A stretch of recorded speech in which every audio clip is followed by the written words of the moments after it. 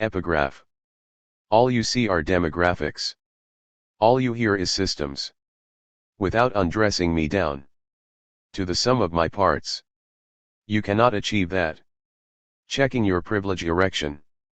You defend dogma. 'Cause it's all you've got left. But humanity won't fit into data bars or scripted syllabi. And won't stick around when you can no longer see it. Undressing us all with your politics, you become the most correct. And also an entity you'd probably hate. Could you escape for a moment? You steal our dignity and undermine our friendship. When the dots connect, and I see you seeing me through the activist gaze, I'm not the beating heart I feel. Your eyes just reflect a female queer blob of color. Rocky Davis Thali.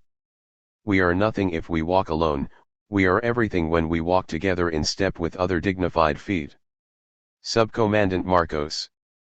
Taking sides. Revolutionary Solidarity and the Poverty of Liberalism. Edited by Cindy Milstein. Prologue. The idea for taking sides arose from polarizing screaming matches that my friends and I had with self-identified peaceful protesters and white allies during Bay Area solidarity actions for Ferguson in 2014.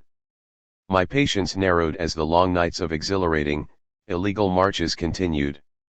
Our disruptions were working, both as public education and political rebellion. The police and politicians were at their wits' end to control the streets, which were ours.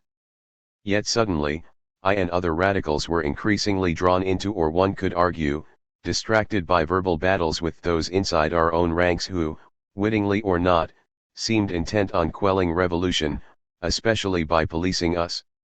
Yelling may be cathartic, but it's rarely convincing. So in hopes of both regaining my equanimity and expanding the possibilities opened by this uprising, I decided to hand out thousands of the zine essay Accomplices Not Allies, Abolishing the Ally Industrial Complex, by Indigenous Action Media, including hundreds in Oakland to people who were streaming out of the sort of so-called allies anti-racism workshop that the essay condemned. Then I edited and gave away a compilation zine, Revolutionary Solidarity, a critical reader for accomplices, which included that piece and 6 others. Those 7 essays, in some cases dramatically rewritten, now sit side by side with another half-dozen to constitute Taking Sides, Revolutionary Solidarity and the Poverty of Liberalism. All these iterations have been political interventions, as provocation, as direct action to discomfort, as challenge to what I consider non-liberatory praxis. They are also an invitation to constructively debate the many thorny questions for which none of us have the answers, to hone our strategies and tactics within social struggles while tangibly looking out for each other.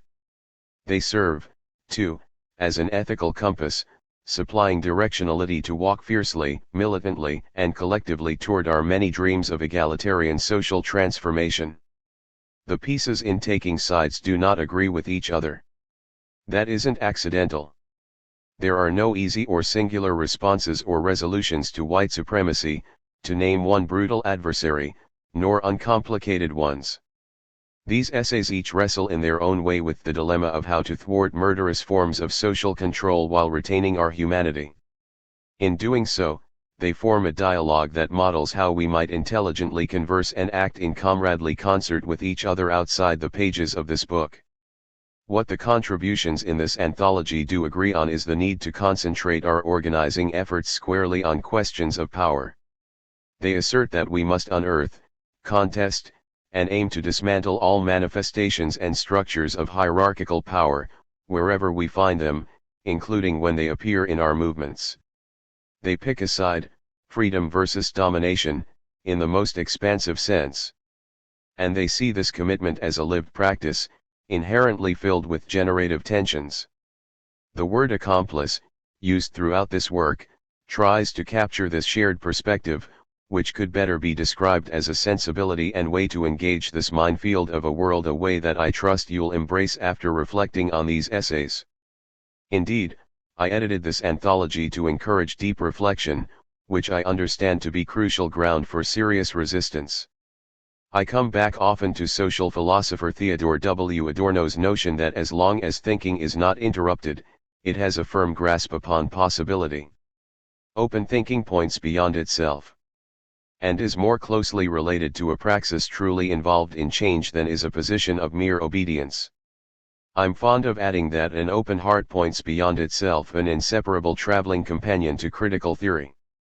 So I want you to read and contemplate the intertwining arguments laid out in Taking Sides with a Critical Eye and Tender Heart, and think for yourself, on your own and with others. Then carry that habit back into the streets, along with what you glean from this compilation.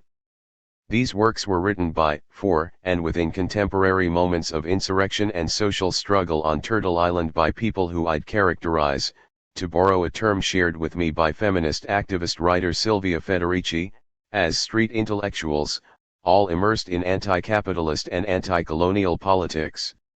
They all speak from the front lines. This book is meant to have use value as both a sharp, subversive tool and generous gift. Use it as the basis for self-study, study groups, workshops, and book events, and online and especially offline discussions. I'm hoping that you'll find it useful enough to spread the word table with it, get it into libraries, pass it on.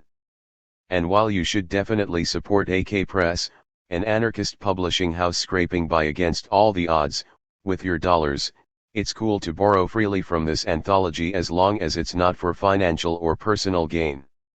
As I put the finishing touches on this collection, I'm reminded that a book is never a solo project, even if my name ends up on the cover. It necessitates collaboration, and collaboration turns months of work into pure joy, making for a smarter, more nuanced creation. So many helping hands go into publishing, including those unknown ones that make the paper and ink or pack the finished books into shipping boxes.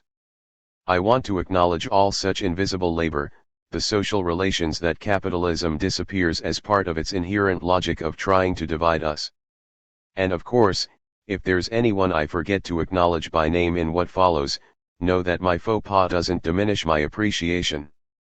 Happily, I can make visible some of my gratitude for all the care and work that went into Taking Sides. Thanks to those who became nearly as obsessed as me about shaping, copying, and sharing the revolutionary Solidarity zine, whether in print or PDF form, especially Tegan, Finn, Doug, Harmony Chapman, Mike Avila, and the Bay Area collective Station 40, Fireworks, and Loose Dogs. Belated appreciation to Corina Dross for the loan of her artwork for the zine's cover, and kudos to those unnamed graffiti writers whose words were used as images on the inside. Thanks also to the many folks who took it on themselves to spread the zine far and wide, not to mention Resonance, which turned the written zine into an audio version, https://resonanceaudio.wordpress.com/2015/06/21/rev. As for the book, heartfelt thanks go out to my dear friends Finn and Harmony, again, as well as Sky Cohen, Jose Cruz, Karen Milstein, Lillian Radovac, and Clarissa Rogers for their willingness to offer mutual/emotional aid and encouragement. They all never fail to inspire me with their down-to-earth brilliance. Bravo to Kevin Lowe of Loki and artist Chris Robertson, both in Montreal, for the book's design and illustration, respectively. I couldn't have asked for better. I can't thank the AK Press Collective enough for believing in this project, on relatively short notice. Zach Blue and, in particular, Charles Vagel put in untold hours of work and gave me much astute counsel, including the Taking Sides title along with the spot-on insight that led me to rethink and thus reframe my own essay. I also want to acknowledge those people who kindly took the time to write a blurb, and with such genuine enthusiasm. I'm beyond grateful, more than I can adequately express, to each and every contributor whose articulate, thoughtful pieces make up this book. Besides allowing me to use their wise words, they were all incredibly agreeable to work with, and at key points offered critiques that only made the project stronger. It was a sheer pleasure. I feel honored to walk alongside them in this anthology. My admiration is inexhaustible for all those rebels struggling valiantly for life over death, humaneness over barbarism. Taking sides is dedicated to revolution and / as love. Most keenly, though, it is dedicated to everyone who has suffered or will suffer the heavy pain of losing someone to systemic violence. Cindy Milstein, cbmilstein@yahoo.com. Brave motherfuckers. Reflections on past struggles to abolish white supremacy. Michael Stoutenmeyer, author of Truth and Revolution, A History of the Sojourner Truth Organization, 1969 to 1986, wrote this piece specifically for Taking Sides as a historical contextual introduction. In August 2015, less than 2 weeks after Officer Darren Wilson killed Michael Brown, I drove from Chicago to Ferguson, Missouri, with my wife, Ann, and our 3 young children, then ages 9, 7, and not yet 2. Our visit was brief. We spent about 3 hours late on a hot and sticky afternoon in the strip mall parking lots that lined Florissant Road, alongside several thousand other people. Like folks all over the world, we were enraged by Brown's murder, and simultaneously inspired by the militancy and persistence of the struggle in Ferguson against police brutality and white supremacy. Both before and after our short visit, we talked a fair bit about our role in Ferguson. We weren't there to fight the cops, didn't have much material aid to offer, other than the 32-pack of bottled water we gave away within the first 10 minutes there, and weren't sticking around for the long run. Did this make us unwelcome voyeurs? Were Ann and I simply enacting our white skin privilege, behaving like tourists in a place to which we had no previous connection, knowing we could and would leave at any time? Should we have stayed in Chicago instead? Such questions strike me as vitally important. It is crucial that progressives and radicals constantly scrutinize our chosen strategies and tactics. If we don't learn from past mistakes, our movements necessarily stagnate or degenerate. Still, if we are to listen to the perspectives of the people Ann and I met that evening in Ferguson, then the decision to drive 4 hours in order to bear witness to repression and resistance, to educate ourselves and our children and people we know in Chicago and beyond, was absolutely the right move. We spent lots of time, for instance, talking with local parents who were happy to see us there with our kids. Nobody used the word solidarity, but we stood, however briefly, side by side with real-life heroes in the fight against white supremacy and state violence. Our brief visit reconfirmed one critical lesson from the long history of popular resistance movements in North America and elsewhere: people in struggle disagree with each other, and those disagreements can change the world. The idea that people's collective consciousness shifts rapidly in the course of intense periods of activity can sometimes seem abstract, but in Ferguson it was on full display for anyone to see. Sharp disputes within the crowd about things like fighting the cops, the power of prayer, legality and illegality, and so on, all were quite clearly in evidence when we were there. But they played out in meaningful debates among participants in a common struggle rather than as dismissive or condescending refusals to engage with the other side. At one point, I watched a fascinating encounter between 2 black men in their 60s. One, dressed in a t-shirt and jeans, approached the other, sporting a clergyperson's collar, and asked if he thought prayer was the solution. The minister responded that he did, and the guy in the t-shirt then tried to convince him that he was wrong, and that if people didn't fight back, they would end up beaten down even more. If the looting and street fighting hadn't have happened, he asked, would the world have taken notice of what was happening here? Neither of these guys seemed like they were interested in fighting the cops themselves, but both were openly discussing the pros and cons of the tactic, in the middle of a fairly crowded parking lot where dozens of similar conversations were happening all around them. Ferguson in August 2014 was hardly unique. Throughout history, powerful movements for social change have erupted in unanticipated places and times, and every time multiple political disputes have erupted within these movements, too. Strategic debates about reform and revolution, tactical arguments about violence and nonviolence, as well as what people mean by those words, questions of racial, gender, and class demographics and leadership dynamics in movement organizations, concerns about the connection between identity and perspective, and issues relating to the role of language and rhetoric within and across movements all have arisen repeatedly in the history of social change struggles. At their best, these arguments have generated essential dynamism inside social movements, forcing them through theoretical or practical impasses, and then onward to important successes. At their worst, however, they have contributed to the disruption or even destruction of entire social movements. Often only a thin line separates these outcomes, and it is always difficult to know in advance when it will be crossed. The essays collected in this book are intra-movement interventions for the present moment, designed to address key issues in hopes of striking a viable balance that can enhance rather than damage our many battles. My aim here is to provide some historical context for the present incarnation of these debates. For those of us involved in continuing struggles against state violence and white supremacy, grasping the sometimes convoluted history of current disputes can help ground our engagement in lessons learned from prior movements. In pursuit of this goal, I'll explore an illustrative though necessarily limited selection of historical moments from the past 50 years. Most of these examples are focused on the United States, but continental and even global connections can and should be made in this ongoing conversation.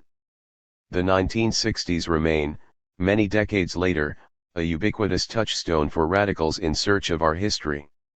This pride of place is well earned, considering that so many of today's movements and organizations can trace themselves directly or indirectly to this supposed golden era of the New Left. Nonetheless, as Canadian philosopher Steve Darcy has noted in The Rise of the Post-New Left political vocabulary, contemporary radicals seem to speak a different language than our predecessors in the 1960s, abandoning much of the rhetoric common to the New Left such as the people, alliances, and liberation and replacing it with newer terms like ally, privilege, and calling out. The divergence is not limited to rhetoric, though. The lessons that present-day radicals tend to infer from the movements of the 1960s are diverse, and many of them are at odds with those that movement participants themselves drew, and in some cases continue to adduce. The original Rainbow Coalition, organized in Chicago in 1968 and 1969, provides a useful case in point. The coalition was initiated by the local branch of the Black Panther Party, along with the largely Puerto Rican Young Lords organization and the Young Patriots, made up of white Appalachian migrants. These groups mixed militant street organizing with the sorts of community service projects that had built the Panthers' reputation from coast to coast, most famously with the free breakfast program. The coalition's demands were pragmatic, if radical, against the displacement of poor and working people under the guise of so-called urban renewal programs, and against police brutality, the ubiquitous companion of urban renewal. Both were issues that pinpointed the intersections of race and class. They disproportionately victimized people of color while also remaining persistent problems for the working class whites with whom the Patriots worked.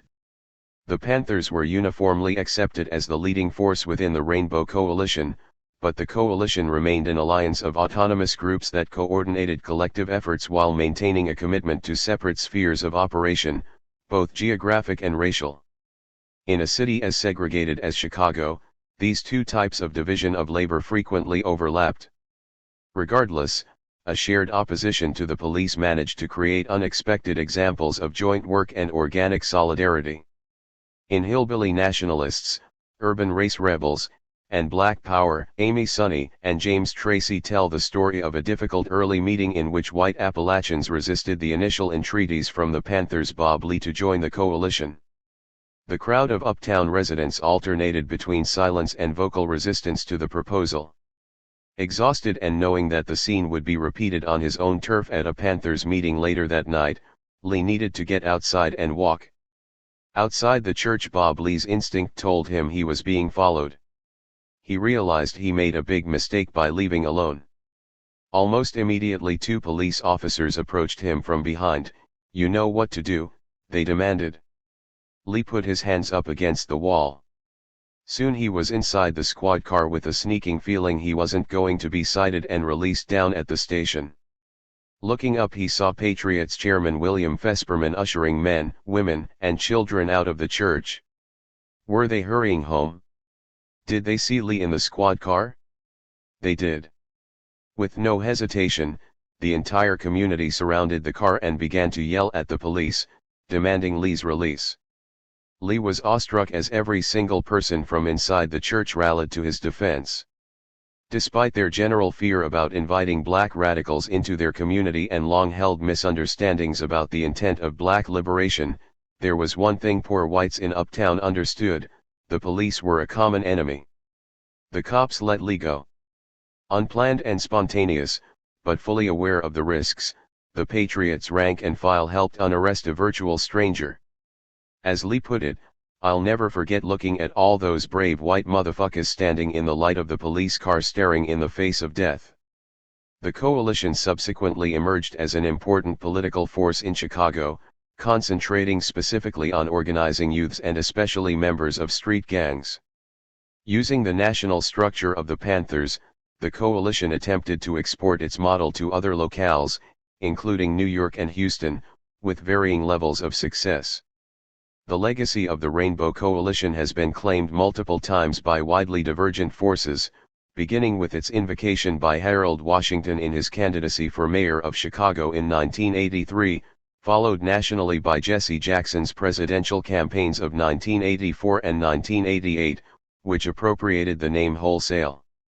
Yet more radical forces have also taken an interest in the legacy of the original coalition. In contemporary terms, it is quite reasonable to view the coalition as an early instance of ally-style politics, with the all-white Young Patriots organizing white people separately under the leadership of the Black Panthers. But this analysis misses much of what made the coalition so inspiring and effective. First, it downplays the autonomy enjoyed by all member groups.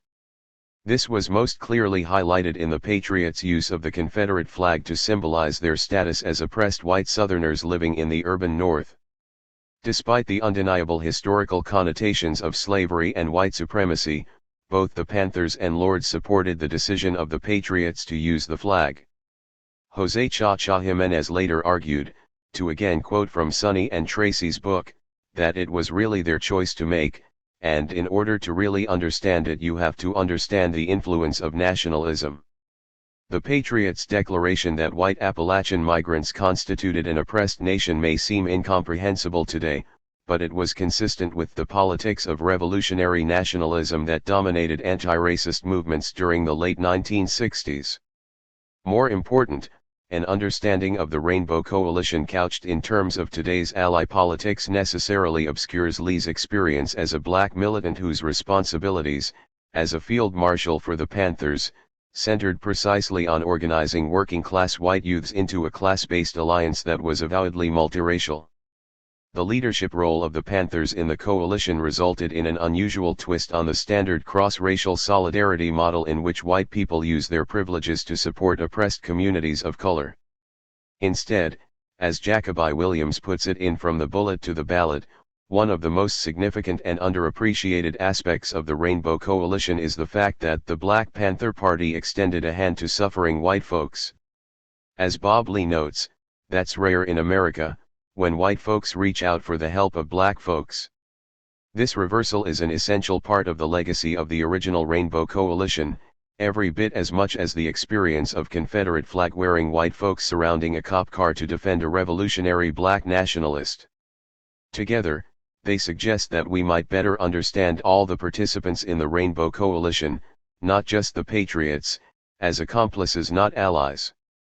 While the original Rainbow Coalition collapsed under the weight of state repression, most infamously, the Chicago Police Department's assassination of Fred Hampton and Mark Clark at the end of 1969, the politics of revolutionary nationalism continued to percolate inside the United States.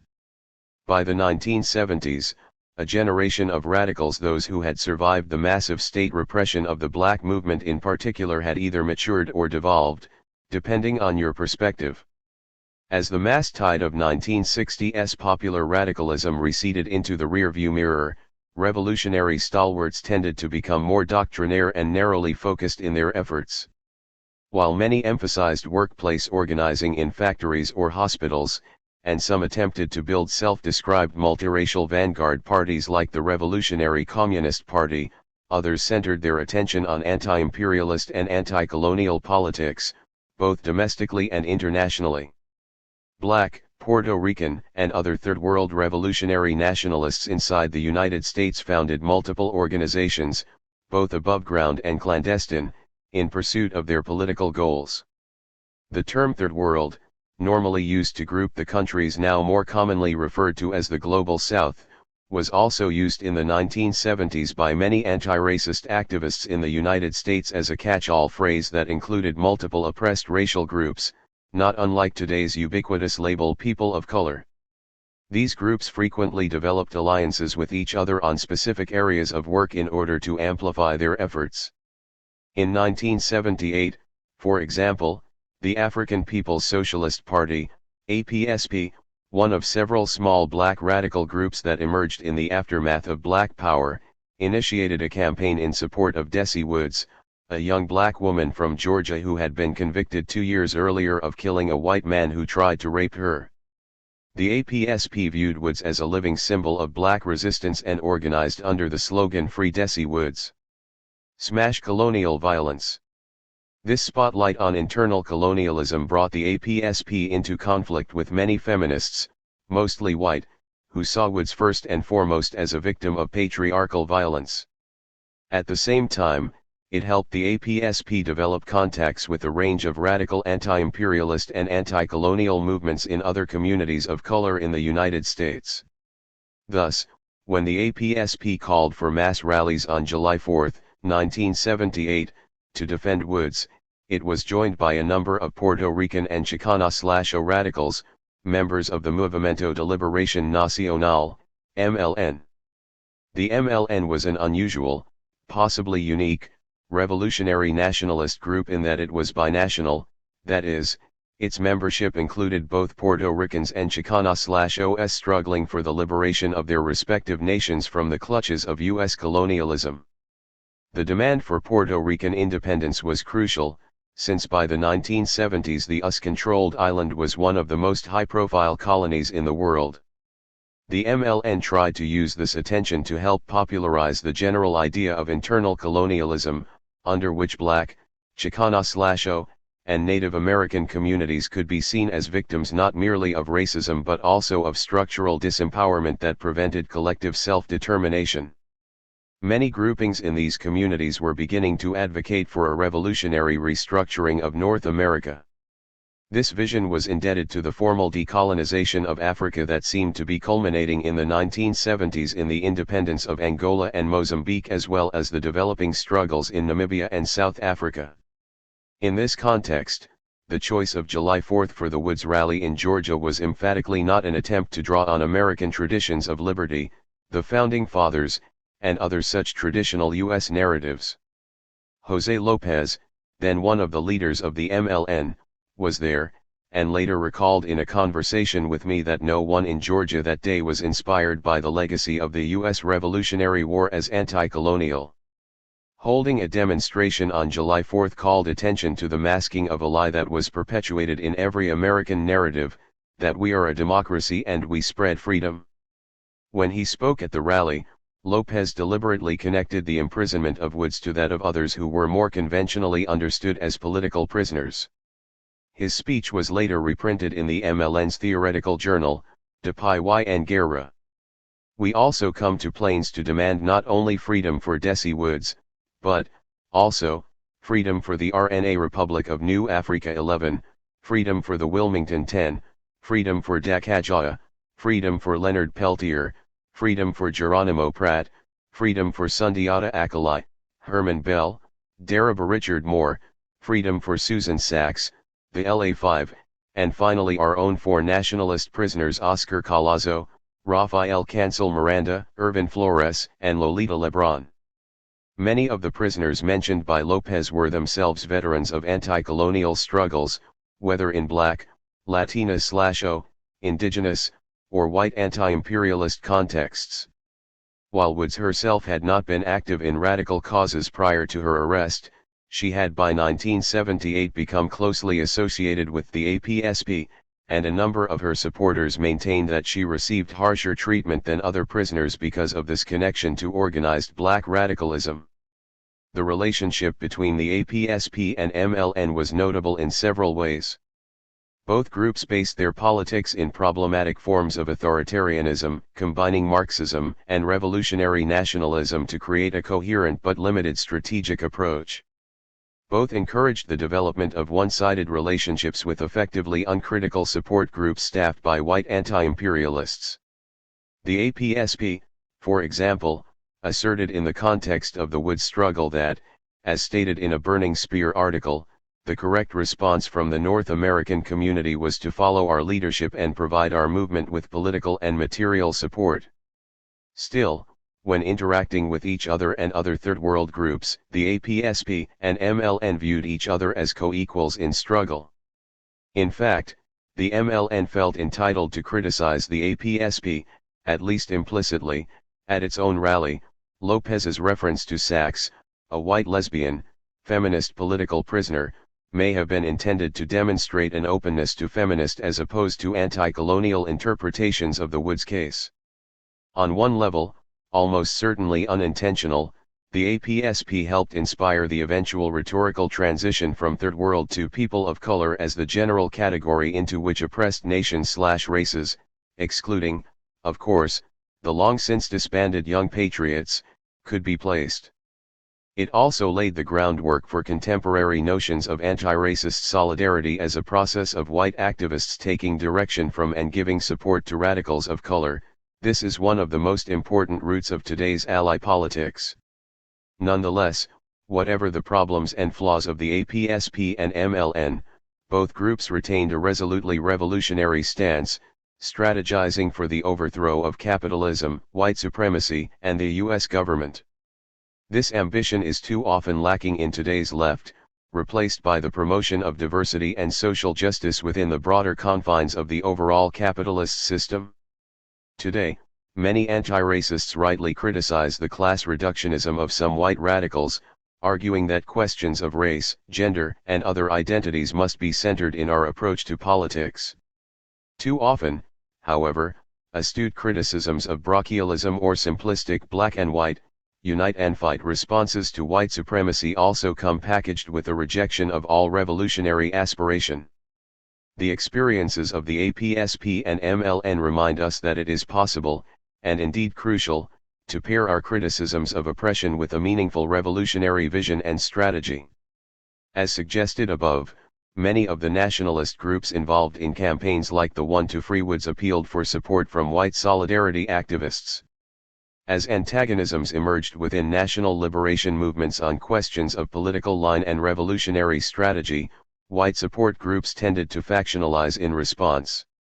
Dan Berger explains in Outlaws of America that the Weather Underground organization, despite, or perhaps because of, its clandestinity, the most widely known white anti-imperialist group of the early 1970s, put significant effort into developing an above-ground support network called the Prairie Fire Organizing Committee. Quickly, though, Prairie Fire separated itself from the Weather in response to political criticisms made initially by black nationalists. Prairie Fire subsequently itself underwent a split, with a number of ex-members forming the May 19 Communist Organization, named after the date on which both Malcolm X and Ho Chi Minh had been born. Led overwhelmingly by women, May 19 was a prototypical white, anti-imperialist solidarity group. As former member Mary Patton later noted in Revolution as an Eternal Dream, we disapproved of multinational organizations where black, white, Latino/Asian, and Native peoples worked together, because we believed that these mostly white-dominated forms continued the legacies of racism and white people's assumption of leadership. Instead, May 19 chose to take leadership from various black, or New African, and Puerto Rican revolutionary organizations. But beyond simply opposing multiracial organization, and in spite of being entirely white themselves, May 19 members eventually came to reject the very notion that white people could possess revolutionary agency.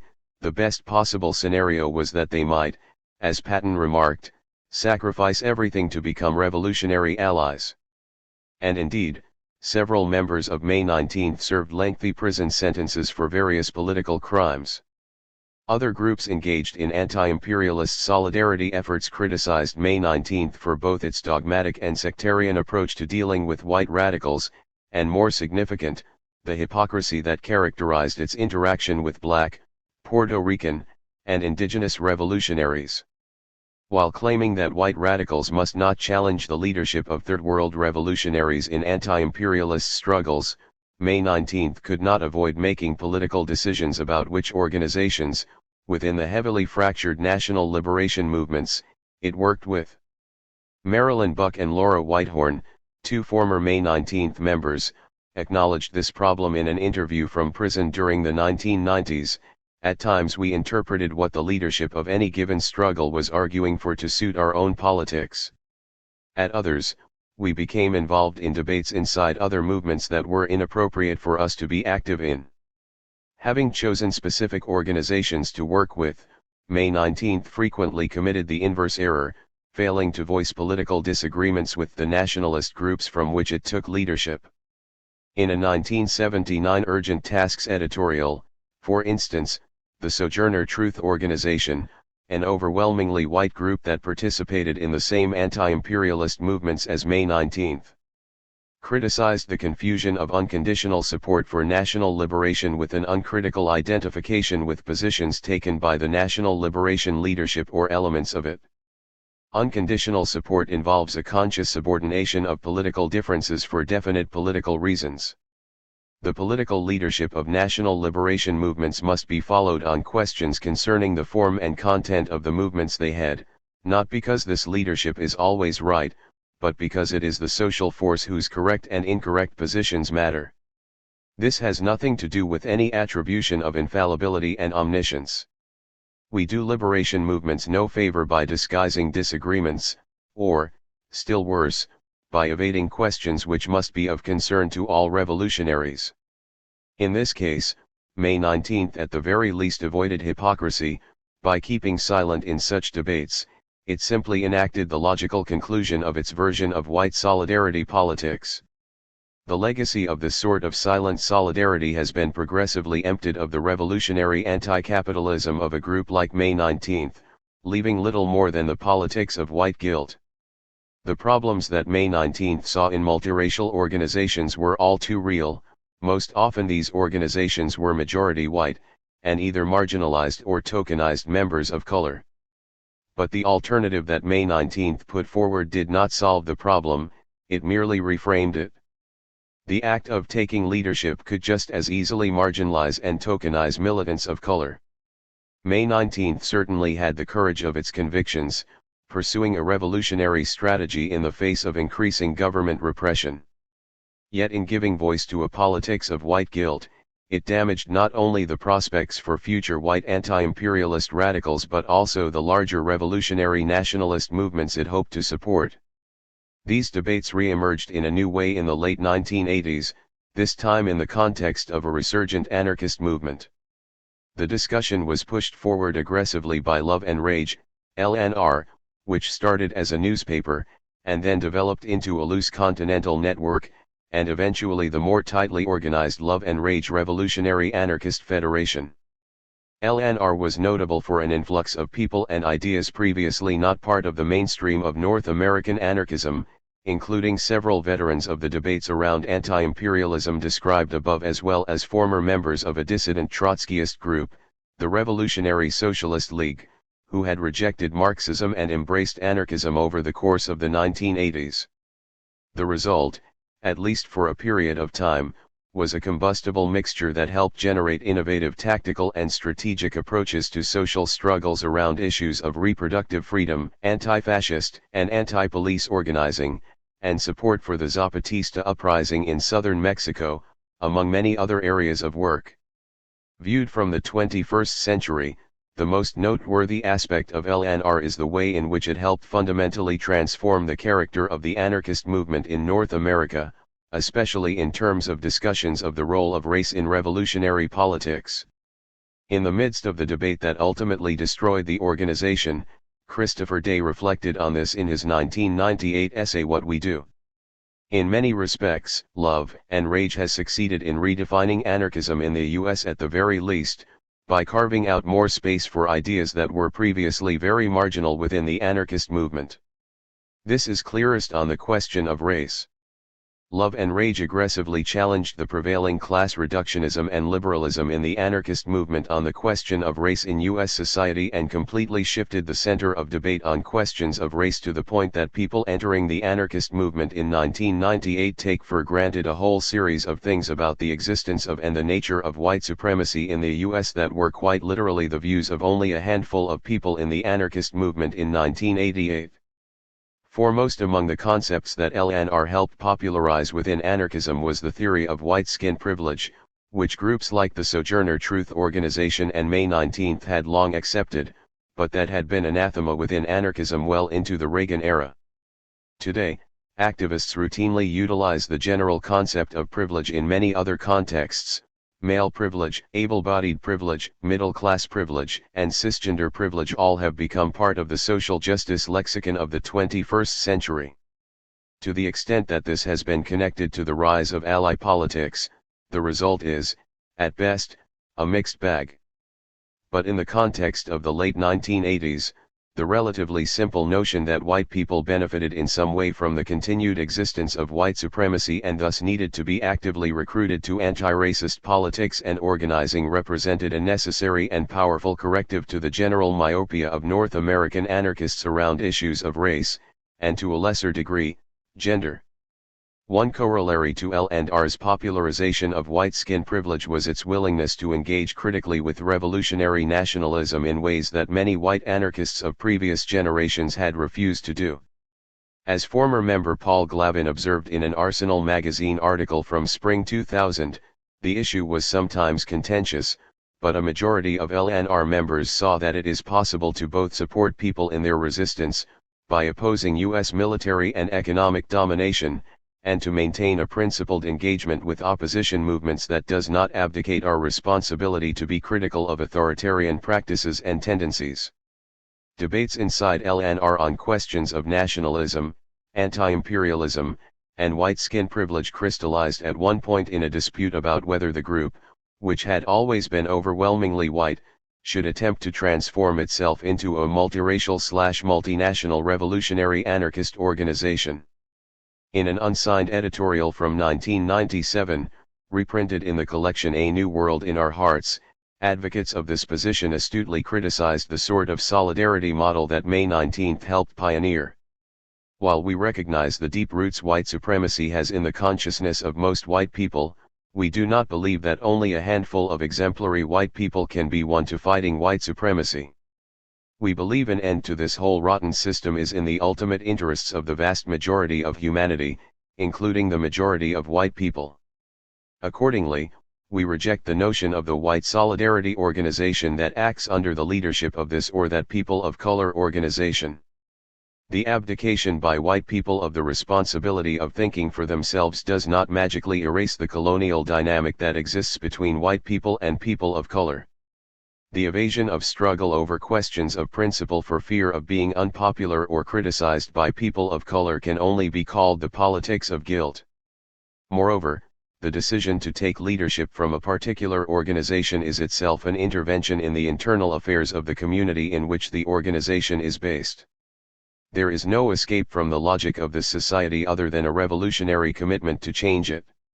Going even further than the Sojourner Truth Organization, LNR, or at least some of its members, highlighted many of the same problems described in the present volume: abdication of responsibility, politics of guilt, and the hypocrisy of pretending that taking leadership is anything other than taking sides.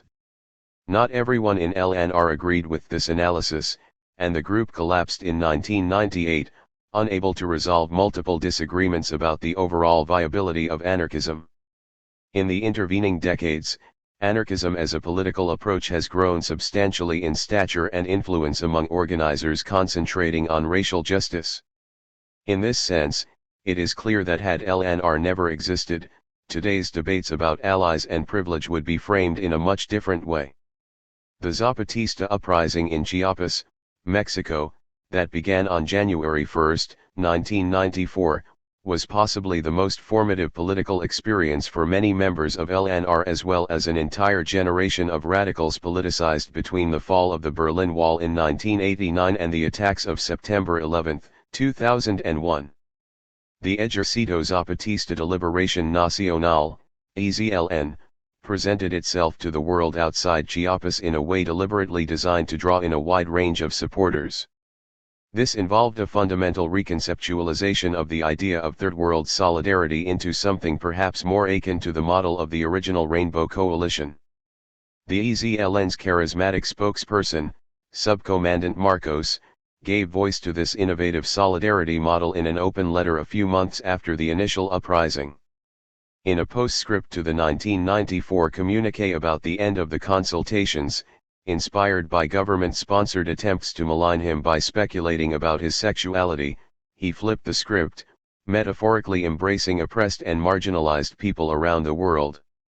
Marcos is gay in San Francisco, a black person in South Africa, Asian in Europe, a Chicano in San Isidro, an anarchist in Spain, a Palestinian in Israel, an indigenous person in the streets of San Cristobal, a gang member in Neza, a rocker on a university campus, a Jew in Germany, an ombudsman in the Department of Defense, a feminist in a political party, a communist in the post-Cold War period, a prisoner in Cintalapa, a pacifist in Bosnia, a Mapuche in the Andes, a teacher in the National Confederation of Educational Workers, an artist without a gallery or a portfolio, a housewife in any neighborhood in any city in any part of Mexico on a Saturday night, a guerrilla in Mexico at the end of the 20th century, a striker in the CTM Confederation of Mexican Workers, a sexist in the feminist movement, a woman alone in a metro station at 10 p.m., a retired person standing around in the Zocalo,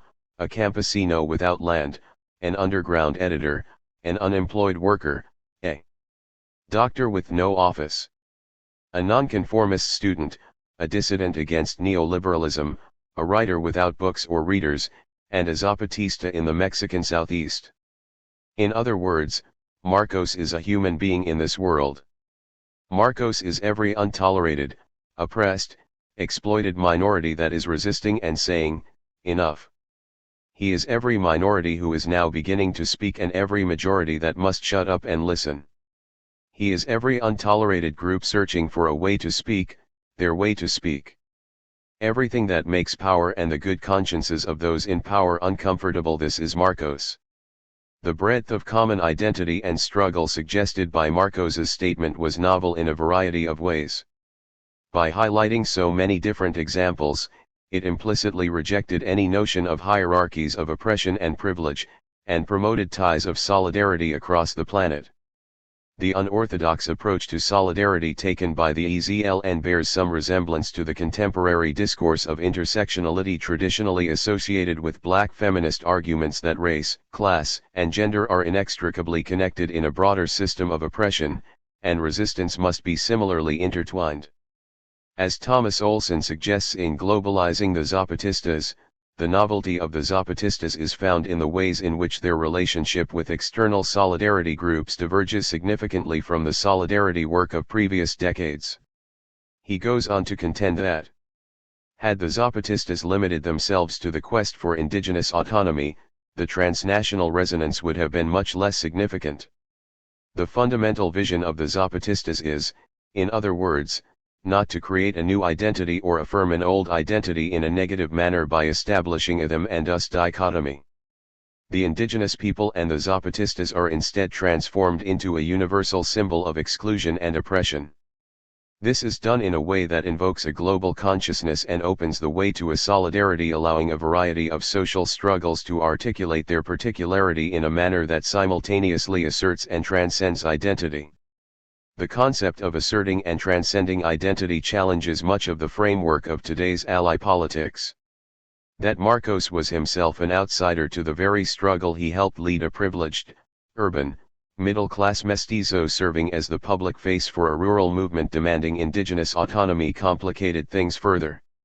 In contemporary parlance, Marcos as gay in San Francisco is not entirely unlike a white person wearing an I Am Trayvon Martin t-shirt at a protest against police brutality. If the symbolism is understood as an expression of solidarity rather than a false claim on an oppressed identity, we are more than part way to becoming accomplices. The essays in this book share a conviction with the Zapatistas and the original Rainbow Coalition that political struggle is about building bridges. In the words of the EZLN, written in 2001, dignity is a bridge. It needs two sides that, being different, special, and distant, are united in the bridge without ceasing to be different and special, but ceasing to be distant. As the vignettes I've shared here indicate, bridge building can be messy, it will involve arguments and mistakes, but in the end, a willingness to learn the lessons of past efforts can make a real difference. Read the essays here, then go back out there and keep on fighting. Keep on building bridges. The Poor Person's Defense of Riots. Practical Looting, Rational Riots, and the Shortcomings of Black Liberalism. This piece, following the Ferguson Uprising, was written by Delio Vasquez and originally published with complete citations in Counterpunch, December 26, 2014. On a warm night in December, over 1,000 protesters find themselves trapped in a winding, residential area of Berkeley, surrounded on two sides by armed riot police. On the third side is a row of sleepy California homes. Opposite that is an empty parking lot surrounded by a chain-link fence. Some of the riot police lift and aim their rifles at the crowd, while other officers reach to have their plastic zip-tie cuffs at the ready. Realizing that there is no other way out, a handful of protesters, most of whom look like they came from poverty-stricken East Oakland rather than the collegiate suburbs of Berkeley, immediately know what to do. Knock down the fence. A horde of protesters rushes forward, pushing and pulling at the silver-painted fencing. Others, however, stand back. You can see the look of hesitation on the face of one dark-skinned woman. A young white male in an expensive-looking, untucked dress shirt shouts, "Hey guys, let's keep it nonviolent." The police hesitate.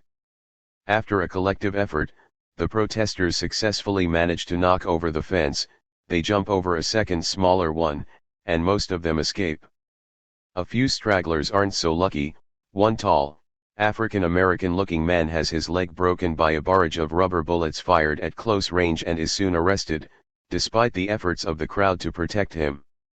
Since the Ferguson decision, we have been flooded with stories about how the overwhelmingly peaceful nationwide protests against police brutality have been occasionally ruined by looting and property destruction caused by fringe elements. In conservative media, the troublemakers have been generally characterized as parts of the black criminal underclass. In the liberal media, the lawbreakers have often been characterized as outside agitators, violent political radicals, and white anarchists. While the conservative side has worked to make it seem like the actions of these black criminals are not legitimately political, the liberal side, on the other hand, has avoided publicizing stories about people of color engaging in property destruction altogether. There is a real danger that these omissions have been motivated by white guilt as well as the legitimate concern that publicizing these stories will be interpreted as feeding into racism. Rather than challenging the assumption that property destruction is necessarily bad, however, many liberals have refused to acknowledge the lawbreaking altogether, perhaps for fear of being labeled racist. Some of the more insightful attempts to defend rioting and property destruction in light of the history of U.S. political dissent have unfortunately relied on moralistic arguments that portray rioting as driven primarily by emotion, with the idea being that we should sympathize with the feelings of the rioters. These stories reinforce the misconception that riots are all and only about anger, rage, and frustration. These perspectives also fail to acknowledge that when riots do happen, they arise from particular historical situations. It is not everyday oppression that immediately causes a riot, but instead those symbolic events like a major non-indictment that shock the senses, shake our expectations, and act as a brutal affront to our collective sense of what is right, even if sometimes those expectations are sadly divorced from reality in the first place. Many times throughout history, populations have simply starved to death rather than riot. At other times they have rioted over matters that to us may seem less urgent. Accordingly, when someone takes the time to go smash a window, putting themselves in legal danger, we need to try to make sense of why they would do it. Mob decision making. History shows us that mob actions are usually intentional, targeted, and quite often rational. During the 18th century, angry mobs of starving English peasants, rather than steal from grain merchants, forced them to sell the bread at a fair price decided by the crowd. In The Moral Economy of the Crowd in the 18th century, E.P. Thompson cites the example of peasants who, having taken corn from the farmers and having sold it at the popular price in the market, brought back to the farmers not only the money but also the sacks.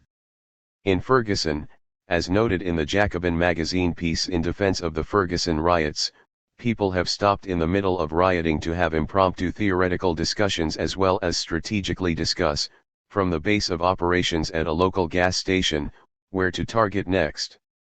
In Berkeley, corporate businesses like Radio Shack, Wells Fargo, and Trader Joe's have been damaged and looted, but when individuals have chosen to break a residential window, collective boos and chants of no houses have risen from the crowd, and those individuals have been stopped without any further conflict. Anyone who has been in a large crowd, be it a church group or political mob, is well aware that spontaneous forms of group decision-making often arise and allow the crowd to move with a more or less shared purpose.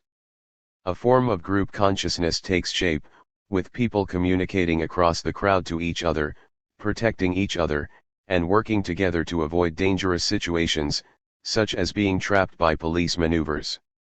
Sometimes, too, there are bad forms of communication, and a crowd does not cooperate so well, but these communication failures are no less egregious than those that occur daily in the chambers of Congress, surely. Crowds make decisions together, and those decisions are co-signed by individuals who think through questions like, do I want to participate in this? Should I leave now or stay? Do I want to stand by and provide cover for those doing things that I refuse to do, or should I abandon them? When smashing a window is just political and when it is practical. There is a stark difference between political protest and direct action.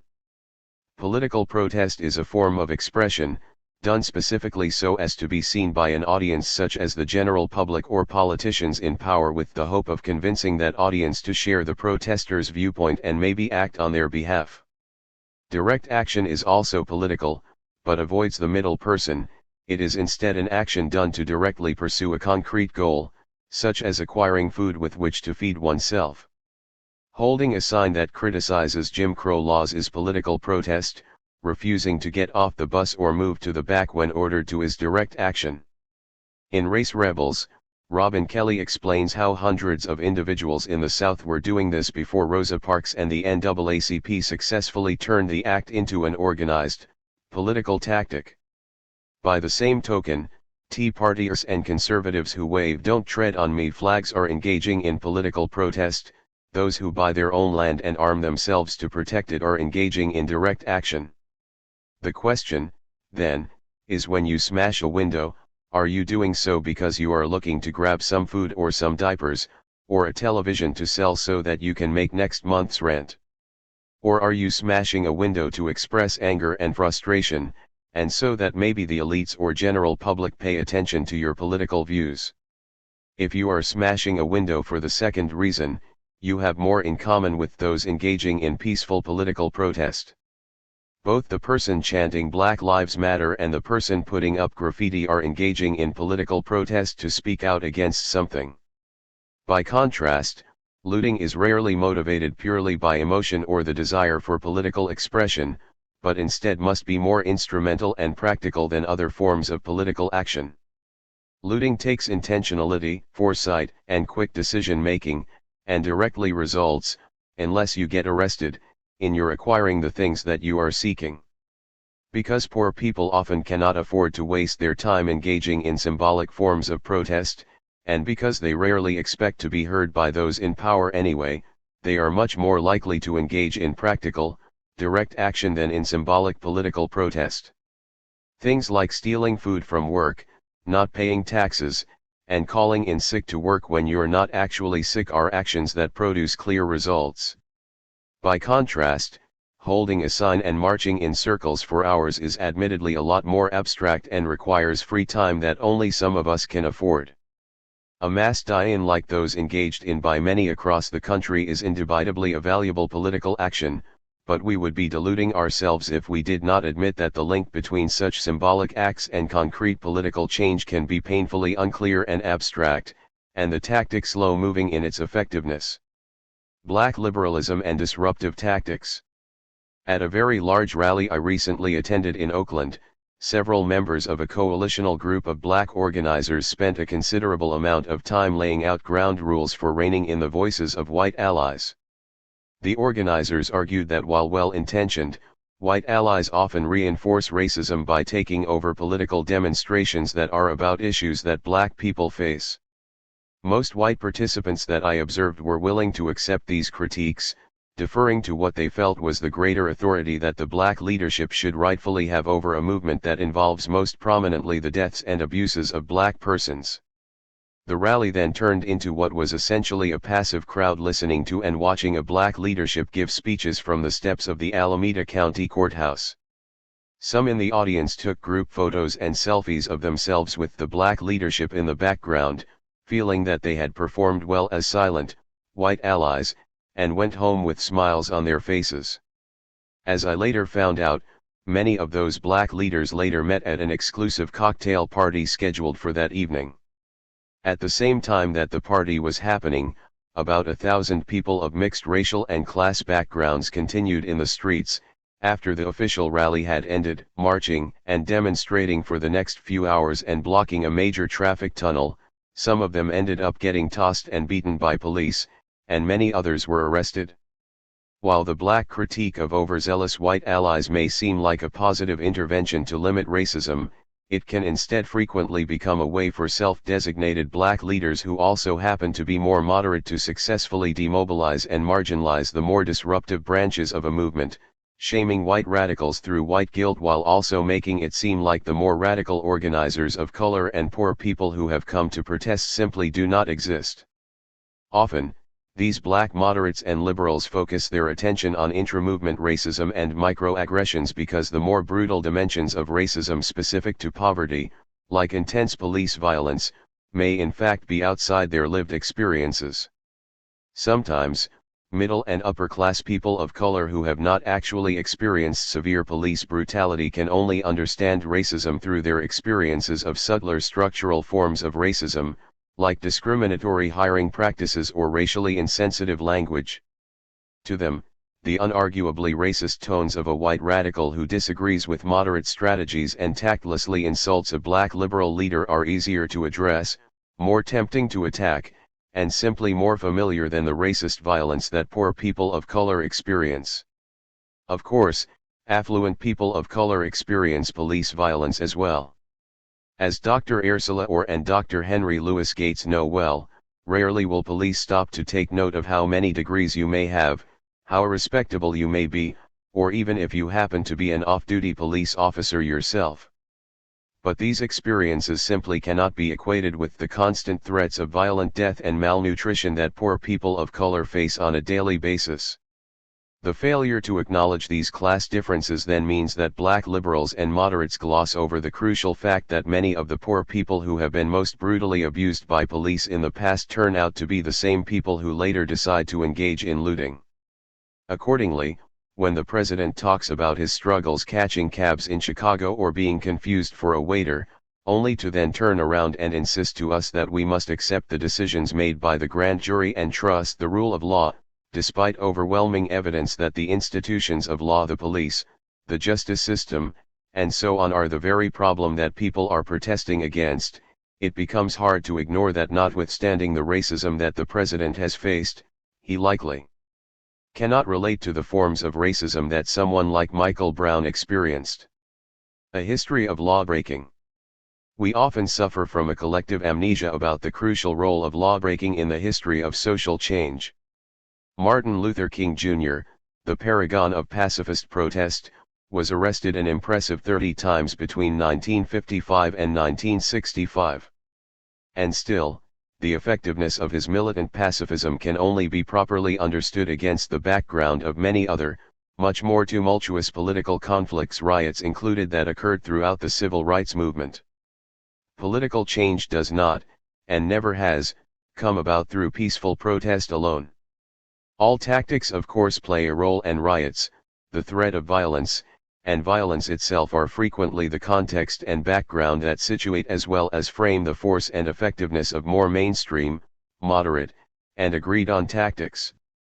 In a conversation with Coretta Scott King, Malcolm X, infamous for his anti-pacifist rhetoric and direct attacks on Martin Luther King's strategies, nonetheless stressed to King's wife his awareness of the value of a diversity of tactics. "I want Dr. King to know that I didn't come to Selma to make his job difficult. I really did come thinking I could make it easier. If the white people realize what the alternative is, perhaps they will be more willing to hear Dr. King. Ultimately, then, we do ourselves a disservice when we attack others for doing the important political work that we ourselves are not willing to do, work that in fact allows us to do what we do. As a political theorist, I do not have the patience to research the various ways and tedious details that show how procedural corruption may have occurred during the Michael Brown case, but I appreciate the contributions of the lawyers and legal experts who do that important work. Equally, those who work inside formal institutions to pass anti-police brutality policy and legislation must also acknowledge that their voices would not be heard were it not for the background roar of those angry mobs shouting outside our legislative buildings and in the streets. Decolonize together. Moving beyond a politics of solidarity toward a practice of decolonization.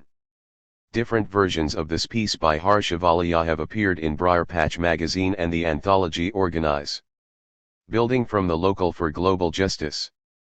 This version is from the blog Unsettling America, Decolonization in Theory and Practice, https://unsettlingamerica.wordpress.com. North America's state and corporate wealth is largely based on the subsidies provided by the theft of indigenous lands and resources. Colonial conquest was designed to ensure the forced displacement of indigenous peoples from their territories, destruction of autonomy and self-determination in indigenous self-governance, and assimilation of indigenous peoples' cultures and traditions. Given the devastating cultural, spiritual, economic, linguistic, and political impacts on indigenous people, any serious social or environmental justice movement must necessarily include non-native solidarity in the fight against colonization.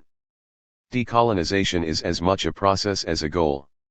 It requires a profound recentering of indigenous worldviews in our movements for political liberation, social transformation, renewed cultural kinships, and the development of an economic system that serves rather than threatens our collective life on this planet.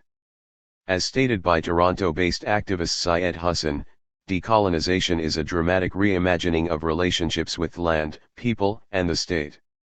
Much of this requires study, it requires conversation, it is a practice, it is an unlearning.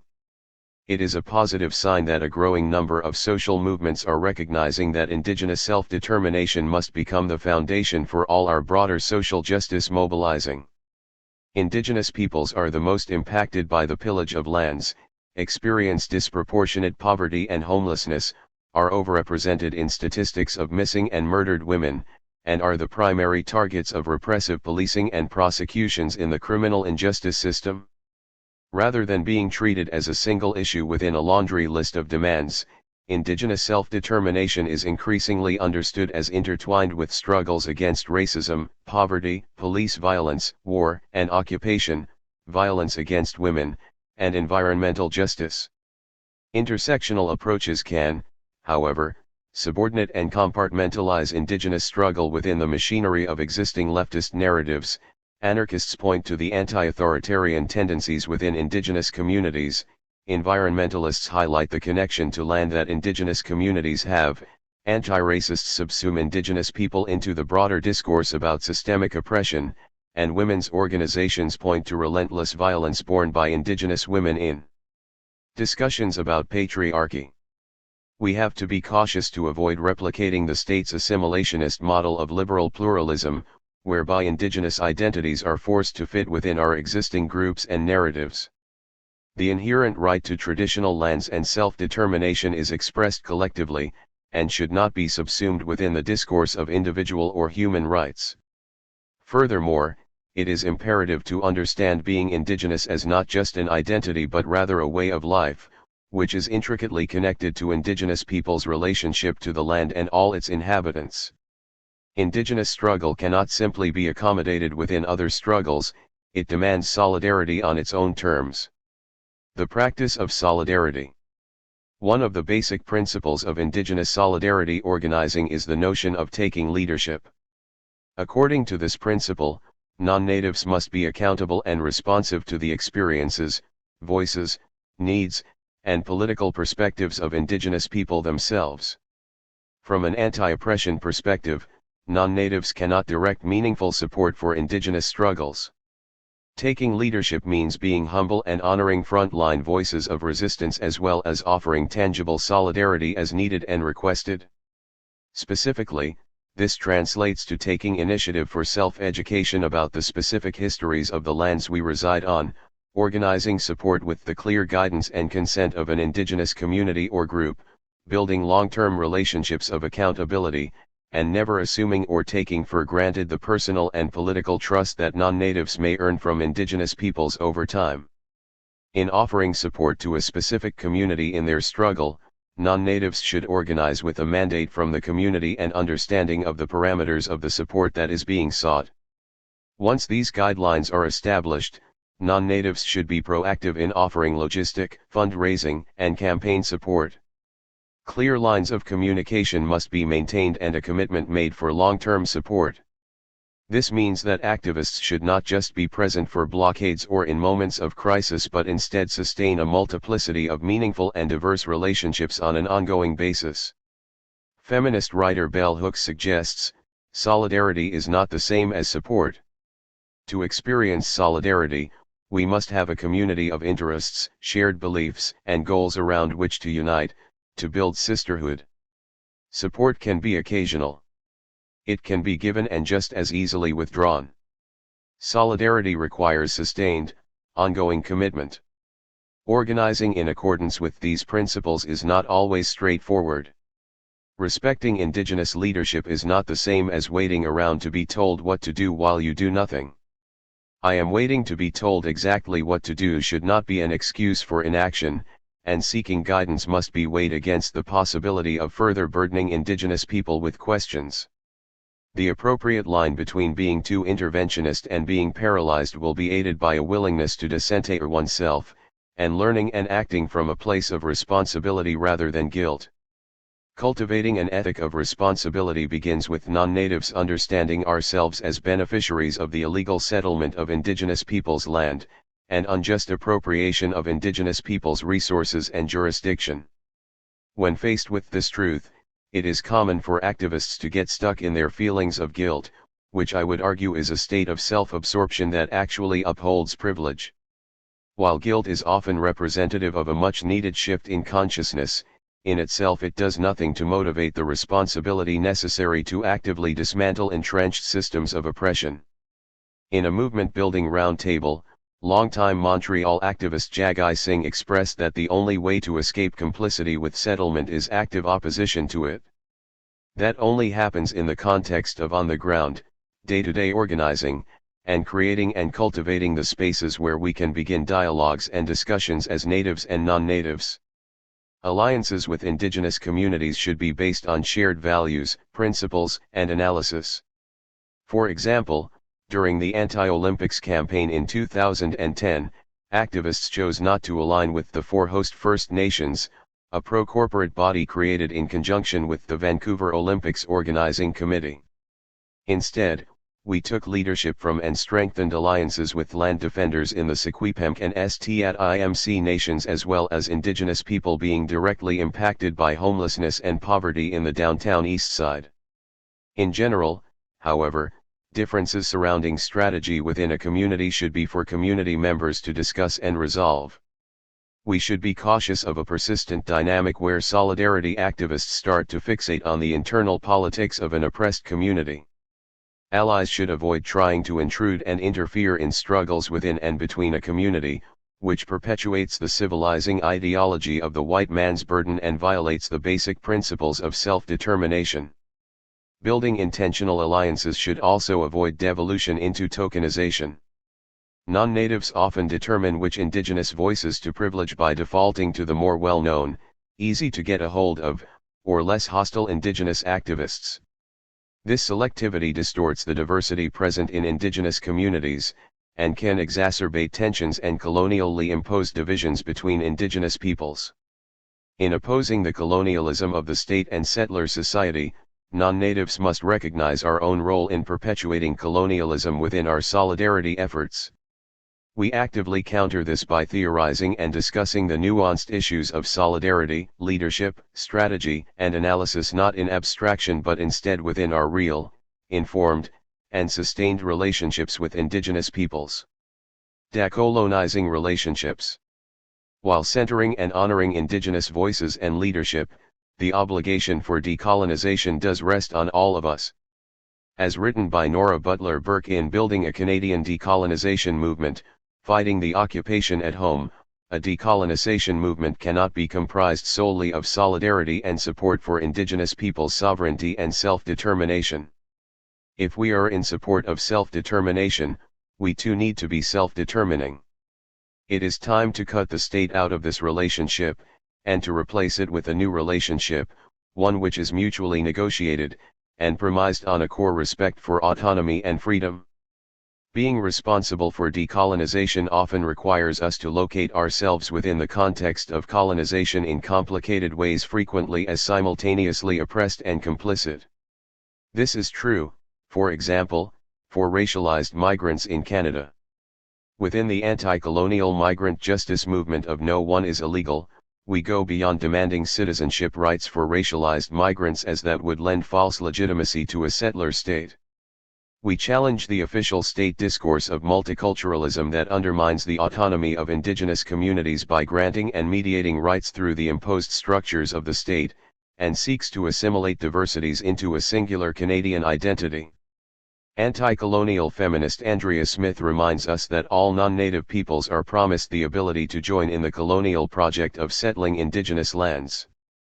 In all of these cases, we would check our aspirations against the aspirations of other communities to ensure that our model of liberation does not become the model of oppression for others. In British Columbia, immigrants and refugees have participated in several delegations to Indigenous blockades, while Indigenous communities have offered protection and refuge for migrants facing deportation. Decolonization is the process whereby we intend the conditions we want to live and social relations we wish to have. We have to supplant the colonial logic of the state itself. German philosopher Gustav Landauer wrote almost 100 years ago that the state is a condition, a certain relationship between human beings, a mode of behavior. We destroy it by contracting other relationships. Decolonization requires us to exercise our sovereignties differently, and reconfigure our communities based on shared experiences, ideals, and visions. Almost all indigenous formulations of sovereignty, such as the Two-Row Wampum Agreement of Peace, Friendship, and Respect between the Haudenosaunee nations and settlers, are premised on revolutionary notions of respectful coexistence and stewardship of the land, which goes far beyond any Western liberal democratic ideal. I have been encouraged to think of human interconnectedness and kinship in building alliances with indigenous communities. Black/Cherokee writer Zainab Amadahi uses the term relationship framework to describe how our activism should be grounded, understanding the world through a relationship framework, where we don't see ourselves, our communities, or our species as inherently superior to any other, but rather see our roles and responsibilities to each other as inherent to enjoying our life experiences. Striving toward decolonization and walking together toward transformation requires us to challenge a dehumanizing social organization that perpetuates our isolation from each other, and normalizes a lack of responsibility to one another and the earth. Dangerous allies. Tipu's Tiger, a writing collective, offers new material here along with revised excerpts from its April 2012 pamphlet Who is Oakland?, about the racial politics of Occupy Oakland and its critics. This essay is offered in deep solidarity with anyone committed to ending oppression and exploitation materially. By using the term materially, we simply mean that we view patriarchy, class war, anti-blackness, and anti-immigrant racism not only in terms of individual prejudice or pathology but also as structural consequences of national borders, capitalist economies, state policies, and long histories of black slavery, segregation, and colonialism. While 21st century anti-oppression politics in the United States is an evolving patchwork of theories and practices, we believe in the necessity of identity-based organizing, and the need for political campaigns to be led by groups directly impacted by specific forms of oppression and exploitation. At the same time, we have witnessed how dominant forms of anti-oppression activism continue to promote two strategically disastrous assumptions: that racial justice is achieved through the redistribution of racial privilege, and that identity categories describe homogeneous communities made up of individuals with identical political agendas. With the power to define the role of the good ally and outside agitator in anti-racist struggles, liberal activist groups have become a key component of counterinsurgency campaigns conducted against a range of recent social movements from Occupy to Black Lives Matter. In the Black Lives Matter movement in particular, police chiefs and municipal politicians across the United States have drawn on the language of community to marginalize and discredit radical black perspectives, and displace militant action onto white outsiders. We reject a politics that takes as its ultimate goal the redistribution of something like white privilege rather than its elimination and the radical transformation of the structures that produce that privilege in the first place. But we also reject a number of recent critiques of the politics of privilege often used to dismiss feminist, anti-racist, and queer analysis and organizing which simply refuse to understand privilege as a consequence of deep material divisions within coalitional identities like the 99%. According to the dominant discourse of white privilege, for example, white supremacy is primarily a psychological attitude that individuals can voluntarily choose to relinquish as opposed to a set of institutional arrangements producing anti-black, anti-immigrant, and anti-Muslim violence at the level of entire populations from policing, prisons, housing, and healthcare, to labor markets, workplaces, border militarization, and the war on terror. The politics of privilege has consistently been invoked to demonize confrontational street tactics. Until the recent wave of revolts that have erupted across the United States in response to anti-black police violence, liberal activist groups have consistently condemned disruptive protests from marching without permits to blocking traffic on roads and highways as just so many examples of white privilege. Instead, contemporary social justice activism has historically imagined the solution to the problem of privilege as state, corporate, or non-profit managed racial and ethnic diversity within existing hierarchies of power. It is a well-worn activist formula to point out that oppressed groups must be placed front and center in struggles against racism, sexism, and homophobia.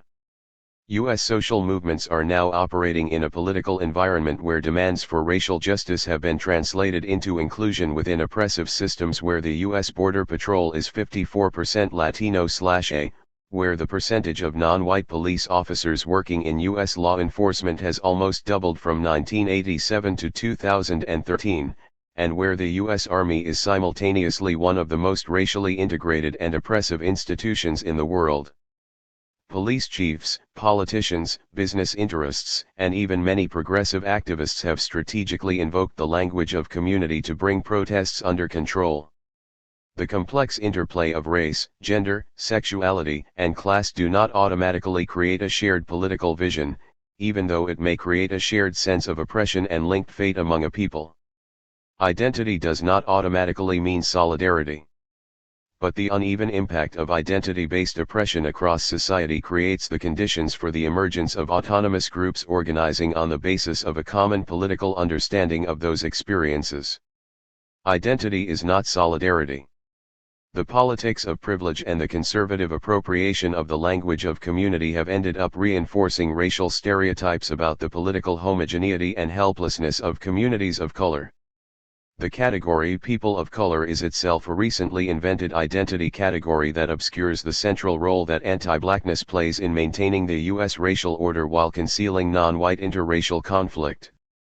Time and again politicians have betrayed the very racial and ethnic groups they belong to and claim to represent, while also being held up as proof that the United States is indeed a colorblind or post-racial society. At the same time, the nation as a whole has returned to levels of racial inequality as well as residential and educational segregation unseen since the last so-called post-racial moment in U.S. history, the mid-1960s legal repeal of the apartheid system of Jim Crow. Wealthy queers support initiatives that lock up and murder poor queers, trans people, and sex workers. Women in positions of power continue to defend and sometimes initiate the vicious assault on abortion and reproductive rights, and then offload reproductive labor onto the shoulders of care workers, who are predominantly women of color whose employment is often directly tied to their citizenship status. The politics of leaning in for a small layer of wealthy women has dovetailed with budget cuts and healthcare rollbacks that have left poor women at the mercy of misogynist, increasingly lethal anti-reproductive rights legislation, and left poor, queer, and trans people without access to necessary medical resources like hormones or AIDS medication. But more pertinent for our argument is the phenomenon of anti-oppression activists who do advance a structural analysis of oppression, and yet consistently align themselves with a praxis that reduces the history of violent and radically unsafe anti-slavery, anti-colonial, anti-patriarchal, anti-homophobic, and anti-ciscentric freedom struggles to current campaigns for increased electoral representation or symbolic inclusion. Even when these activists invoke a history of militant resistance and sacrifice, they consistently fall back on strategies of petitioning the powerful to renounce their privilege and support individuals from marginalized populations only when they do the same.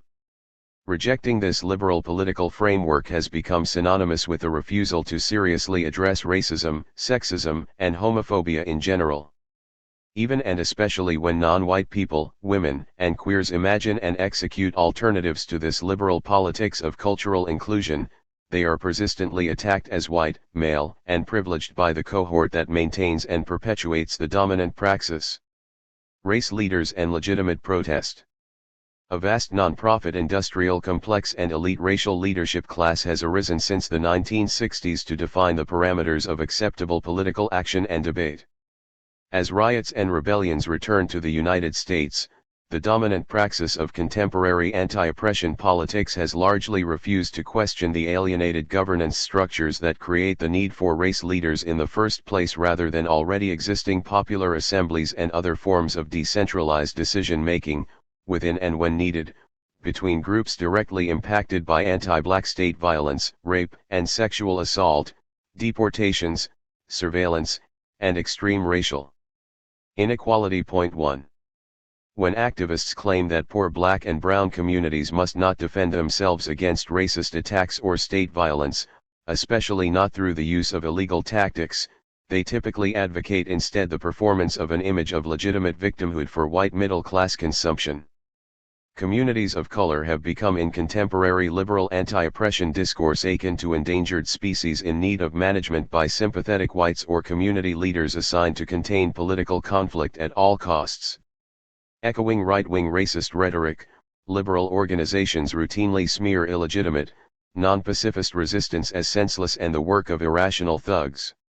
And yet it is precisely marginalized groups utilizing these tactics, poor women of color defending their right to land and housing, trans street workers and indigenous peoples fighting back against murder and violence, black and brown struggles against white supremacist violence that have waged the most powerful and successful uprisings in U.S. history. It is extremely advantageous to the powers that be for these groups to be deterred from the risks of militant self-defense, resistance, or attack.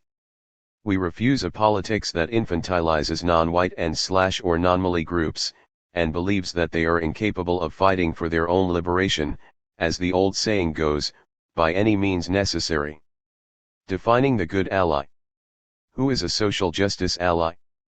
As a recent article from the Exporter Collective observes, The concept of allyship has been largely defined by social justice organizations in terms of the relative privilege of outsiders looking to support the political struggles of groups to which they do not belong. The theory of the ally in this sense examines and expands upon issues relating to the role of men with respect to feminist struggle, white people with respect to anti-racist struggle, etc. Much of the discussion and debate within this discourse turns on the question of the good ally, of how a person of privilege committed to ally work must acknowledge and reflect upon their privileges and do the intellectual and practical work to divest themselves of the illegitimate power such privilege affords. These discussions may be directed at a generalized concept of, example, the white anti-racist ally, as well as questions of what it means to develop specific and personal relations of trust between individuals and groups involved in anti-oppression work. This conception of the ally calls to attention the place of power within relationships, structures, practices, and processes, not simply the content of particular demands or objectives. The theory of allyship offered here would seem to be informed by a genuine desire to follow the lead of communities in struggle while remaining ethically accountable to these groups. By respecting the experiential knowledge and tactical intelligence of groups directly impacted by specific forms of oppression, good allies would in theory remain attentive to forms of power, prejudice, and ignorance that reproduce oppressive dynamics within activist spaces. And yet, as the Black Lives Matter movement has unfolded, the concept of allyship has been repeatedly mobilized in practice to oppose almost every action that helped the movement expand beyond the control of police chiefs and municipal politicians across the United States. Apparently unaware of the irony of denouncing out-of-state activists while quoting Martin Luther King Jr., activists who identify with the politics of white allyship have consistently condemned escalating protests from Ferguson to Baltimore and the Bay Area for rejecting pacifism, and instead answering police murder with flames, riots, and rocks. Literally policing the boundaries of acceptable protest, self-identified white allies have even physically fought black, brown, and other protesters in the streets of Oakland and Berkeley in order to protect businesses like Radio Shack and prevent dumpsters from being set on fire. These anti-racist movement experts and peacekeepers could only exist in an age when massive upheavals like what's in 1965 and the Detroit rebellions of 1967 have been pathologized and then erased from public memory.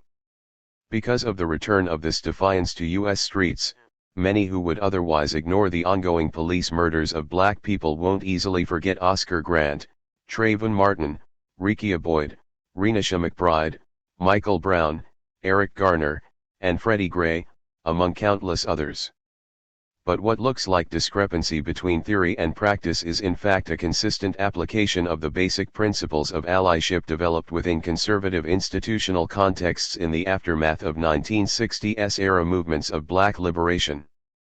As black and brown militants at the time were incarcerated, killed, or driven underground, remaining movement activists entered educational institutions and electoral politics, with a small leadership class becoming integrated into the vast patronage networks of city and state governments too. It is within the context of increasingly institutionally funded, electorally oriented social justice campaigns, institutional groups that have tried to de-escalate popular mobilizations in Ferguson, for example, that the concept of the ally has been defined. Point 3. This is the shifting multiracial terrain on which the Black Lives Matter movement has fought both its enemies and peacekeeping allies in cities and towns across the nation. The concept of allyship has been mobilized and defined strategically by a range of self-identified leaders and organizations in the Black Lives Matter movement. But this is where ally politics confronts a fundamental contradiction. Black people in the United States hold different, frequently opposed political beliefs about effective movement strategy and tactics. Liberal ally politics can end up imposing inadvertently racist assumptions about the political homogeneity of racial and ethnic groups. Precisely because there is not one but instead many often irreconcilable visions of anti-racist, feminist, and queer liberation along with a myriad of competing activist groups, being a good ally has relied on the concept of privilege as a substitute for critical assessment of the specific content of various political programs and objectives. In practice, Allyship has taken the form of following self-identified leaders of oppressed groups whose political prescriptions are frequently based on a dismissal of tactical escalation as expressions of privilege. The concept of allyship has been instrumental in imposing more moderate power brokers and elite protest managers on decentralized movements in an attempt to rein in disruptive protest. Any social movement in recent memory that has attempted to break the mold of permitted rallies and marches, and raise the economic cost of doing business as usual, has had to face a social justice industry designed to channel social unrest back into electoral politics, elite representation, and fantasies of political reform without mass popular resistance. Point 4 When actions are not organized and led by a recognizable coalition of vetted political organizations typically under the umbrella of the Democratic Party, or in other words, when young black movement participants in places like Baltimore have acted outside the system of formal political representation, self-proclaimed leaders and their allies have declared these actions illegitimate or the work of outsiders. Point 5. Outside agitators and thugs in the Black Lives Matter movement. So it has been predictable to witness once again domestic efforts to contain the Black Lives Matter movement by recycling language deployed against 1960s-era civil rights activists by cynically blaming outside agitators for diluting the message of legitimate protesters. The image of the outside agitator has remained a brutally effective part of counterinsurgency campaigns mounted against a range of recent social movements by liberal activist organizations from MoveOn.org to Al Sharpton's National Action Network. Both the figure of the ally and outside agitator have been consistently invoked to exclude black, brown, and other radical voices from social movements, and demonize militant action through sanitized, historically inaccurate references to the civil rights movement. Point 6 When it became clear that outsiders were not responsible for increasingly fierce resistance in Baltimore after the police murder of Freddie Gray, for instance, Baltimore Democratic Mayor Stephanie Rawlings Blake called protesters thugs before instituting a citywide curfew in addition to an already existing daytime curfew for minors. Occupy versus decolonize. In one particularly stark example of translating political debates into the language of privilege, at the December 4, 2011, Occupy Oakland General Assembly, white allies from a local social justice nonprofit called the Catalyst Project arrived with an array of other groups and individuals to Oscar Grant/Frank Ogawa Plaza in order to speak in favor of a proposal to rename Occupy Oakland as Decolonize/Liberate Oakland. 7 Speaking to the audience as though it were homogeneously white, each white ally who addressed the General Assembly explained that renouncing their own white privilege meant supporting the renaming proposal. And yet in the public responses to the proposal, it became clear that a substantial number of non-white people in the audience, including the founders of an Occupy Oakland Black Direct Action Group, the Tactical Action Committee, completely opposed the measure. As the meeting went on, it became apparent that for many participants, the language of decolonization, while appropriate to indigenous struggles, didn't seem to accurately describe the situation of Black Oakland residents. What was at stake was a political disagreement, one that was not clearly divided along racial lines. The failure of the renaming proposal, however, was subsequently widely misrepresented as a conflict between white Occupy and the Decolonize/Liberate Oakland group. In our experience, such misrepresentations are not accidental or isolated incidents but rather a repeated feature of a dominant strain of anti-oppression politics that instead of mobilizing non-white people, women, trans people, queers, and other oppressed people for independent action has consistently erased the presence of more militant non-white people who have planned and participated in anti-capitalist, anti-colonial, black liberation, and anti-authoritarian movements. Increasing the racial diversity of its personnel will not reform the structurally racist institutions of U.S. policing. White supremacy will not be dismantled by sympathetic white activists spending several $1,000s for nonprofit diversity trainings that can assist them in recognizing their own racial privilege and certifying their decision to do so. The absurdity of privilege politics recenters anti-racist practice on whites and white guilt, and assumes that anti-black racism, and by implicit or explicit association, misogyny, homophobia, and transphobia, manifests primarily as individual privileges that can be checked or dissolved through confessions of complicity in activist spaces, while at the same time these so-called allies denounce militancy in the streets. The riots, blockades, fires, and refusals to disperse in Ferguson, Baltimore, and countless other cities across the United States have presented a radical challenge to this failed, stagnant model of social change. Imagining alternatives to contemporary ally politics might begin by acknowledging that social movements do not speak with a single voice, and that despite shared identities, movement participants are committed to divergent aims, and sometimes directly opposed strategies and tactics. Who we choose to support and remain accountable to within oppressed groups is an unavoidably political decision that cannot be decided on the basis of identity alone. Militant Black Lives Matter protests in Ferguson and Baltimore, for example, have come into direct conflict with police chiefs and officers, mayors, city politicians, business people, and journalists whose jobs depend on co-opting or crushing dissent within the communities they claim to represent. This means that outsiders who wish to support these movements must do the difficult work of navigating between a recognition of the ways in which their material position in society makes it difficult for them to understand the struggles and experiences of others, and an active assessment of a political landscape in which identity does not mean solidarity. The necessity of autonomous organizing. To attack a system that has evolved to contain social movements through elite representation, we believe in the absolute necessity of autonomous organizing. By autonomous, we mean the formation of independent groups of people who face specific forms of exploitation and oppression, including but not limited to non-white people, women, indigenous people, non-white and white queers, people with disabilities, trans and gender non-conforming people, and the poor.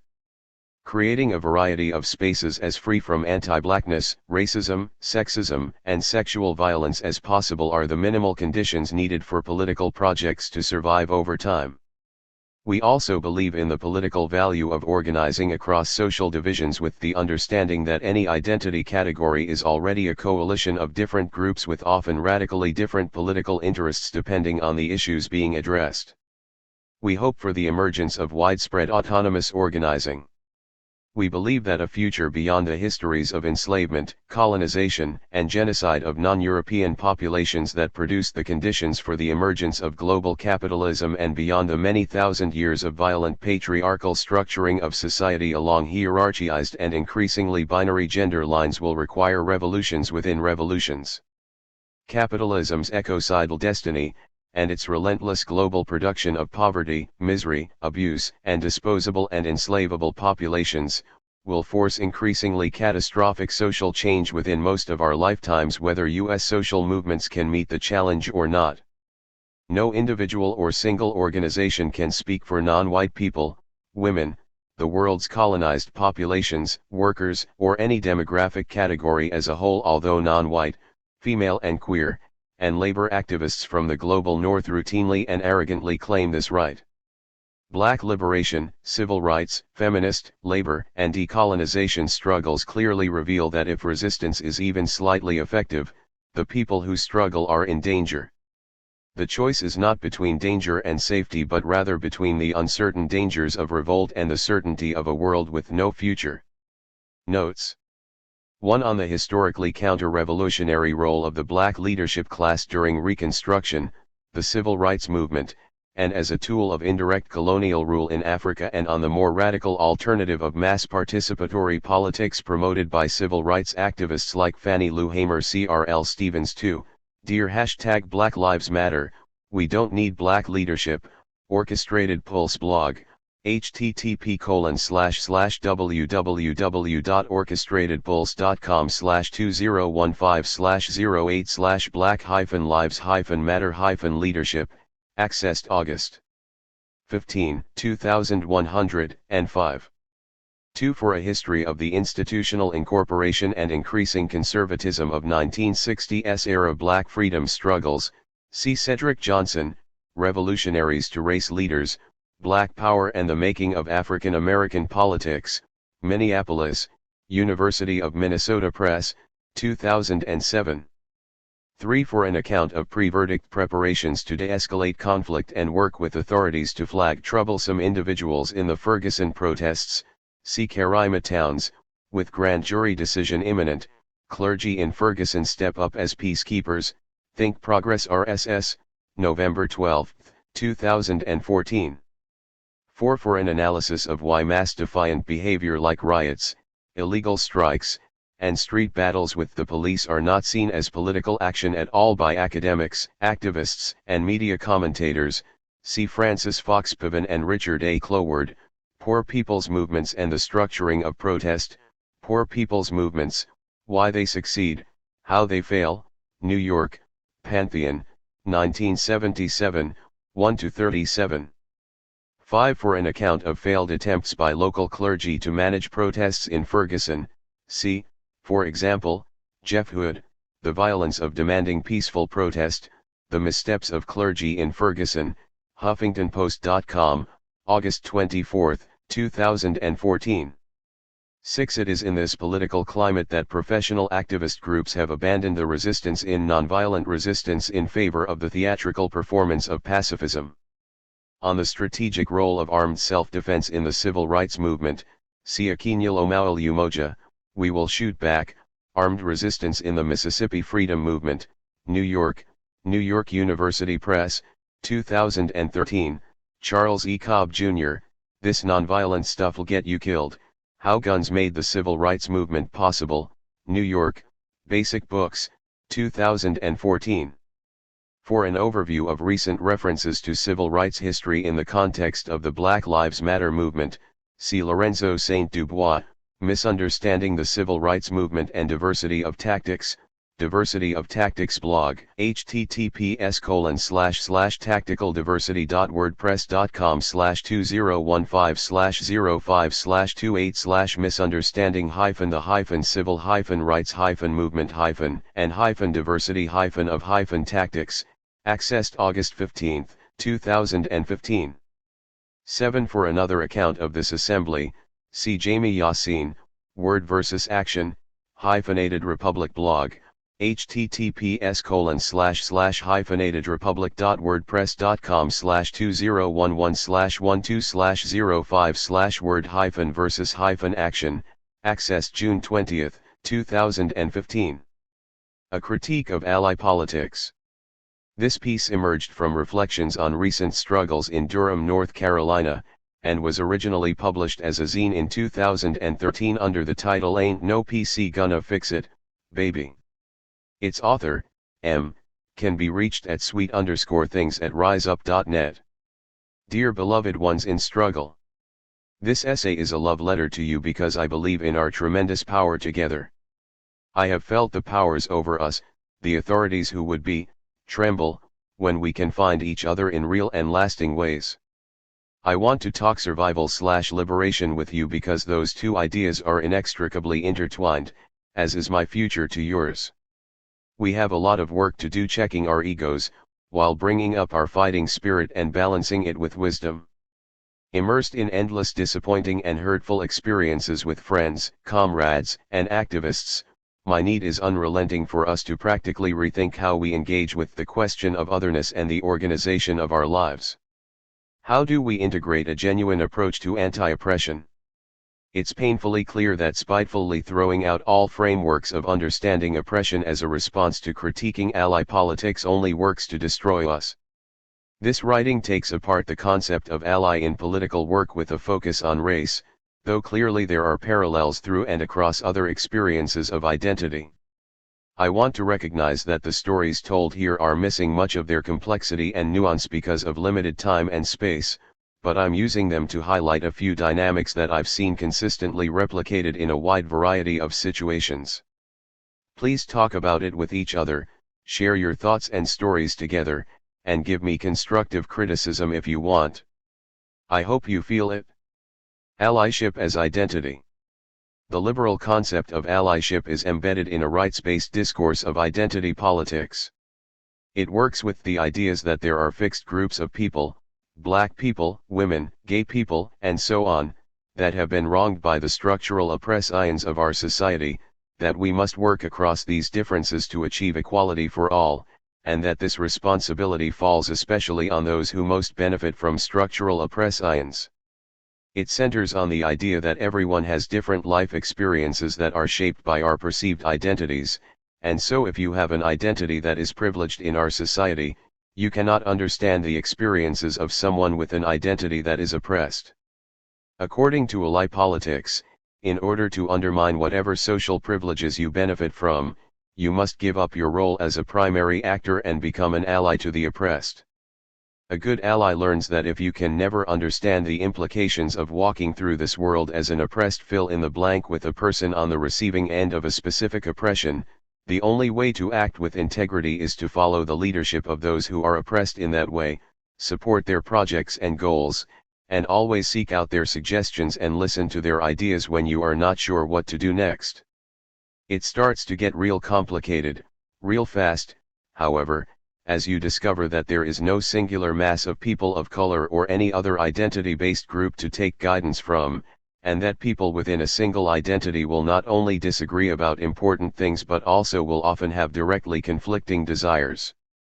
I lived for a short while in a historically black neighborhood that was increasingly becoming comprised of Latino families, college kids, and other, mostly working class, renters. 1 I made friends swiftly with my neighbors' black elders who remembered when the road was gravel and gifted me with endless hours sitting on the porch telling their stories, Latino families that moved into rent at the same time I did, and young black families with raucous teenagers who I'd run into on the street at all hours of the day and night. The neighborhood was alive with music and gardens, cookouts, and camaraderie, and it was also engaged in a fierce battle against gentrification. A condo development at the top of my street threatened the neighborhood's existence, and the development actually acknowledged that fact by promising to include a history of the soon-to-be wrecked neighborhood in its expensive courtyard. Wanting to better understand the political terrain of this project, I went to a neighborhood association meeting advertising an important discussion about it.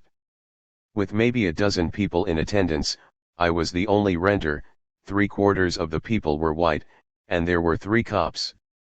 Before the meeting, I had wondered why none of the advertisements were bilingual and there was no option for Spanish to English translation, when so many of my adult neighbors weren't fluent in English.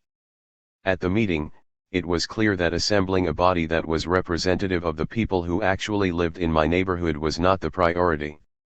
There were 2 college activists observing, and they expressed interest in organizing around this issue. They seemed to be vaguely connected to the one outspoken middle-aged black woman at the meeting. She was the only other person there who lived on my street.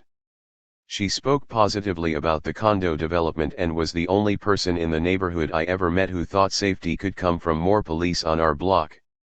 I found out later that she supported the proposed condo because her work was in housing development, and she had a lot to gain if the neighborhood increased its economic and social status.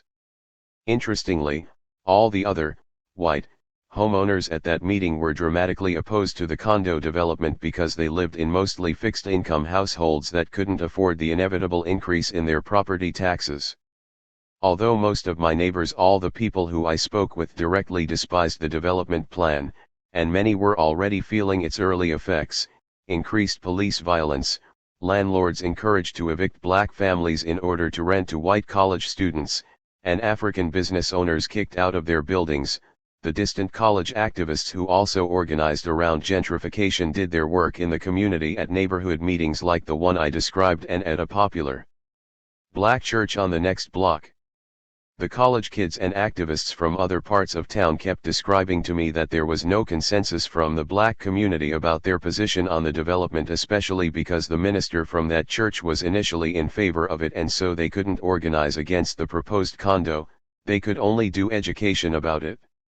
In 3 years' time, the ground was leveled, the condo was built, and my neighborhood was decimated. All around me, young white professionals and college kids moved in. My closest friends in the neighborhood were evicted from their home with little warning. The head of their household was the heart of our block.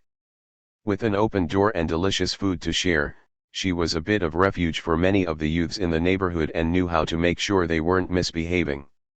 These friends moved to an apartment in the next city over, and her youngest son was forced to switch schools just after being accepted to join his high school's football team. The landlords of their home did a month of shitty repairs on the house, tripled the rent, and told the college kids who moved in immediately after that the previous tenants had died. Legitimacy, justification, authority.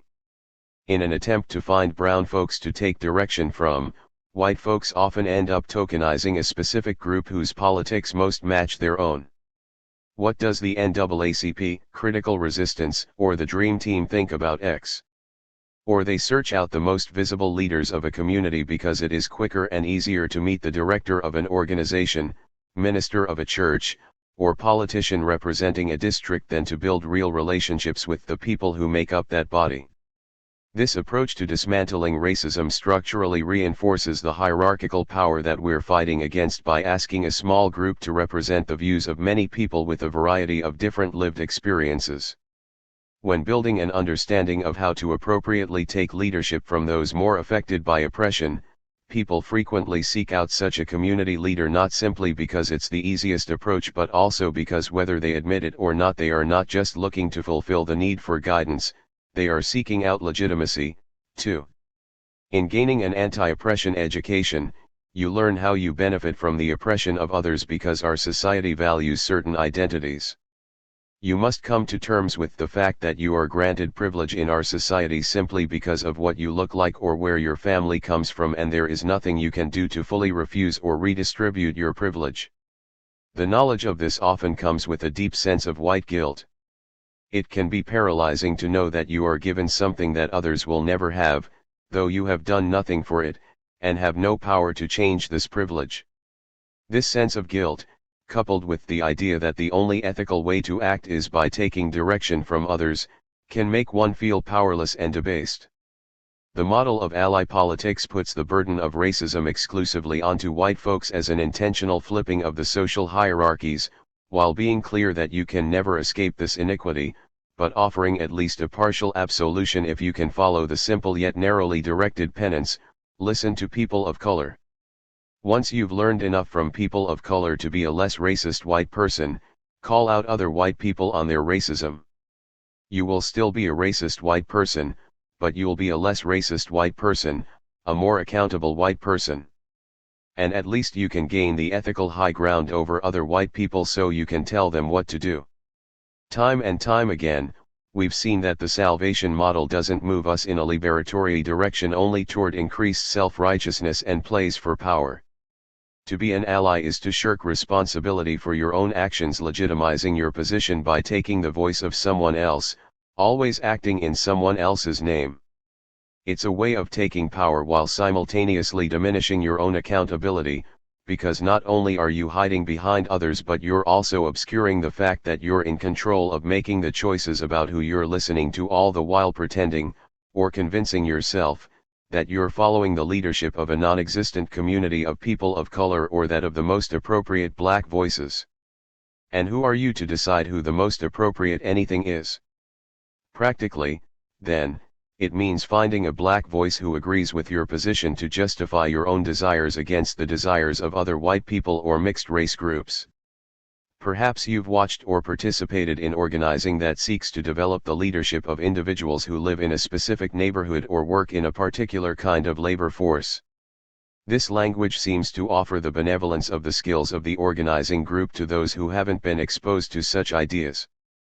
It is coded language describing a reductive and authoritarian approach to imposing an organizing model on a community of people from the outside.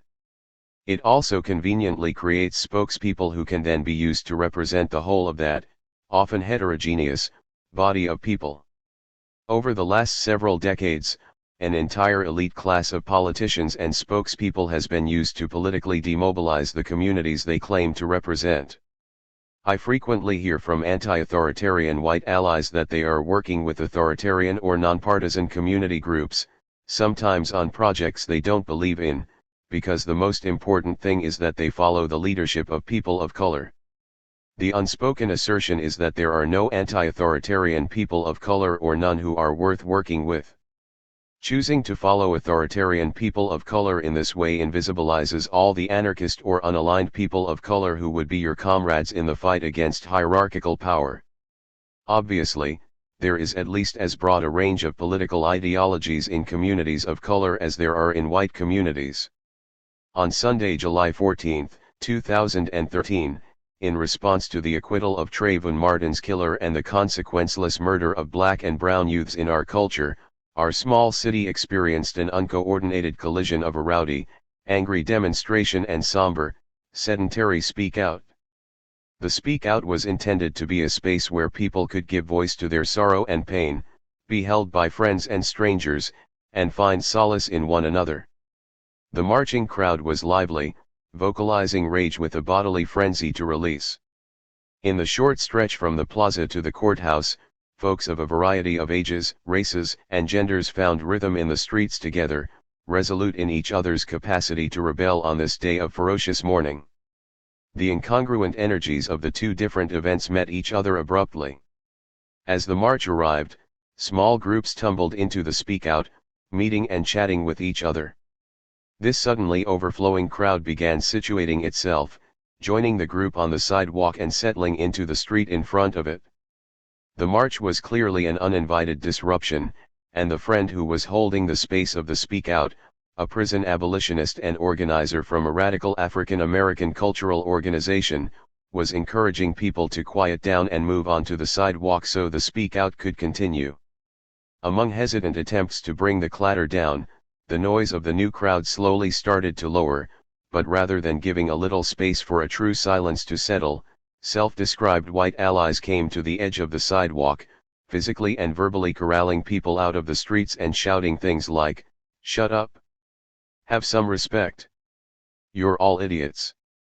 Their comments were pointedly directed to the white folks in the street, although the body of people continued to be a mixed-race group. Did this cause uncertainty about how to proceed without clear guidance from a single, united community of color? What do you do according to the White Ally Handbook when groups of people of color are actively engaged in disagreement? In this case, white allies gave preference to the elder, not coincidentally, the one with the most legitimacy in their radical community. If these white allies were only trying to diminish their privileged whiteness, I think the respectful thing would have been just to get out of the way. Perhaps these white allies thought that's what they were doing by addressing their directive solely to the white people in the street. An irritated brigade of bike cops had been tailing the march, however, also nudging folks onto the sidewalk. White allies guilled many demonstrators out of the street, physically attempting to move some people in close proximity to the police, who were trying to do the same thing without yet putting their hands on anyone. The effect of this was to leave me and another woman of color isolated in the streets with only the police around us because all our comrades had been pushed away. After listening to many speeches, including too many white people taking up too much teary-eyed space, the crowd began to get restless again, though folks didn't want to disrespectfully leave before the speak out ended.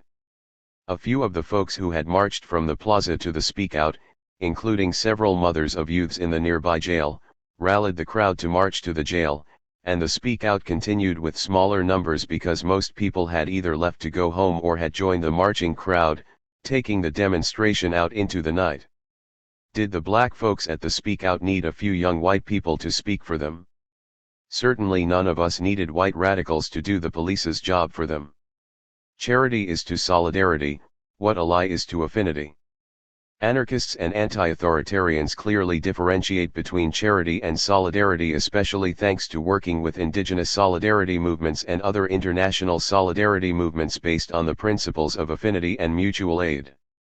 Affinity is just what it sounds like, that you can work most easily with people who share your goals, and that your work will be strongest when your relationships are based on trust, friendship, and love. Mutual aid is the idea that we all have a stake in one another's liberation, and that when we can act from that interdependence, we can share with one another as equals. Charity, however, is something that is given not only because it feels like there is an excess to share, but also because it is based in a framework that implies that others inherently need the help, that they are unable to take care of themselves, and that they would suffer without it. Charity is patronizing and selfish. It establishes some people as those who assist and others as those who need assistance, stabilizing oppressive paradigms by solidifying people's positions in them. Autonomy and self-determination are essential to making this distinction as well. Recognizing the autonomy and self-determination of individuals and groups acknowledges their capability. It's an understanding of that group as having something of worth to be gained through interactions with them, whether that thing is a material good or something less tangible, like perspective, joy, or inspiration. The solidarity model dispels the idea of one inside and one outside, foregrounding how individuals belong to multiple groups and how groups overlap with one another, while simultaneously demanding respect for the identity and self-sufficiency of each of those groups. The charity and ally models, on the other hand, are so strongly rooted in the ideas of I and the other that they force people to fit into distinct groups with preordained relationships to one another.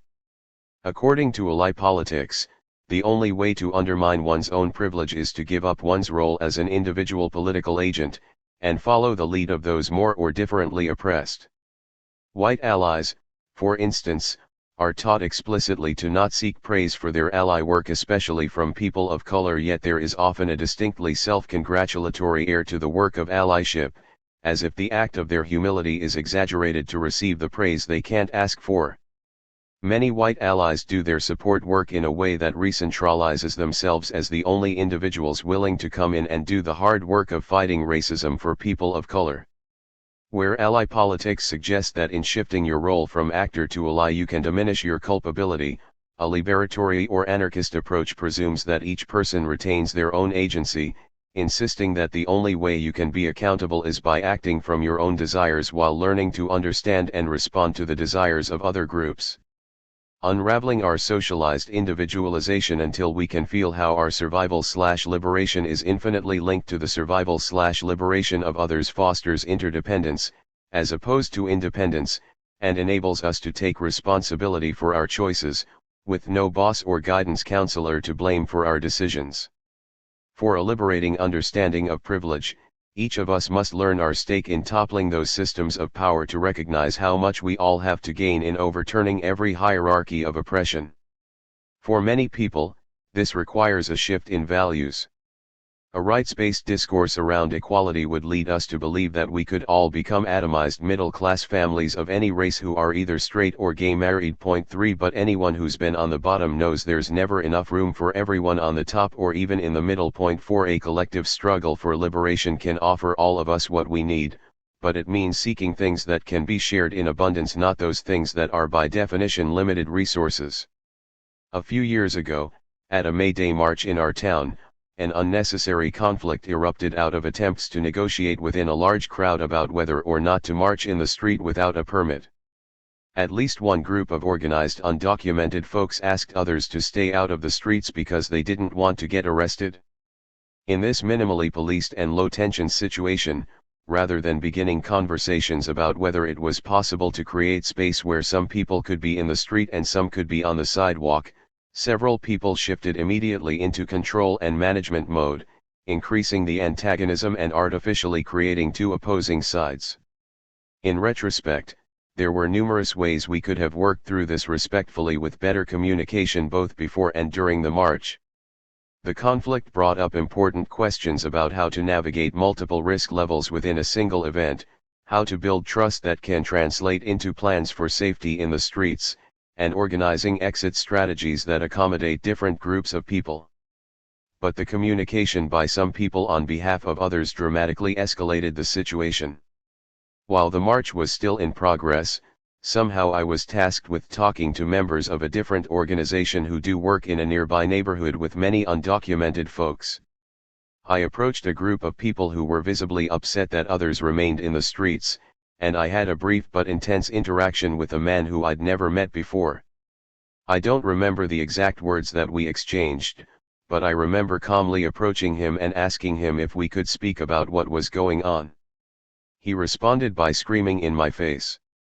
After walking away from that interaction, I turned to a woman from the same organization to try again to see if we could strategize some working solutions.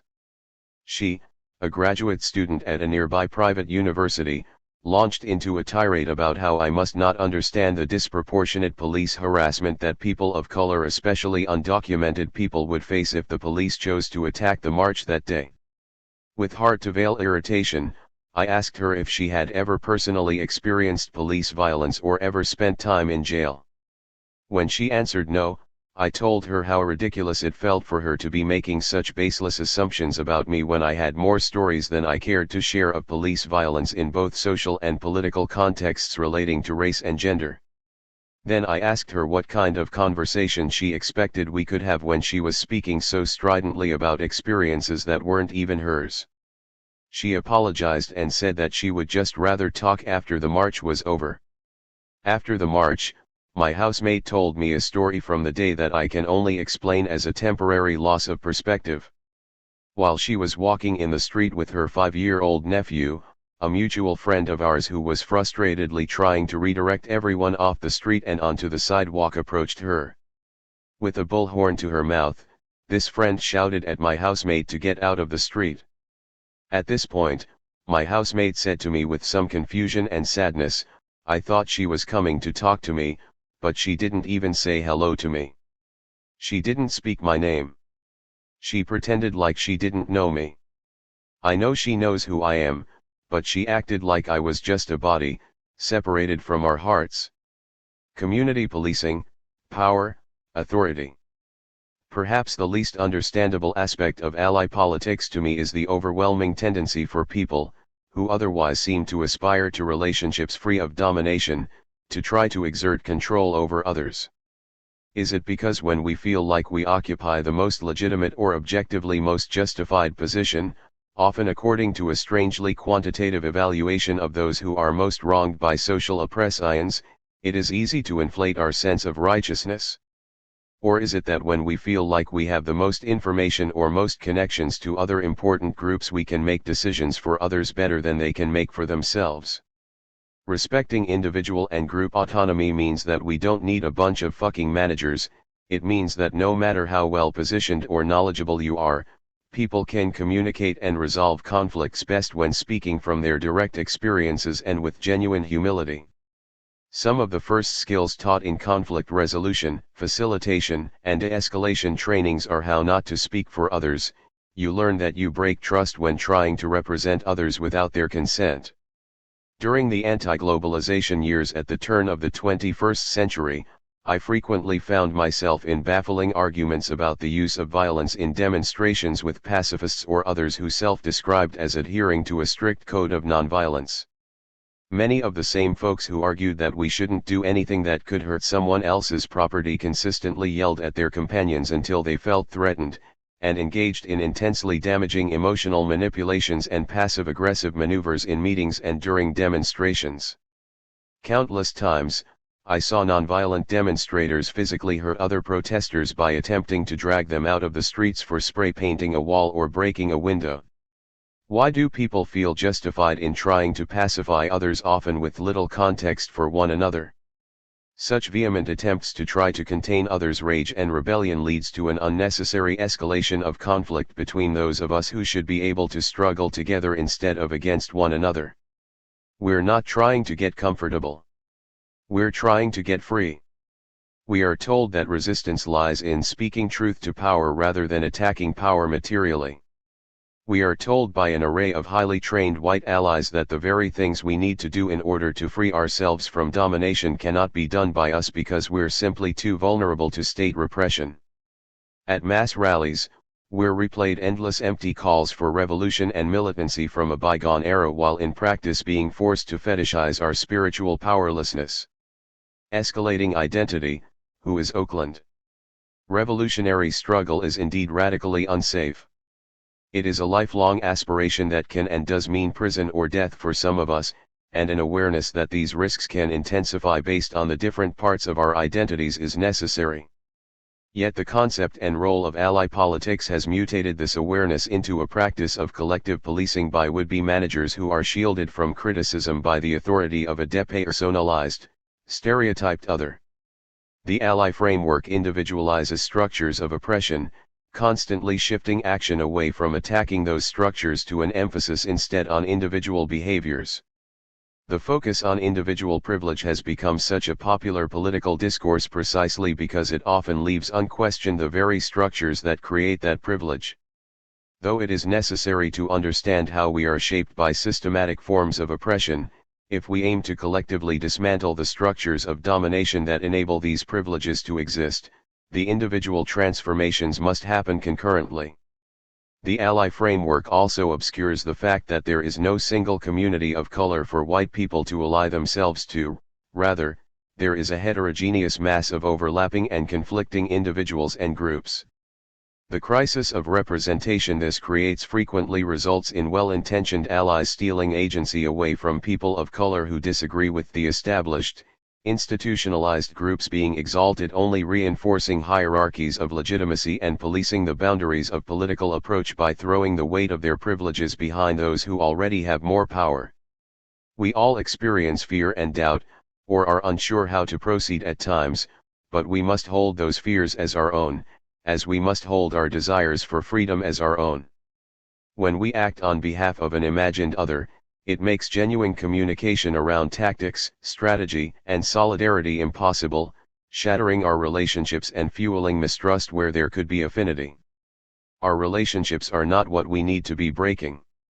The typical counter-rioter, who risked injury and arrest to walk the streets urging rioters to cool it, was an active supporter of existing social institutions. He was, for example, far more likely than either the rioter or the non-involved to feel that this country is worth defending in a major war. His actions and his attitudes reflected his substantially greater stake in the social system. He was considerably better educated and more affluent than either the rioter or the non-involved. U.S. Riot Commission Report, 1968. Just because you feel like you're the one who broke it, doesn't mean you need to fix it. Growing up in this culture, we're taught so much hatred for the parts of ourselves as well as others who are different from the mainstream or dominant culture. We learn what it means to have good hair or a good nose, we're told our lightest skinned sibling is the most beautiful, we're taught shame about the size and shape of our bodies, about who and what we desire. White supremacy, misogyny, and all the ideologies that create the other are at once superficial and incredibly rooted within us. It is inevitable that as we develop a critical analysis of the various axes of identity, race, gender, class, ability, and more, we will experience deeply personal and political moments of self-realization about ourselves and our relationships with others, as well as about the way this culture functions. It is important and positive that we make those kinds of developments in identifying how oppression works, internally and externally. Yet we must not get so caught up in our own self-discoveries that we unthinkingly put the emotional weight of those breakthrough moments on others who live daily with the realities we are just beginning to understand. Trayvon Martin became a symbol for this generation of the normalcy of violence perpetrated against criminalized, black bodies. The events around his death and his murderer's acquittal were dramatically emotional for many of my younger white friends. It was clearly a moment of realization about something big. In conversations with other friends of color, however, the pain of the unexceptionality of this case was always at the forefront. We all know this is standard treatment for youths of color. A young friend of mine put it best when he said, "Of course I'm mad, I'm always mad at the police. But I don't know why anyone is surprised. This is how we're always treated. I just wish those white girls would stop crying and get up." Here are a few tips. Slow down, don't try to fix it. Don't rush to find an answer or act out of your guilt. Remember that many of your comrades have been doing this work for a long time and experience the kind of oppression you're learning about more acutely than you. It didn't start with you and isn't going to end with you. Keep it internal, don't take up too much space with your thoughts and emotions. Be sensitive to the fact that folks are in a variety of places in relation to what you're working through. Don't force conversations on others, especially through the guise of public organizing. Write about it, give yourself the unedited space to feel all the things you need to, but know that it may hurt others if you share your feelings unthinkingly. Read about it, Look for resources from people of a variety of political ideologies and experiences of identity to challenge yourself and get the widest range of input. Listen to older people. Listening to stories from your 80-year-old African American neighbor when you're working through questions around racism will likely be thought-provoking, regardless of their political ideology or your life experience. Don't underestimate what a little perspective can do for you. Don't make your process the problem of your comrades. Be careful not to centralize yourself, your stake in fixing the problem, or your ego. Work it out on your own and with close friends and mentors. Accomplices not allies, abolishing the ally-industrial complex. The attribution on the original zine version of this piece reads an indigenous perspective. It was written and published by Indigenous Action Media, www.indigenousaction.org. This provocation is intended to intervene in some of the current tensions around solidarity and support work as the current trajectories are counter-liberatory from our perspective. Special thanks goes to DS in Phoenix for convos that lead to this zine, and all those who provided comments, questions, and disagreements. Don't construe this as being for white, young, middle-class allies, just for paid activists, nonprofits, or as a friend said, downwardly mobile anarchists or students. There are many so-called allies in the migrant rights struggle who support comprehensive immigration reform, which involves the further militarization of indigenous lands. The ally-industrial complex has been established by activists whose careers depend on the issues they work to address. These nonprofit capitalists advance their careers off the struggles they ostensibly support. They often work in the guise of grassroots or community-based, and are not necessarily tied to any organization. They build organizational or individual capacity and power, establishing themselves comfortably among the top ranks in their hierarchy of oppression as they strive to become the ally champions of the most oppressed. While the exploitation of solidarity and support is nothing new, the commodification and exploitation of allyship is a growing trend in the activism industry. Anyone who concerns themselves with anti-oppression struggles and collective liberation has at some point either participated in workshops, read zines, or been part of deep discussions on how to be a good ally. You can now pay hundreds of dollars to go to esoteric institutes for an allyship certificate in anti-oppression. You can go through workshops and receive an allyship badge. In order to commodify struggle, it must first be objectified. This is exhibited in how issues are framed and branded. Where struggle is commodity, allyship is currency. Ally has also become an identity, disembodied from any real mutual understanding of support. The term ally has been rendered ineffective and meaningless. Accomplices not allies. AC complice. Noun, accomplice, plural noun, accomplice is a person who helps another commit a crime.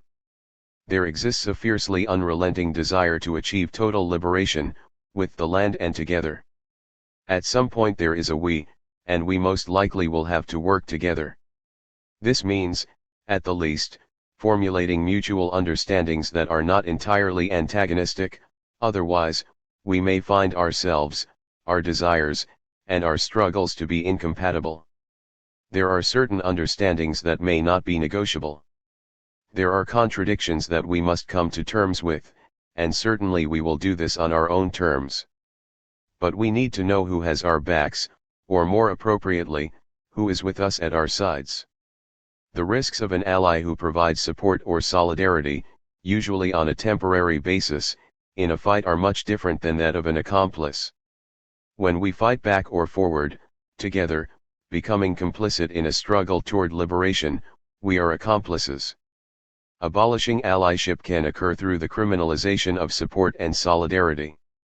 While the strategies and tactics of asserting, or abolishing, depending on your view, social and political power may be diverse, there are some hard lessons that it would be best not to forget.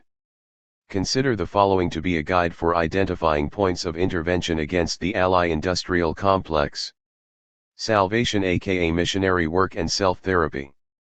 Allies all too often carry romantic notions of oppressed folks they wish to help. These are the ally saviors who see victims and tokens instead of people. This victimization becomes a fetish for the worst of the allies in forms of exotification, manichism, splaining, POC sexploitation, and so on. This kind of relationship generally fosters exploitation between both the oppressed and oppressor. The ally and allied with become entangled in an abusive relationship. Generally neither can see it until it's too late. This relationship can also digress into codependency, which means they have robbed each other of their own power. Ally saviors have a tendency to create dependency on them and their function as support. No one is here to be saved, we don't need missionary allies or pity. Guilt is also a primary ally motivating factor. Even if never admitted, guilt and shame generally function as motivators in the consciousness of an oppressor who realizes that they are operating on the wrong side. While guilt and shame are powerful emotions, think about what you're doing before you make another community's struggle into your therapy session. Of course, acts of resistance and liberation can be healing, but tackling guilt, shame, and other trauma requires a much different focus, or at least an explicit and consensual focus. What kinds of relationships are built on guilt and shame? Exploitation and co-optation. Those who co-opt are only there to advance self-interests, usually it's either notoriety or financial. As these allies seek to impose their agenda, they out themselves. The radical, more militant than thou grassroots organizers are keen on seeking out sexy issues to co-opt, for notoriety, ego, super ally, or most radical ally, and they set the terms of engagement or dictate what struggles get amplified or marginalized regardless of whose homelands they're operating on. The nonprofit establishment or nonprofit industrial complex also seeks out sexy or fundable issues to co-opt and exploit, as these are ripe for the grant funding that they covet. Too often, indigenous liberation struggles for life and land, by nature, directly confront the entire framework on which this colonial and capitalist society is based. This is threatening to potential capitalist funders, so some groups are forced to compromise radical or liberatory work for funding, and others become alienated and further invisibilized or subordinated to tokenism. Co-opters most often show up to the fight when the battle has already escalated and it's a little too late. These entities almost always propose trainings, workshops, and action camps, and offer other specialized expertise in acts of patronization. These folks are generally paid huge salaries for their professional activism, get overinflated grants for logistics and organizational capacity building, and struggles may become further exploited as poster struggles for their funders. Additionally, these skills most likely already exist within the communities, or they are tendencies that need only be provoked into action. These aren't just dynamics practiced by large so-called non-governmental organizations, individuals are adept at this self-serving tactic as well. Co-optation also functions as a form of liberalism. Allyship can perpetuate a neutralizing dynamic by co-opting original liberatory intent into a reformist agenda. Certain folks in the struggles, usually movement personalities, who don't upset the ally establishment status quo can be rewarded with inclusion in the ally industry. Self-proclaiming/confessional allies. All too often folks show up with an "I am here to support you" attitude that they wear like a badge, ultimately making struggles out to feel like an extracurricular activity that they are getting ally points for. Self-professed allies may even have anti-oppression principles and values as window dressing. Perhaps you've seen this quote by Lilla Watson on their materials: "If you come here to help me, you're wasting your time. If you come because your liberation is bound up with mine, then let us work together." They are keen to posture, but their actions are inconsistent with their assertions. Meaningful alliances aren't imposed, they are consented on. The self-proclaimed allies have no intention to abolish the entitlement that compelled them to impose their relationship on those they claim to ally with. Parachuters. Parachuters rush to the front line seemingly from out of nowhere. They literally move from one hot or sexy spot to the next. They also fall under the savior and self-proclaimed categories, as they mostly come from specialized institutes, organizations, and think tanks. They've been through the trainings, workshops, lectures, and so on, they are the experts so they know what is best. This paternalistic attitude is implicit in the structures, nonprofits, institutes, etc., that these allies derive their awareness of the issues from. Even if they reject their own nonprofit programming, they are ultimately reactionary, entitled, and patronizing, or positioning with power over those they proclaim allyship with. It's structural patronization that is rooted in the same dominion of heteropatriarchal white supremacy. Parachuters are usually missionaries with more funding. Academics and intellectuals. Although sometimes directly from communities in struggle, intellectuals and academics also fit neatly in all these categories. Their role in struggle can be extremely patronizing. In many cases, the academic maintains institutional power above the knowledge and skill base of the community/IES in struggle. Intellectuals are most often fixated on unlearning oppression. This lot generally doesn't have its feet on the ground, but is quick to be critical of those who do. Should we desire to merely unlearn oppression, or smash it to fucking pieces and have its very existence gone? An accomplice as academic would seek ways to leverage resources and material support and or betray their institution to further liberation struggles. An intellectual accomplice would strategize with, not for, and not be afraid to pick up a hammer. Gatekeepers. Gatekeepers seek power over, not with, others. They are known for the tactics of controlling and or withholding information, resources, connections, support, and so forth. Gatekeepers come from the outside and within. When exposed, they are usually rendered ineffective, so long as there are effective accountability and responsibility mechanisms. Gatekeeping individuals and organizations, like savior allies, also have a tendency to create dependency on them and their function as support. They have a tendency to dominate or control. Navigators and floaters. The navigating ally is someone who is familiar with or skilled in jargon, and maneuvers through spaces or struggles, yet doesn't have meaningful dialogue, by avoiding debates or remaining silent, or take meaningful action beyond their personal comfort zones. This exists with entire organizations too. They uphold their power and, by extension, the dominant power structures by not directly attacking them. Ally here is more clearly defined as the act of making personal projects out of other folks' oppression. These are lifestyle allies, who act like passively participating or simply using the right terminology is support. When shit goes down, they are the first to bail. They don't stick around to take responsibility for their behavior. When confronted, they often blame others, and attempt to dismiss or delegitimize concerns. Accomplices aren't afraid to engage in uncomfortable, unsettling, and or challenging debates or discussions.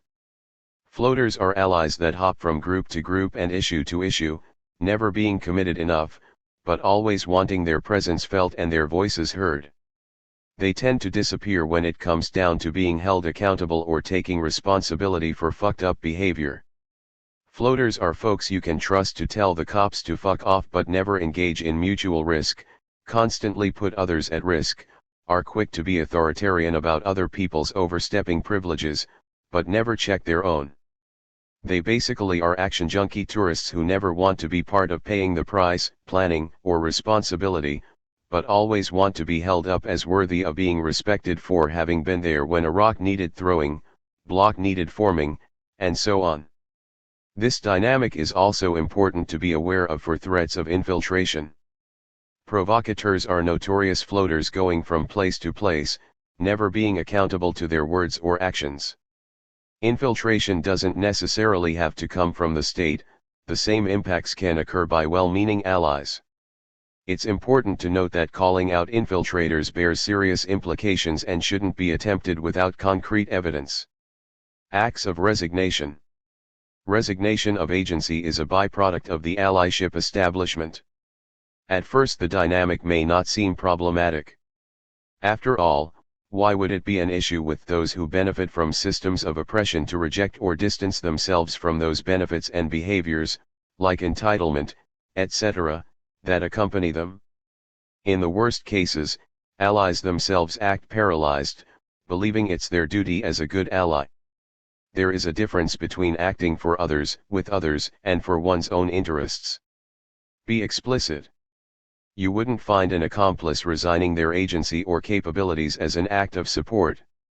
They would find creative ways to weaponize their privilege, or more clearly, their rewards of being part of an oppressor class, as an expression of social war. Otherwise, we end up with a bunch of anticiv/primitivist appropriators or anarcho-hipsters, when saboteurs would be preferred. Suggestions for some ways forward for anti-colonial accomplices. Allyship is the corruption of radical spirit and imagination, it's the dead end of decolonization. The ally establishment co-opts decolonization as a banner to fly at its unending anti-oppression gala. What is not understood is that decolonization is a threat to the very existence of settler allies. No matter how liberated you are, if you are still occupying indigenous lands, you are still a colonizer. Decolonization, the process of restoring indigenous identity, can be very personal and should be differentiated, though not disconnected, from anti-colonial struggle. The work of an accomplice in anti-colonial struggle is to attack colonial structures and ideas. The starting point is to articulate your relationship to indigenous peoples whose lands you are occupying. This is beyond acknowledgement or recognition. This can be particularly challenging for non-federally recognized indigenous peoples as they are invisibilized by the state and the invaders occupying their homelands. It may take time to establish lines of communication, especially as some folks may have already been burned by outsiders. If you do not know where or how to contact folks, do some groundwork and research, but don't rely on anthropological sources, they are Eurocentric, and pay attention. Try to do more listening than speaking and planning. In long-term struggles, communication may be ruptured between various factions. There are no easy ways to address this. Don't try to work the situation out, but communicate openly with consideration of the points below.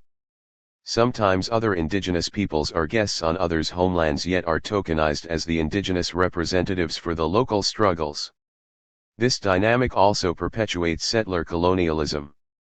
A lot of people also assume indigenous folks are all on the same page politically. We're definitely not. While there may be times folks have the capacity and patience to do so, be aware of the dynamics perpetuated by hand-holding. Understand that it is not our responsibility to hold your hand through a process to be an accomplice. Accomplices listen with respect for the range of cultural practices and dynamics that exist within various indigenous communities. Accomplices aren't motivated by personal guilt or shame, they may have their own agenda, but they are explicit. Accomplices are realized through mutual consent and build trust. They don't just have our backs, they are at our side, or in their own spaces confronting and unsettling colonialism. As accomplices, we are compelled to become accountable and responsible to each other.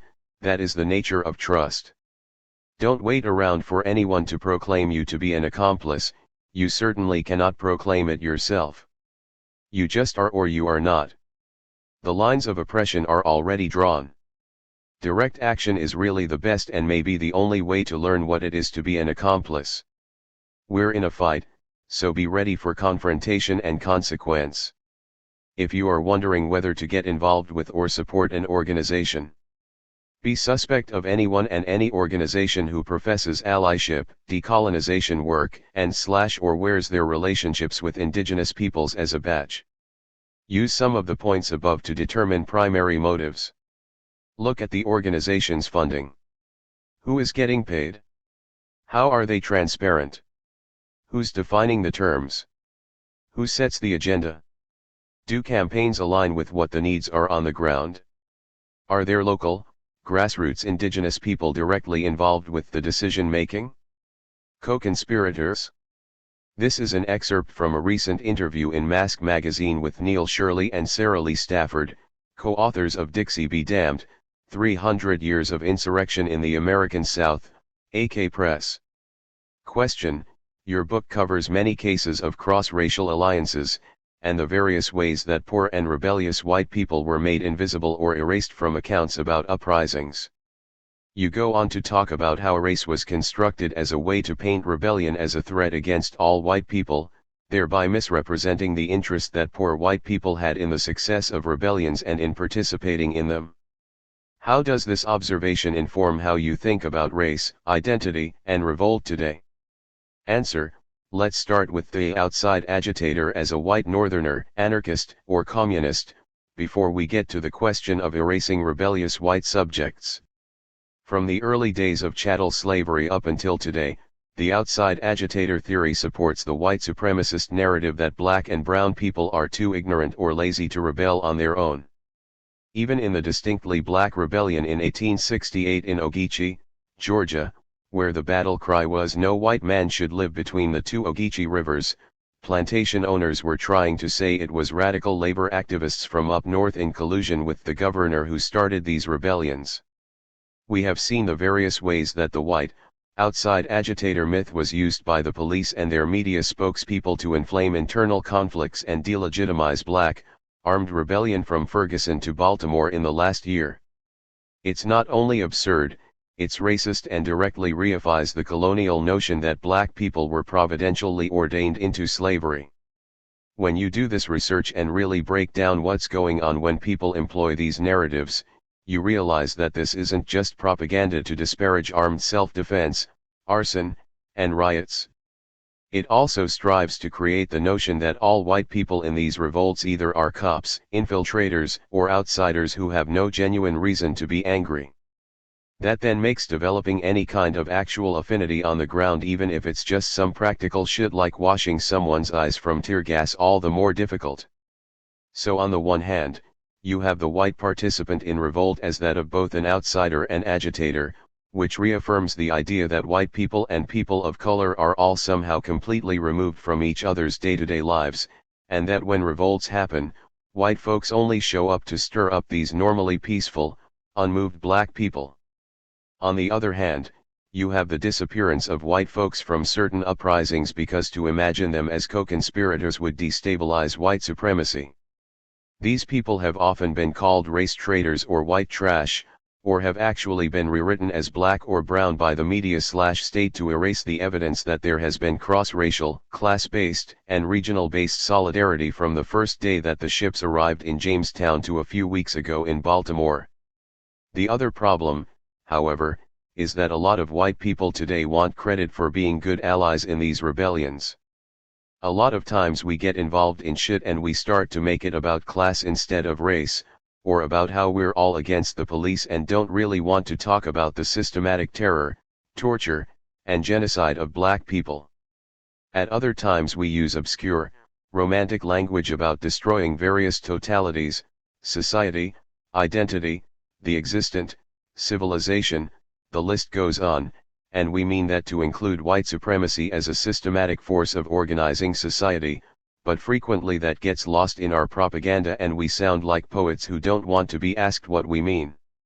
The way we as authors tend to look at identity is based on something that is forged in resistance and rejection, which is perhaps different than how most people talk about identity as some kind of positive and emancipatory category.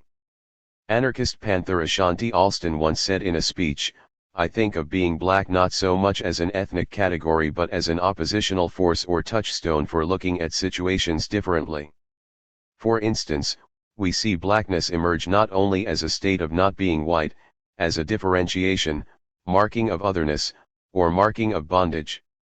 It also evolves as an identity in resistance to whiteness, capital, and enslavement. To be black was often to refuse and attack those systems. Perhaps paradoxically, this became an identity that could then be placed onto non-black subjects who were also resisting those systems, though that happened only superficially. For example, multiracial subjects who were frequently written about as white when not rebelling became mulattoes during rebellions. The formerly European Maroons in the Great Dismal Swamp, for instance, were sometimes called tawny by the media and even fought in black regiments during the U.S. Civil War. And what does this tell us about whiteness? It definitely shows there's a crisis of legitimacy and authenticity there. But what it also points to is that when white people decide to not remain complicit with white supremacist social life and do things that attack that construction of power, their own identity as white comes into question. Of course, the difference being that all white folks have to do to fold right back into the safety and legitimacy that our whiteness gives us is to stop actively participating in struggles. Perhaps there is a messianic moment that delivers us from identity during the insurrection or whatever. But the idea that being in the streets together or living in a commune can dissolve the identities that divide and individualize us is perhaps a temporal reality, one that functions as mythology when we're actually back at work, on the subway, or in school. There's a tension there that we all continue to wrestle with. For as long as these structures exist, we can't just excuse ourselves from asking critical questions about identity, race, and affinity, and that in turn forces us to think about the kinds of relationships we build in between these swells of conflict and activity. Outside agitators. This fragment of a longer piece by J.B. was taken from You Can't Shoot Us All, published in 2010 as a pamphlet-size memoir of the Oscar Grant movement in Oakland. When the South has trouble with its Negroes, when the Negroes refuse to remain in their place, it blames outside agitators. James Baldwin. The term outside agitator was popularized during the civil rights struggles of the 1950s, when Southern politicians would blame the growing unrest in exploited black communities on the presence of, often white, radicals from outside the city. Presently, it is a term used by Oakland politicians, and aspiring politicians, to try to keep the situation under control, to prevent local marginalized people from realizing the power they have. Today, we face enemies that we could have never conceived of before this. Sometimes, it's the people who pretend to be on your side who are the most dangerous enemies. The nonprofit world has, for 18 months, waged a campaign against this movement. Many nonprofits that function independently of the local government have disparaged us. They oppose collective uprisings and spontaneous activity because they feel the need to control the movement. These organizations view themselves as the saviors of the downtrodden. When dominated people rise up on their own terms, it threatens the position of leadership that these organizations occupy in their imaginary worlds. We have also come under attack from nonprofits that operate entirely under the influence of the city government.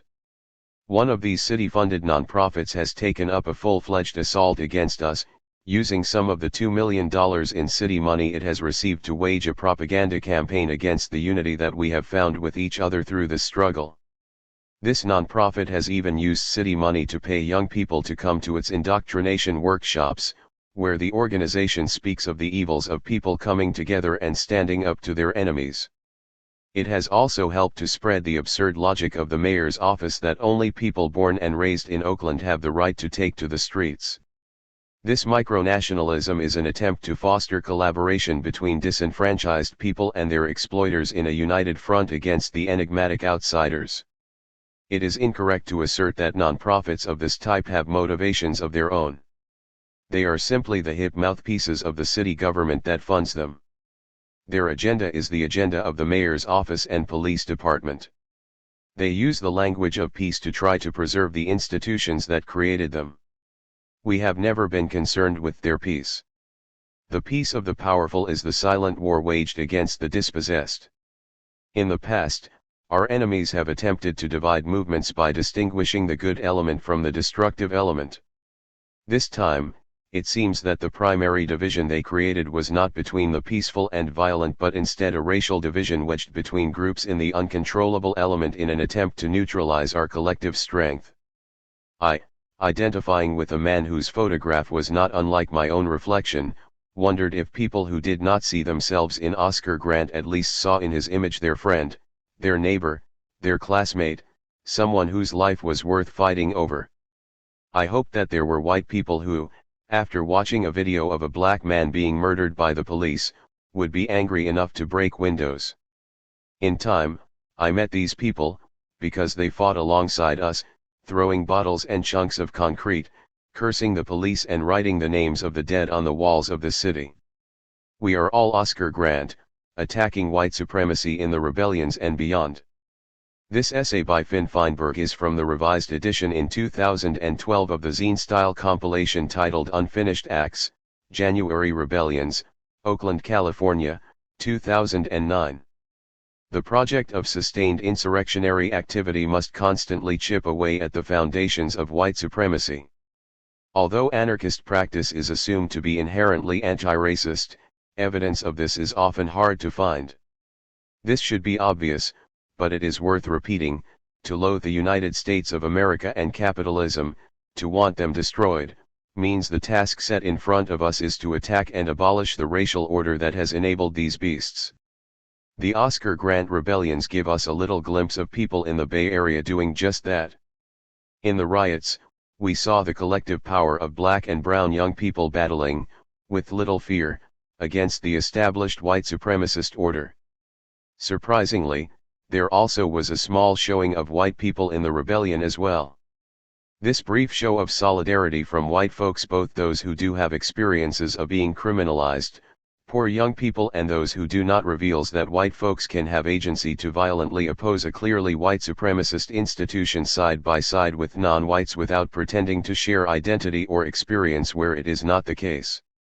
Also, contrary to dominant narratives that paint the essence of riots as male-dominated affairs, many queer and female, mostly non-white, comrades took their place at the front lines, participating in the supposedly masculine rebellion without apprehension. Their participation is significant as it throws a wrench into the logic of peace-loving, docile femininity and what self-determination looks like for some who live on the axis of gender tyranny and white supremacy. Although most police shooting victims are black and brown men, the Oscar Grant rebellions show us that their deaths affect and outrage masses of people across race and gender lines. During each demonstration and riot where folks gathered to express their rage in the face of Oscar Grant's murder and what his death represented, the chant "We are all Oscar Grant" rang through the downtown streets of Oakland. For those indoctrinated into the logic popularized by nonprofit organizing culture that treats identity and experiences of oppression as one and the same, it is inappropriate for anyone other than people of color to yell this slogan. This critique falls flat for many as it assumes that we yell this to declare collective victimhood rather than a collective proclamation to not be victims. For those of us who are poor and black or brown, anarchist or not, we cannot claim to share every experience with Oscar Grant, but we do live our days with the knowledge that we could have the same fate as him if our class society, with its racialized implications, is not reckoned with. For women and queers, especially those of us who also are not white, our experiences may not mirror Oscar Grant's life and death, but we too live with the sick threat of violence on our bodies by both the patriarchal, transmisogynist, and racist state, and the individuals who replicate the attitudes and oppressive actions of the state. For any of us who are not poor and black or brown, anarchist or not, we may not usually fear for our lives when police are near, but it is plain as day that if we don't all start acting like it's our very lives at stake as well, not only are we an accessory to these racist deaths, we foolishly assume we will not be next. For whites who joined in this chorus of "We are all Oscar Grant," this declaration meant that we refuse to be another white person, if being white means letting this shit continue to slide for the bogus justification that this racist violence keeps society, read, white people, safe. The spirit behind "We are all Oscar Grant" is indicative of the attitude of the Oscar Grant rebellion as a whole. Despite the fact that many of us did not generally know each other before those nights because of the racial divisions imposed by society and maintained by ourselves, we found glorious moments of struggling with one another in the streets where our identities or experiences were not collapsed into a faux sameness. Toward a never-ending uprising. Moments of cross-racial solidarity and the crumbling of various social barriers were particularly evident on these few, warm rebellious nights in January 2009. This should not lead one to believe that the days between or beyond these riotous evenings were days where police shootings ended, or where social distinctions and hierarchies disappeared, or solidarity was a given. Disappointingly, we all went back to our usual lives as individuals, dodging cops, reading about horrendous police brutality on Facebook, struggling to make ends meet, drinking too much, dragging ourselves to school, or doing our hustles. Whatever different normal is for each person who ran wild in the streets of Oakland in the name of Oscar Grant, we went back to it. For some, normalcy is going to jail. Throughout the Oscar Grant and then Occupy movements, despite whatever demographics took part in the street festivities, it has remained that those stuck with heavy sentences have been black and slash or homeless, many of whom were on probation or parole. This fact should not reinforce the myth that only black and brown youths were arrested, but should instead highlight the intensely racist nature of the judicial system. If we are to struggle alongside these folks in moments of uproar, we must recognize that they often have higher stakes if they get caught up in the bullshit justice system. When folks already criminalized by the system put themselves on the line, there should be unrelenting pressure on the system to the scale that we know we are capable of with hundreds of anarchists in the Bay. It's not that black and brown rebels are people to feel sorry for and help, nor feel protective of and keep safe as they rage in the streets, as paternalistic leftists might suggest. But if we take seriously that these fellow rioters will be our comrades and co-conspirators for bigger and badder insurrections to come, we cannot let them hang out to dry when they're going down for the same acts that we, allegedly, took part in. Do some of us whites and people of all races find ourselves shrugging and accepting that it is normal for black people to go to jail? We feel indignant when someone is murdered by the state, but somehow feel less moved when someone is kidnapped and held captive by the state. Why is it so shocking to us when a white anarchist comrade goes down for a year, but not when many black or homeless comrades are locked up repeatedly, and for longer sentences? There is an unquestioned and deep-seated logic embedded in the psyche of U.S. society that has taught all of us, white or not, and anarchist or not, that white bodies are to be cared for and coddled, while non-white and especially black bodies are assumed to be criminal, expendable, and not to be trusted. Without consciously and intentionally bucking against this logic, black deaths, be they psychological, physical, slow, or fast, will remain the norm, and will make any attempt at insurrectionary or revolutionary activity smack of insincerity and history lessons unlearned. Point 1. It's more obvious than ever that leftist politicians and NGO admins with grant money dollar signs in their eyes have done and will do little to address everyday problems for or with folks from Oakland's hoods. The question that anarchists must seriously grapple with is, do we blow just as much hot air as our leftist enemies? Beyond our lackluster efforts in countering the state repression of our fellow rebels, have we also left the response to everyday atrocities to be tackled by those who we know are invested in the very institutions that perpetuate these everyday oppressions and exploitation? It's fine, great even, that we can't stand to do reformist campaigns to make daily life more tolerable. That being the case, what are we willing to do? If we can't stand the victim-making rhetoric that strips power from the very people who must wield it, if we loathe representational politics and neither want to speak for or do anything for anyone who is not us, where does this leave us? For many of us who are white and slash or male anarchists, we know that calls to check privilege and tiptoe around language do little to nothing to topple racial and gender hierarchies. Throwing ourselves into the role of social service providers also misses the boat. What strategies are left available? Are these theoretical dead ends that cannot be solved, or are we lacking the resolve and imagination necessary to answer these questions through meaningful deeds? Given the fact that we found ourselves struggling around the atrocious murder of Oscar Grant, why don't we see ourselves in similar ruptures sparked by the daily abuses faced by oppressed people, our neighbors, our kids' friends, and our co-workers? It's going down with or without us. Insurrections, rioting, mass expropriations, occupations, and all sorts of unimaginable forms of class warfare are not only inevitable but also are taking place all over with more frequency and voraciousness as the crisis that is capitalism deepens. It is crystal clear that the deprived, exploited, and violated have organized, and will continue to do so, formally and informally, to the demise of their oppressors, those who remain neutral, or each other. The side of history on which we find ourselves is not determined by whether or not we share the experiences of one horror or another, or how we individually identify, but instead on our own resolution to see the end of each of these miseries that perpetuate this racist, capitalist, shit show called society. To those of us who cooperatively destroyed capitalist and state property, humiliated and terrified police and yuppies, and found power and a sense of dignity together that we had never known before, and to those of us who found ourselves high off the lack of social divisions in the streets of Oakland during a moment of open revolt, let's figure out ways to maintain these moments outside a riot. We must play a part in continuing this rebellious trajectory as a motley crew of insurrectionists, or be deemed irrelevant or worse, the recipients of the wrath of the righteous people who anger slowly, but rage undimmed too. Not murdered and not missing, rebelling against colonial gender violence. This piece by Leanne Simpson appeared on March 15, 2014, on Nations Rising, http://nationsrising.org, with thanks to Miigwech/Neawen/Mosicho, Tara Williamson, Melody McIver, Jessica Danforth, Glenn Coulthard, and Jared Martineau for editing previous drafts.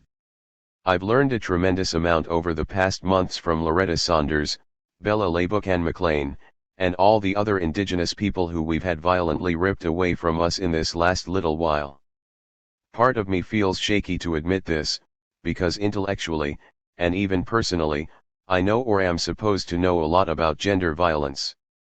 But there are things I don't say in public. There are things I think that I am not brave enough to say because of the pain of not being heard, of being betrayed, and appearing weak to my Indigenous friends or colleagues is too much to bear. There are places I only go with other Indigenous comrades who I trust intimately. That ends here. It ends here for Loretta, Bella, and all the other brilliant minds and fierce hearts we've lost. It ends here. This is my rebellion. This is my outrage. This is the beginning of our radical thinking and action. In the wake of Loretta's death, some of my friends decided to run a series on gender violence to open up the conversation and help move it along. Emotions were running high, and we felt compelled to act. Our first piece was Tara Williamson's Don't Be Tricked.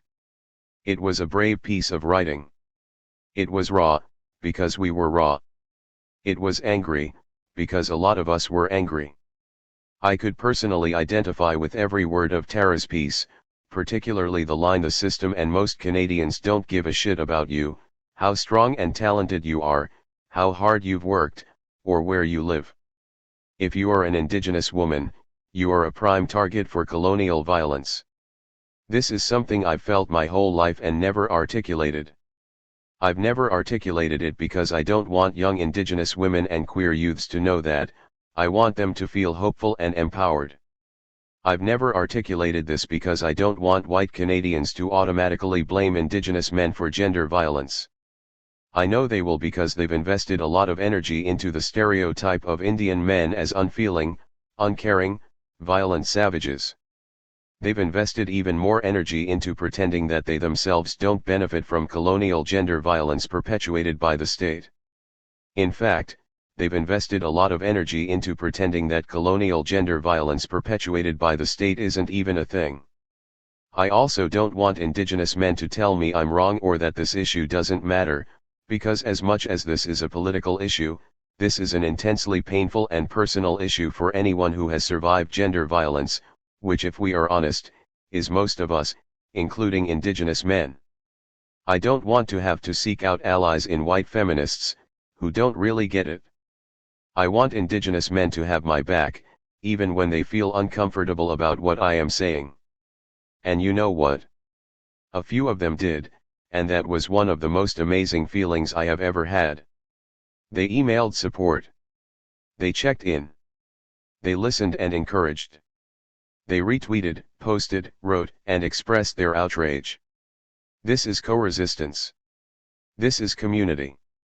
White supremacy, rape culture, and the real and symbolic attack on gender, sexual identity, and agency are powerful tools of colonialism, settler colonialism, and capitalism, primarily because they work efficiently to remove Indigenous peoples from our territories and prevent reclamation of those territories through mobilization. These forces have the intergenerational staying power to destroy generations of families, as they work to prevent us from intimately connecting to each other. They work to prevent mobilization because communities coping with epidemics of gender violence don't have the physical or emotional capital to organize. They destroy the base of our nations and political systems because they destroy our relationships to the land and each other by fostering epidemic levels of anxiety, hopelessness, apathy, distrust, and suicide. They work to destroy the fabric of indigenous nationhoods by attempting to destroy our relationality by making it difficult to form sustainable, strong relationships with each other. This is why I think it's in all our best interests to take on gender violence as a core resurgence project, a core decolonization project, a core of any indigenous mobilization. And by gender violence, I don't just mean violence against women, I mean all gender violence. This begins for me by looking at how gender is conceptualized and actualized within indigenous thought, because it is colonialism that has imposed an artificial gender binary on my nation. This imposed colonial gender binary sets out two clear genders, male and female, and it lays out two clear sets of rigidly defined roles based on colonial conceptions of femininity and masculinity. This makes no sense from within an Anishinaabe thought, because first off, we've always had more than two genders in our nation, and we've also always practiced fluidity around gender in general. The rigidity seen in colonial society doesn't make much sense within an Anishinaabe reality, or the reality of any so-called hunting and gathering society. Anishinaabe women hunted, trapped, fished, held leadership positions, and engaged in warfare as well as engaged in domestic affairs and looked after children. They were encouraged to show a broad range of emotions, and express their gender and sexuality in a way that was true to their own being, as a matter of both principle and survival. Anishinaabe men hunted, trapped, fished, held leadership positions, engaged in warfare, and also knew how to cook, sew, and look after children. They were encouraged to show a broad range of emotions, and express their gender and sexuality in a way that was true to their own being, as a matter of both principle and survival. This is true for other genders as well. The degree to which individuals engaged in each of these activities depended on their name, clan, extended family, skill, interest, and most important, individual self-determination or agency. Agency was valued, honored, and respected, because it produced a diversity of highly self-sufficient individuals, families, and communities. This diversity of highly self-sufficient and self-determining people ensured survival and resilience that enabled the community to withstand difficult circumstances. Strong communities are born out of individuals being their best selves. Colonialism recognized this and quickly co-opted indigenous individuals into colonial gender roles in order to replicate the heteropatriarchy of colonial society. This causes the power and agency of all genders to shrink, and those who are furthest away from colonial ideals suffer and continue to be targets of harsh colonial violence. People also had agency over their sexual and relationship orientations in an Anishinaabe society, and this created diversity outside the heteronormative nuclear family. Anytime you hear or read an anthropologist talk about polygamy in indigenous cultures, read this as a red flag, because you need a severe form of patriarchy for that to play out in the way the anthropologists imagined, and in the absence of that, plural marriage or non-monogamy in indigenous cultures is something far more complex. There wasn't just agency for adults. Children had a lot of agency. When a chaplain came through my territory, he was appalled because the women and children were so far outside the control of the men that he interpreted this as a bewildered, chaotic, societal disaster. He interpreted us as savage. I imagine him observing our society and asking from a white, European male perspective, how do you exploit women as a commodity in this situation, when they have such agency? You can't. Then I imagine the colonizers asking the next logical question, how do you infuse a society with the heteropatriarchy necessary in order to carry out your capitalist dreams when indigenous men aren't actively engaged in upholding a system designed to exploit women? Well, the introduction of gender violence is one answer. Destroying and then reconstructing sexuality and gender identity is another. Residential schools did an excellent job on both counts. Because really what the colonizers have always been trying to figure out is, how do you extract natural resources from the land when the peoples whose territory you're on believe that those plant, animal, and minerals have both spirit and therefore agency? It's a similar answer. You use gender violence to remove indigenous peoples and their descendants from the land, you remove agency from the plant and animal worlds, and you reposition Aki, the land, as natural resources for the use and betterment of white people. This colonial strategy is clearly working. We also have more than 800 missing and murdered Indigenous women in Canada, a mass incarceration of Indigenous men, and we do not even have statistics about violence against Indigenous Two-Spirit, and gender non-conforming people. I think it's not enough to just recognize that violence against women occurs but also that it is intrinsically tied to the creation and settlement of Canada. Gender violence is central to our ongoing dispossession, occupation, and erasure, and Indigenous families and communities have always resisted this. We've always fought back and organized against this. Our grandparents resisted gender violence, our youths are organizing and resisting gender violence because we have no other option. Feminist scholar Andrea Smith recently wrote a blog post in response to Eve Ensler's 1 Billion Rising about what organizing against gender violence should look like. Several of her points resonated with me. Her post first encourages us to acknowledge that the state is the primary perpetrator of gendered violence in our nations and thus the state cannot be the solution to gendered violence. The state is not our ally. White feminism is not our ally either, because discussing violence against women without discussing gender violence within a colonial context has no meaning for me. Gender violence and murdered and missing Indigenous women are a symptom of settler colonialism, white supremacy, and genocide. They are symptoms of the dispossession of Indigenous peoples from our territories. Some families of missing and murdered Indigenous women want an inquiry. I respect this because Canada must be forced to be accountable for this crisis. Canada must change. Canadians must change their attitudes toward Indigenous peoples and their relationship to us as nations.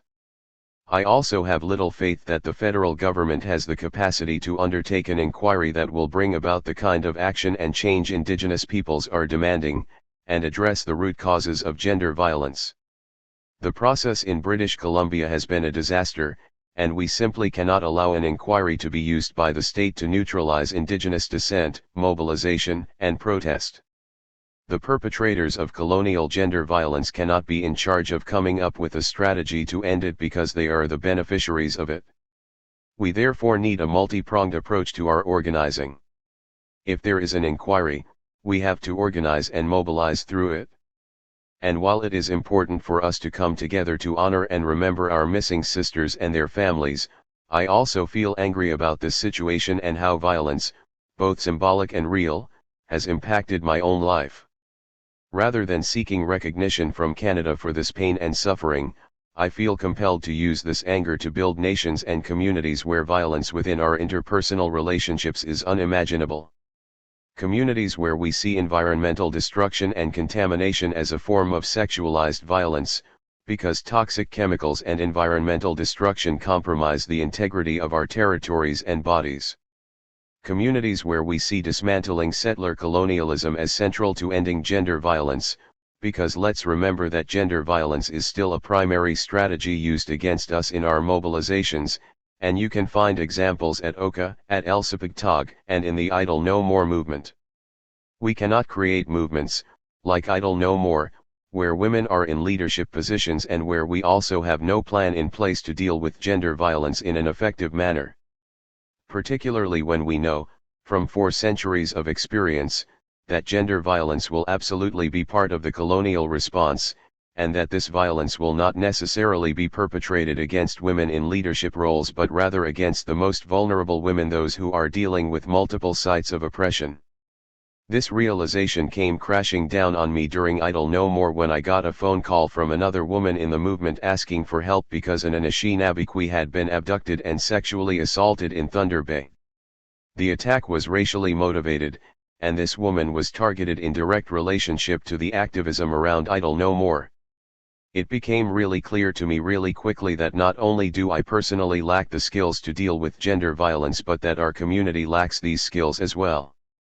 The male leadership in the area was primarily concerned with calling for calm so that the situation didn't spark more violence. I felt anger and mobilization was the correct response, but my first concern was with this woman and her family, so I called Jessica Danforth and asked for help.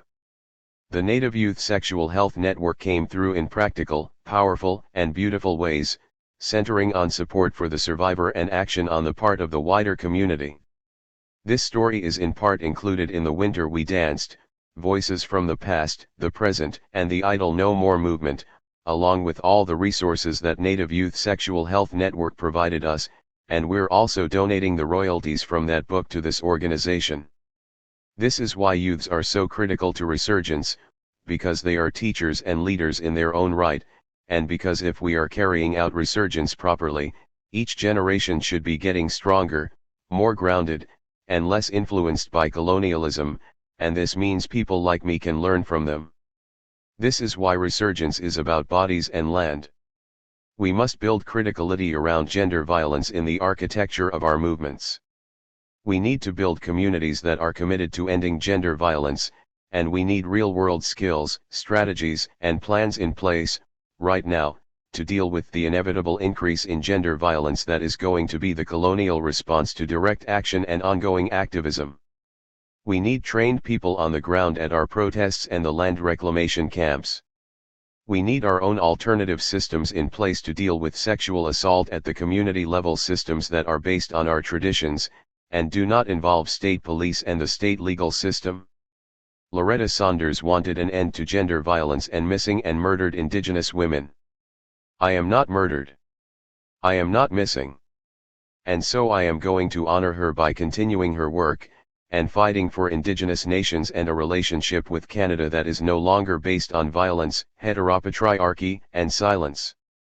I want to help build Indigenous communities where all genders stand up, speak out, and are committed to both believing and supporting survivors of violence and building our own Indigenous, transformative systems of accountability. We simply can no longer rely on or expect the state, the largest perpetrator of gender violence, to do this for us. Loretta Saunders is our tipping point. #It ends here. Spread the miracle, abolish the police.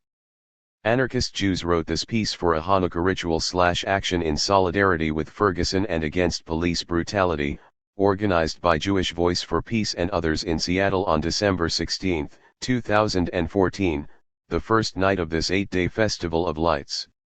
You will smash the roof of the villain's house. Raise it from foundation to top. Selah. You will crack the villain's skull with your bludgeon. Blown away shall be his warriors, whose delight is to crush me suddenly, to devour a poor man in ambush. Habakkuk 3.13-3.14. Every 28 hours, the police shoot a black man. The recent revolts against the murders of Michael Brown and Eric Garner have reignited the continual fight against racism, injustice, and the police. In Seattle, the police execution of John T. Williams, a Native man, Oscar Perez-Girian, a Latino man, and others are burned into our collective memory. My Hanukkah? What is Hanukkah? Hanukkah tells the story of the victory of a few warriors against an empire, the momentary triumph of light over darkness. Quickly, though, the victors Hasmoneans, Maccabees, reconstituted themselves as state power, reigning as kings, against those they had supposedly liberated.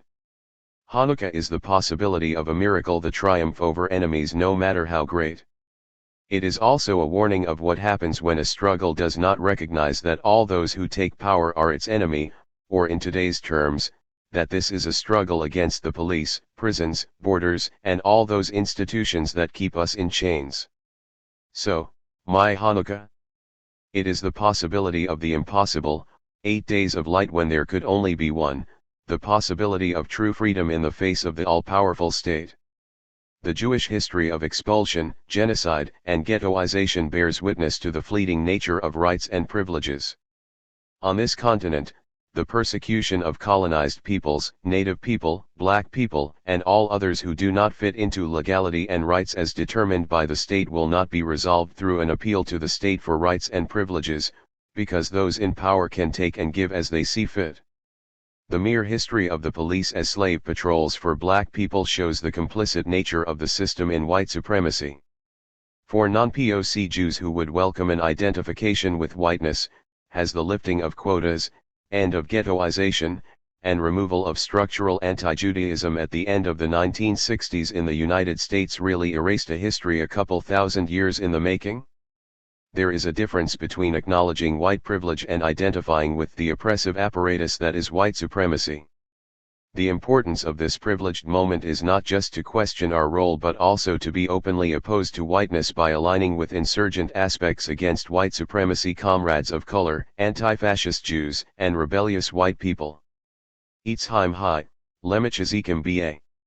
From Morocco in the Melas to Lithuania in the shtetls to Poland in the ghettos, Jews have created autonomous and self-sufficient communities of mutual support. The Jewish values of the celebration of life, the quest for survival, and Tikkun Olam grant us the ability to pursue the light of justice, the foundation of all existence. For the destruction of the police and the white supremacist system they protect. Happy Hanukkah! Black Lives Matter.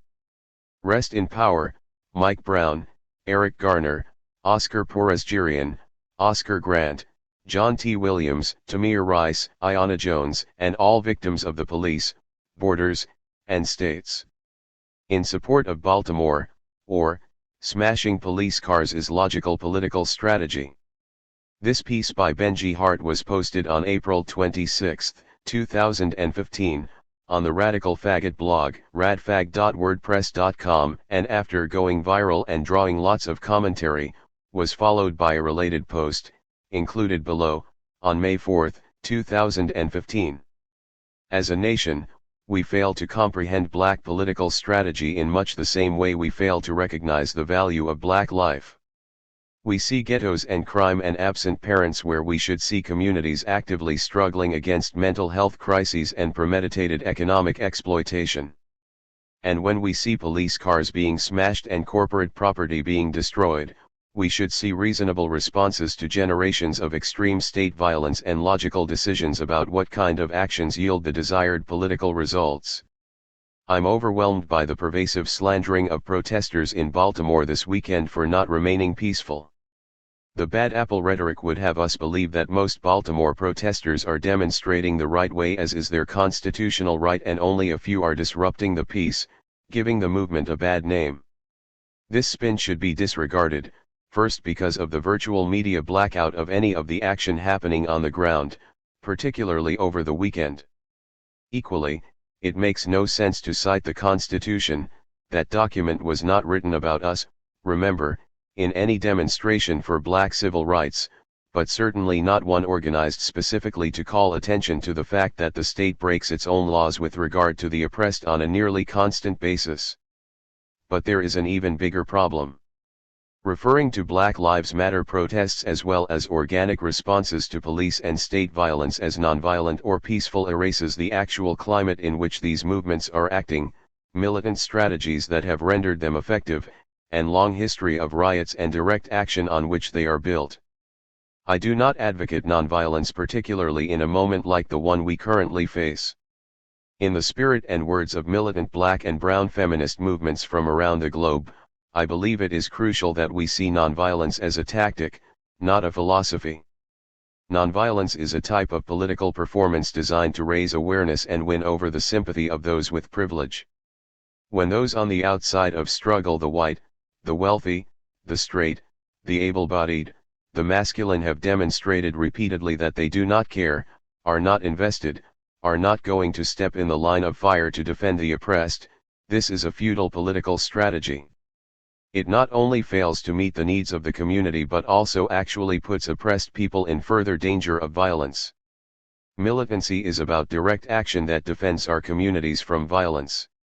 It is about responses that meet the political goals of our communities in the moment and deal with the repercussions as they come. It is about saying no, firmly drawing and holding boundaries, demanding the return of stolen resources.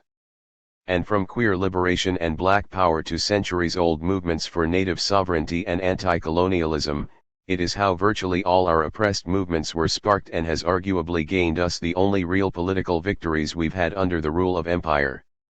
We need to clarify what we mean by terms like violence and peaceful. Because, to be clear, violence is beating, harassing, tossing, assaulting, and shooting black, trans, immigrant, women, and queer people, and that is the reality many of us are dealing with daily. Telling someone to be peaceful and shaming their militancy not only lacks a nuanced and historical political understanding, it is literally a deadly and irresponsible demand. The political goals of rioters in Baltimore are not unclear, just as they were not unclear when poor, black people rioted in Ferguson last fall. When the free market, real estate, elected government, and legal system have all shown you that they are not going to protect you, in fact, that they are the sources of the greatest violence you face, then political action becomes about stopping the machine that is trying to kill you, even if only for a moment, getting the boot off your neck, even if it only allows you a second of air. This is exactly what blocking off streets, disrupting white consumerism, and destroying state property are designed to do. Black people know this, and have employed these tactics for a very, very long time. Calling them uncivilized and encouraging them to mind the Constitution is racist, and as an argument fails to ground itself not only in the violent political reality in which black people find themselves but also in our centuries-long tradition of resistance, one that has taught effective strategies for militancy and direct action to virtually every other current movement for justice. And while I don't believe that every protester involved in attacking police cars and corporate storefronts had the same philosophy, did what they did for the same reasons, it cannot be discounted that when there is a larger national outcry in defense of plate glass windows and car doors than for black young people, a point is being made. When there is more concern for white sports fans in the vicinity of a riot than the black people facing off with police, there is mounting justification for the rage and pain of black communities in this country. Acknowledging all this, I do think events this weekend in Baltimore raise important questions for future direct and militant action in all our movements. In addition to articulating our goals along with crafting our messaging and type of action, we need to think carefully about what the longer-term results of militant action might potentially be.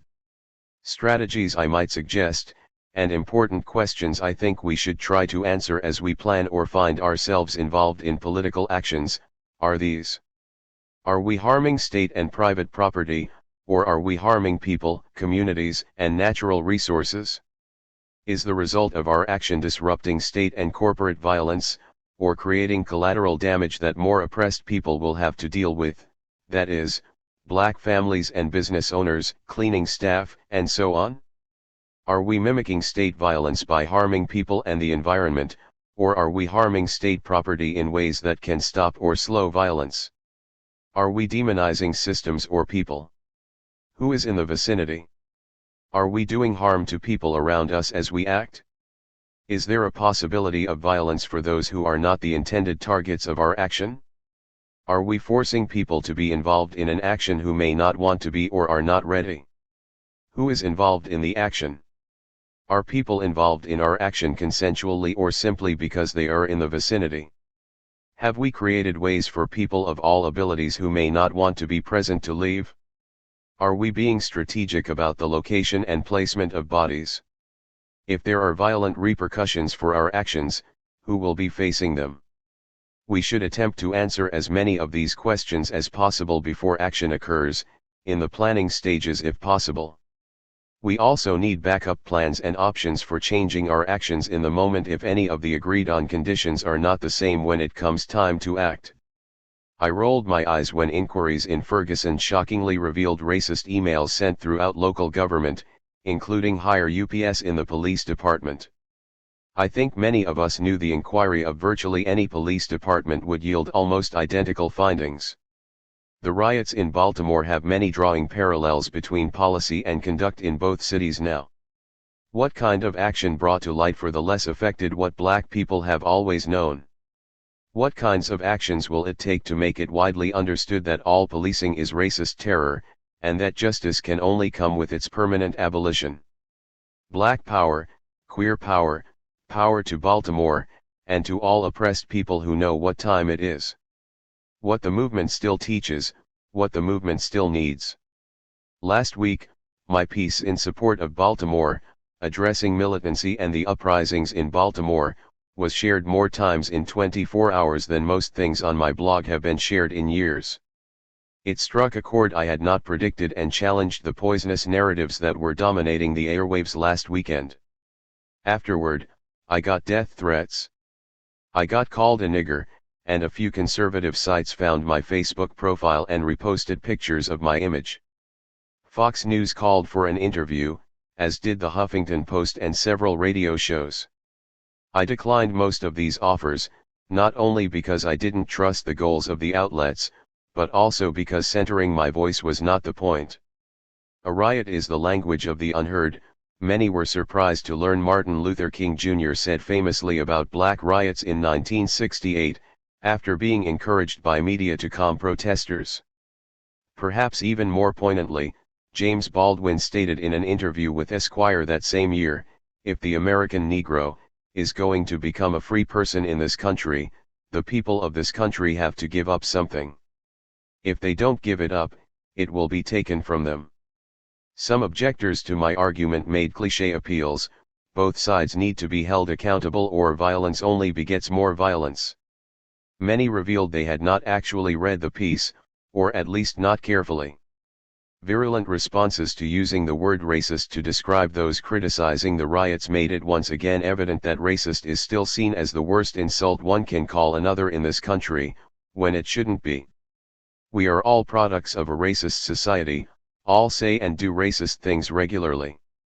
The only way to actually end racism is learning to recognize it in all its forms, to name it in ourselves and others, not for the sake of shaming individuals, but instead to accept responsibility for our own roles in its perpetuation. Let us once again be clear: if we oppose violence, then we must oppose all forms of policing. If we oppose violence, then we must call for an end to war, an end to occupation. We must oppose sexual assault, and prisons as institutions that wield it as a strategic tool. If we abhor violence to bodies, families, and communities, then we should abhor all these systems and call for their immediate abolition. As Ta-Nehisi Coates said so perfectly in his Atlantic piece Nonviolence as Compliance, when nonviolence is preached by the representatives of the state, while the state doles out heaps of violence to its citizens, it reveals itself to be a con. Other writers challenged some of my views in important ways, not by defaming rioters, but rather by acknowledging that rioting is rarely something that can be planned or controlled. Understanding riots, militant uprisings, as emotional reactions to extreme trauma as much as political demonstrations was an important point of re-evaluation for myself, one I feel I am still learning about from other writers, community members, and activists. My heart is heavy at the end of this week over the indictments of 6 officers in Freddie Gray's case, not because I do not believe in individual accountability, but because I, too, believe that violence begets more violence. As a movement, we cannot celebrate indictments for any crime. If we seek to end racist policing, we must seek the end of all policing, all incarceration. We have got to comprehend this once and for all. When we call out the violence in some of the state's representatives while heralding others as our heroes, we are falling for its tricks. We are reinvesting in its authority, which means we are fortifying our own ultimate subjugation. Instead of invoking the names of our dead to call for more imprisonment, we need to tell their stories in service of demilitarizing, decriminalizing, and freeing our communities from the prison system forever. Some, in most cases, conservatives and policing advocates who had not actually read my article or fully grasped it tried to make the issue about me this week. It didn't work, because the issue is not about me, just as it is not about individual police officers, the state's attorney, or individual slain black people. A movement cannot be about one voice. It is never led by one leader. The moment we are in inspires me so deeply because there are innumerable leaders. At the forefront are women, queers, and young people of color. We are genius, we are loud, and we are tirelessly action-oriented. There are too many of us to imprison, too many of us to arrest. There are too many of us to censor, to smother with senseless sound bites, to demoralize with propaganda. There are too many of us to intimidate with the very violence that our movement seeks to eradicate. Don't let them make you forget that. Solidarity as weapon and practice versus killer cops and white supremacy. This piece by Cindy Milstein is a greatly revised version of a post on their Outside the Circle blog, cbmilstein.wordpress.com, written during the height of nightly street demos and freeway shutdowns in the Bay Area in solidarity with Ferguson. On December 10, 2014, after a 4-hour march from downtown Berkeley to downtown Oakland, the FTP, Fuck the Police, demo was winding down. Then, suddenly, some protesters outed 2 undercover cops, one of whom got spooked. He whipped out his gun and aimed it at the demonstrators. His dramatic pose was captured in a journalist's photo, speedily shared on social media. This incident is surprising and not surprising. The cops seemed tired, they admitted it themselves in a December 9, 2014, news story. They'd been pushed to their limits by our large protests, which by that time had cost the Oakland Police Department $1.36 million extra in overtime. The dynamic movement across the continent sparked by the Ferguson revolt is raising the social and economic costs of police assassinating black and brown people on a daily basis without any cause beyond white supremacy. Millions are stepping up their engagement from walkouts at schools and shipyards, to blockades and property destruction targeting the whole damn system, to new Cope Watch and Disarm the Police initiatives. It's also widely revealing the emotional and personal costs for people who've lost loved ones to murderous police. As my scholar activist friend Lillian Radovac notes, this includes a funeral poverty cost, since many of these same people are poor and can't afford whatever rituals of mourning feel best. For them, these costs are nothing new. They've known long and intimately that it's not one bad apple, it's the whole damn tree. Within the space pried open by a movement, their words and grief are now made exceedingly public. What's been painfully self-evident to them and their ancestors for the whole of colonial and U.S. history has fueled vigils and riots, die-ins and uprisings. And it often puts rage and sorrow within inches of killer cops' faces, as many of these families and friends are front and center at demonstrations. This movement isn't stopping, it's spreading. It is not surprising, then, that according to media, exhausted cops are freaking out and making such mistakes as drawing guns on protesters. Nor is it surprising that uniformed cops are shooting non-lethal bullets at demonstrators, bullets that injure, and have been known to permanently maim and kill. For the moment, police forces are on the defensive. The only way for them to regain control is to bring their hidden violence, hidden, at least, from those who don't face it daily, into the light of protests. That is why, unsurprisingly, the police are getting more serious about using every weapon in their toolbox, from ammo to lies, to crush this social movement. Their violence is not surprising. Cops are increasingly using guns as shoot-first protocol, daily executing black and brown people, not to mention other non-white and indigenous peoples, queer and trans people, the poor and those in mental and/or physical health crises. This is why people are placing their bodies in the streets as a massive exclamation mark, enough is enough. It has to stop. Nor is it surprising that the police are none too happy in the spotlight we are shining on them. They are, in fact, enraged at a movement that's questioning their social control, their very existence, by asserting and occasionally experimenting with strong communities that make policing obsolete. The institution of policing itself is the precise target of this movement. And they know it. So when exhausted and cornered, they're going to get even more freaked out. They're going to be sloppier, which often makes them more violent.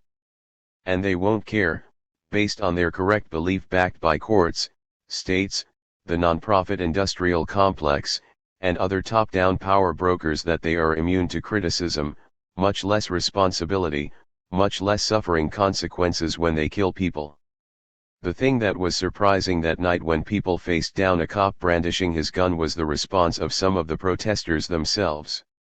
Too many of them didn't, and still don't, get it? Before the dust had even settled, they broke the ranks of solidarity and took the side of the police against a certain group of protesters. As opposed to talking and tweeting about the courage that it took to confront plainclothes cops, these self-appointed authorities, peace police as they're known in radical circles, circulated myths about outside agitators. The undercover cops were there, they said, to instigate looting and other forms of violence that would discredit the supposedly law-abiding protesters. They ignored the actual facts. Several protesters, at grave personal risk, had exposed undercover cops. The cops, in turn, had instantly exposed their inherent violence by pulling out a lethal weapon. Those who revealed them were acting out of solidarity to protect their anti-police accomplices. Instead, the peace police used the incident to turn on protesters with whom they had political disagreements. They used the police as a weapon, whether unthinkingly, out of habituation, or to advance their own agenda. How can this incident not firmly underscore the very reason we're already on the streets? How can the overwhelming, everyday evidence supplied by killer cops caught on YouTube videos and phone cameras not convince people that police systemically neither serve communities nor protect rights? How can anyone believe we are provoking cops with unpermitted marches, overturned dumpsters, or FTP banners when they initiate violence repeatedly, routinely? And how can such lived experiences not be binding us closer and deepening our distrust of cops? But the peaceful protesters ally themselves with cops, apparently unable to see the relationship between the institutional patterns of cops as killers, cops as violent enforcers of everything from white supremacy and heteropatriarchy to capitalism and colonialism. Paradoxically, these demonstrators don't appear to see what likely most inspired them about Ferguson and Baltimore, the fierce contestation of power, a contestation that was not asking the brutal powers that be to try to act nicer but, conversely, was resolutely taking back occupied neighborhoods and struggling to dismantle the brutal system of policing within them. So without question, the police dogging our protests are going to bare their teeth. That should be an unremarkable given, not even worth a chant of shame, shame, shame. They are also going to smile and use another, sharper weapon in their toolbox, divide and conquer. That, alas, is one of the best tools, getting us to police each other so we'll unravel our own movement for them. This tried and true means of neutralizing social movements takes many forms. Its premier one, though, is leveraging our own socialization within a white supremacist, heteropatriarchal society, whatever our identities against us. Police can nudge this along, explicitly and in the shadows. Or they can sit back and let all that we're taught not to see, the myriad of hegemonic assumptions deeply socialized into us from birth coupled with generations of painful wounds, work their magic to disappear rebels and rebellions alike. At a minimum, then, we need to continually remember why we are on the streets to begin with. Cops kill, every single day in this United States, with near complete absolution. They do it to uphold the current systems of social organization. Such structures have, from the start, stolen lands and stolen lives in the name of colonialism and slavery, social control and social domination, wealth and power for some, and misery and impoverishment for the many. Recalling this is crucial to all of us seeing more perceptively, through the lens of those written off as disposable by a relatively small gang of elites and their armies. This may sound obvious. Yet as the hashtag Black Lives Matter hashtag has illuminated, there's much that everyone can't see. And so the healthy debates around, for one, whether hashtag Black Lives Matter refers only to black male lives, or also black female lives, or also black queer and trans people's lives, and so on. A thoroughgoing critique of police as institution would have both every life lost to cops and specific patterns of violence matter simultaneously. The beauty of a social movement is that it opens up reflexive space for us to undo ourselves, becoming the new people better capable of inhabiting the new society we're struggling to create. If we are to make radical change, as in relating to or growing from the root, whether we're striving toward a future liberatory society or fighting to end murder by cops today, we'll need to frustrate the logic of the state and its police apparatus. We'll need to draw from other memories, whether cultures of resistance or examples of actually existing autonomous, caring communities. And we'll need our own divide and conquer strategies, with the vast majority of humanity on our side. Our toolbox is far more humble. It's a makeshift kit, pieced together by lost and found wisdom and experimentation, and filled with seemingly haphazard, broken tools. As social movements have nonetheless proved, those fighting for their lives and land are ingenious. They're good at making do with little because they've been forced to. A little can become a lot. Stones and feathers and hands have stood strong against heavily armed invaders, whether in the occupied Palestinian territories, Mekamek and El Sapagtog nations, or St. Louis suburb occupied by the National Guard. For us many, solidarity is an especially strong weapon. It is probably our best one.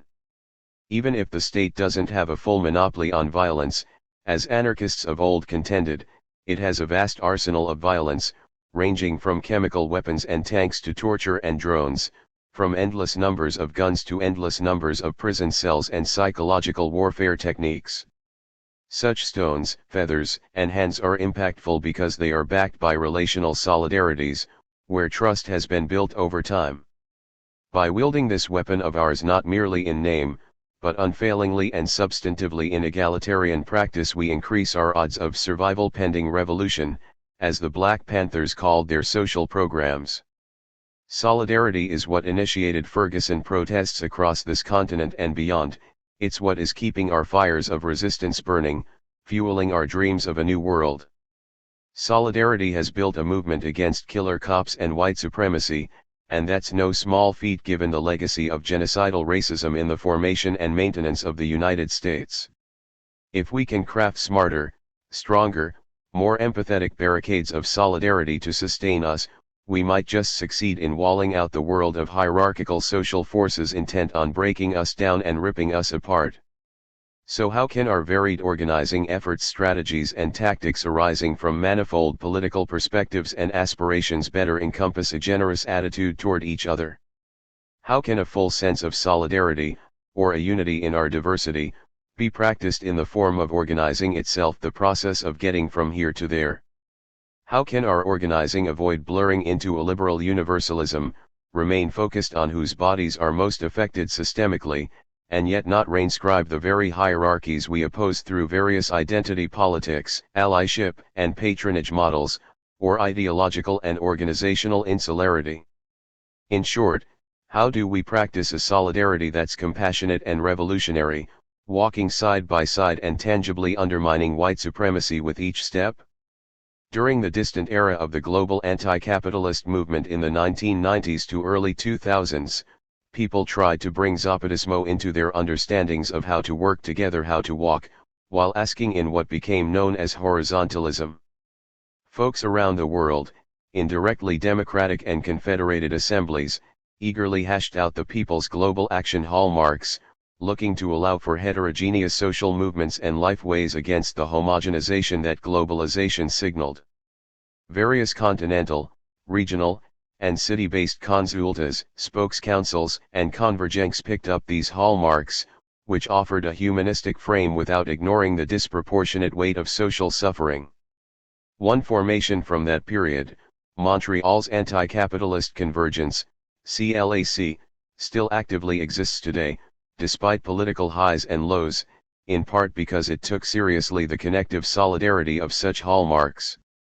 Its basis of unity, developed for mass mobilizations such as Quebec City in 2001, against the fortress-like summit of the Americas, is not completely applicable to the Ferguson-inspired movement.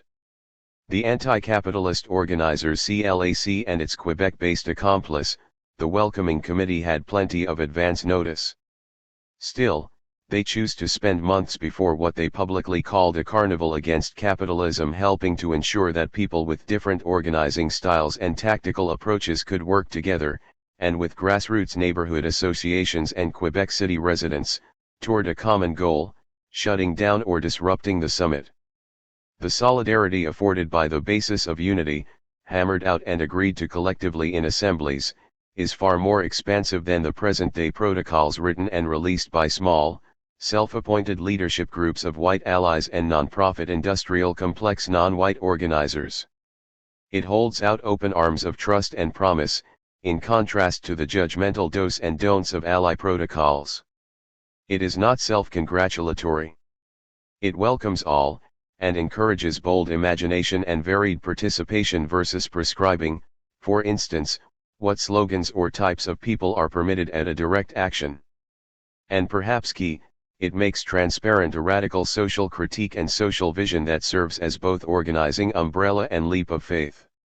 It directly asks, which side are you on, and then lets you answer by walking, perhaps with missteps, but always shoulder to shoulder. The basis of unity is committed to an inclusive, radical solidarity, respecting a diversity of tactics. The CLAC supports the use of a variety of creative initiatives, ranging from popular education to direct action and civil disobedience. The diversity clause, in essence, recognizes that an opposition to systemic domination, such as white supremacy and a police state, should take many forms if any sort of large-scale social revolution is to be forged. By embracing education and action equally and thereby also breaking down the supposed theory/practice divide, the conflation of militancy with radicalism is shattered. One isn't a revolutionary because one is a militant. At any given moment, not all revolutionaries can take the same risks, but this is something that individuals must determine for themselves, without self-appointed leaders deciding in advance which identities can take what risks. What this diversity of tactics translated into at that time was a diversity of people, not to mention growing an enormous and vibrant movement. It was not an assertion of difference for difference's sake, potentially implying a diverse movement emptied of content. The diversity of tactics notion instead supplied a guide to nurturing participation and unity in a way that was at once qualitative and sincere. It allowed the particular, then, the ways that free trade agreements hurt the human and non-human world, now, Black Lives Matter, and universal, then, anti-capitalism, now, abolishing white supremacy, to complement not crush each other and struggle together for social transformation while concentrating squarely on whose lives do not matter, historically and presently. This isn't mere wordplay. It was tangibly facilitated during the anti-capitalist convergence of that day. To cite just one example, during the Quebec protests, there were 3 tiers of color-coded zones: yellow, green, and red, to indicate varying possibilities of arrest risk and militancy. That system was widely explained beforehand in assemblies, on flyers, and during the marches. All 3 colors were rooted on the same street at first, walking together in a festive march. When the march got closer to the many deep lines of riot cops guarding the world elites, the 3 tiers branched out, with red heading straight for the militarized fence. Many people who'd originally chosen a potentially safer contingent decided to stick with the red block, emboldened by the joy and strength of the numbers along the way, and even tossed tear gas canisters back at the cops. And when the police failed to abide by the organizer-designated zones, red bloc folks came to the aid of those in yellow or green areas. One could argue that the solidaristic ties cultivated in Quebec and elsewhere in Canada through the lived practices of the basis of unity allowed for later mobilizations to see and name more, for instance, to practice both anti-capitalism and anti-colonialism in a single action and thus to agitate better. Solidarity can make hard and at times divisive conversations possible, or as indigenous anarchist Clay Benally observed at a talk I attended, allow for an anti-retreat from the conflicts that emerge in our spaces and organizing. And so, with respect and tolerance for a diversity of tactics as a basic principle, according to Zigzag of Warrior Publications, indigenous and non-indigenous people organized the No Olympics on Stolen Native Lands Convergence in the Unceded Coast Salish Territories, Vancouver, in 2010.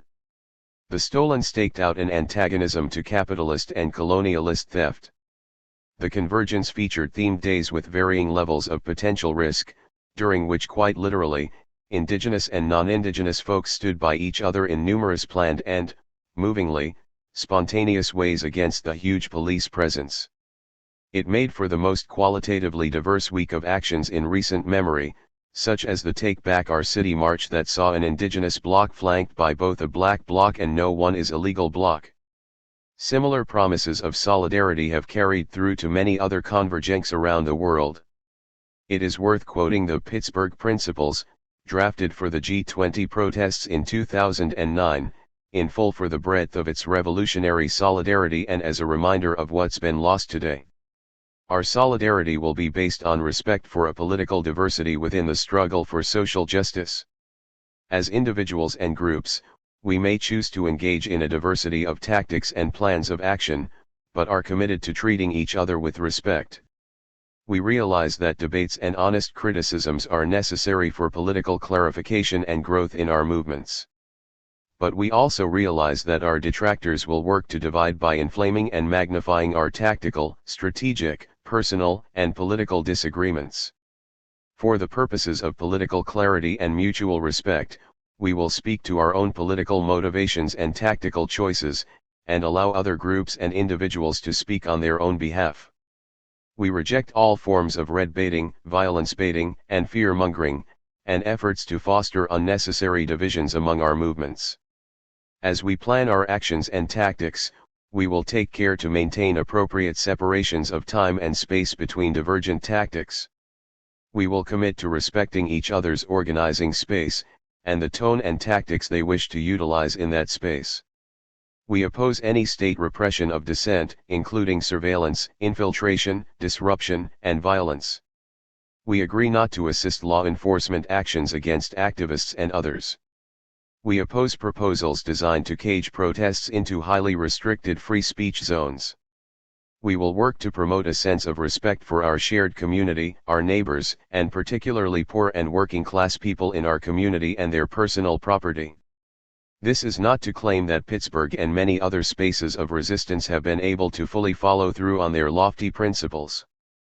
But they aspire to try, seeing such solidarity as part and parcel of any revolution worth fighting for, and as critical weapon in our arsenal to serve and protect each other as we strive to grow movements capable of fulfilling lofty aims, such as the abolition of police, prisons, and white supremacy, such as collective liberation.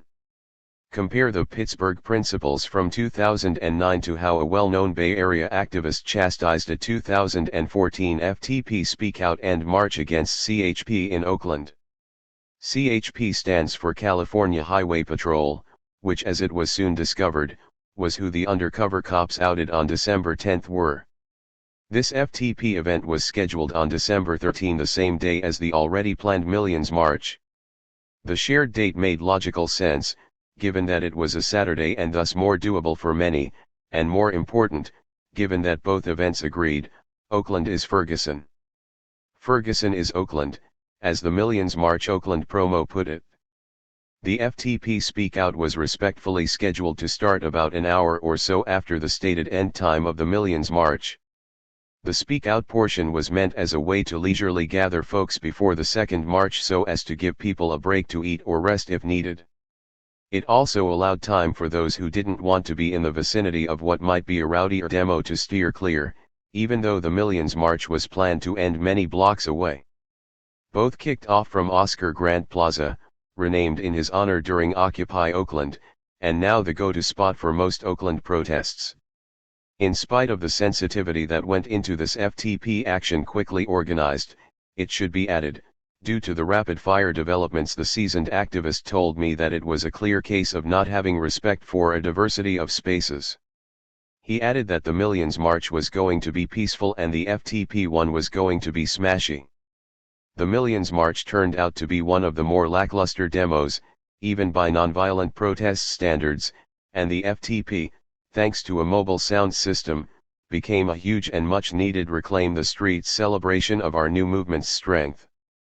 This activist also happens to have been one of the key organizers of the 1999 protests in Seattle, where civil disobedience in many concurrent forms, from lockdowns in the streets to shattering Starbucks windows, disturbed the peace all right, but of the World Trade Organization meeting and police state defending it. The power of Seattle, like other pivotal moments, was that a diversity of humanity, with or without written principles, acted as if in revolutionary solidarity, smashing through the fine line that turns disparate protests into a global social movement. Some of this activists' white ally friends chimed in, how dare the FTP, which they assumed, wrongly, was organized by whites, do anything at all on the same day as the black leadership's Millions March? As someone named John Jackson responded on the FTP social media page, I cannot believe people are getting upset over more demonstrations against police violence because they didn't call them. Come on, folks. The black leadership that initiated the Millions March to black women in New York was either far distant or hadn't especially been part of the nightly Ferguson solidarity protests, which isn't a criticism so much as a statement of fact.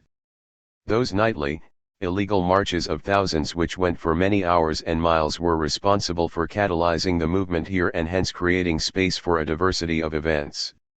Images of the militant engagement in the Bay Area flew around the world, freeways brought to a halt, bonfires in the streets, and graffiti on walls.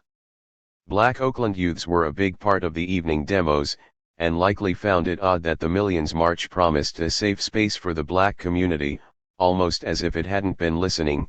There's no safe space for them in a white supremacist world. Or as Oakland accomplice Ben Trovato remarked, everyone wants to chant Black Lives Matter, but it seems like no one really wants to follow the lead of black and brown youths in the streets, those kids who have the most likelihood of being the next Mike Brown or Eric Garner or Alex Nieto. How do we act in solidarity and confluence with what's already being played out in the streets? What would it mean to put aside our particular ideological and theoretical hang-ups, and just be out there, with and for these kids? How do we extend the logic and intelligence of what the movement has already developed, and really explore present dynamics rather than smugly judge? Which is another way of saying that solidarity, to have any meaning in practice, demands active empathy as its foundation. As Leslie Jameson argues in the Empathy Exams, empathy isn't just remembering to say that must really be hard, it's figuring out how to bring difficulty into the light so it can be seen at all. Empathy isn't just listening, it's asking the questions whose answers need to be listened to. Empathy requires inquiry as much as imagination. Empathy requires knowing you know nothing. Empathy means acknowledging a horizon of context that extends perpetually beyond what you can see. As predictably tedious as clockwork, after each uprising and riot, false dichotomies like peaceful and smashy protesters get tossed out by those who, whether they admit it to themselves or not, want to maintain the status quo with some progressive tweaks. The bottom line, for those who think and act from such binaries, is that it's not the tree, it's only the apples, the bad ones, whether they're in police forces or protest circles. There may be many reasons for this political stance, ultimately about only seeing and caring for oneself and one's own, but it is unquestionably antithetical to solidarity. Pointing out our bad apples not only does the work of state and police to destroy social movements, it quite literally is state and police work. As Sharif Ali of Oakland remarked back in late 2014, if you are at a protest and you choose to take pictures or record video of people doing illegal things, you may end up putting that person in jail. That is, because you disapproved of someone's behavior, because you thought it was violent toward inanimate objects, or because you thought it might hurt the movement. You are choosing to assist the state in sending that living, breathing person to one of the most violent places in the world, for the express purpose of destroying the movement. Even if you're right about the ethics or efficacy of property destruction, and I don't think you are, that is totally, utterly unconscionable, and it is far more violent and counter to the cause of justice than smashing a window ever could be. Empathy is the bulwark against this, for by taking the time to ask questions whose answers need to be listened to, we begin to truly see why people protesting alongside us choose a particular tactic on a particular night in a particular place. We see a widening horizon of context, complexity, and humanity.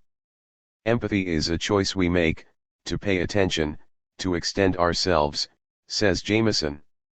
It means we've committed ourselves to a set of behaviors greater than the sum of our individual inclinations, because empathy means realizing no trauma has discrete edges.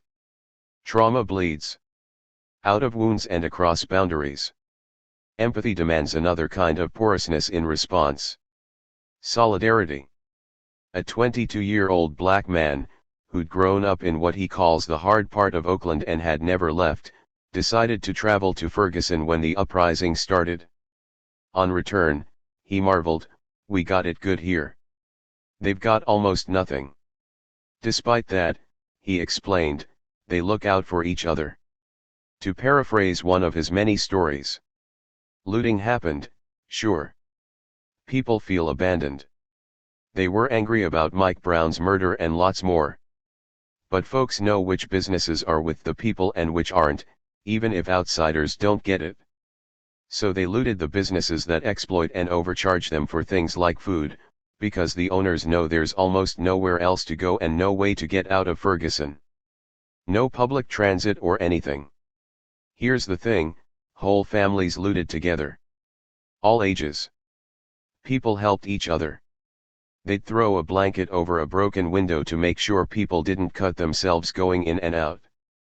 They brought stuff to a central place and redistributed it according to need in their community.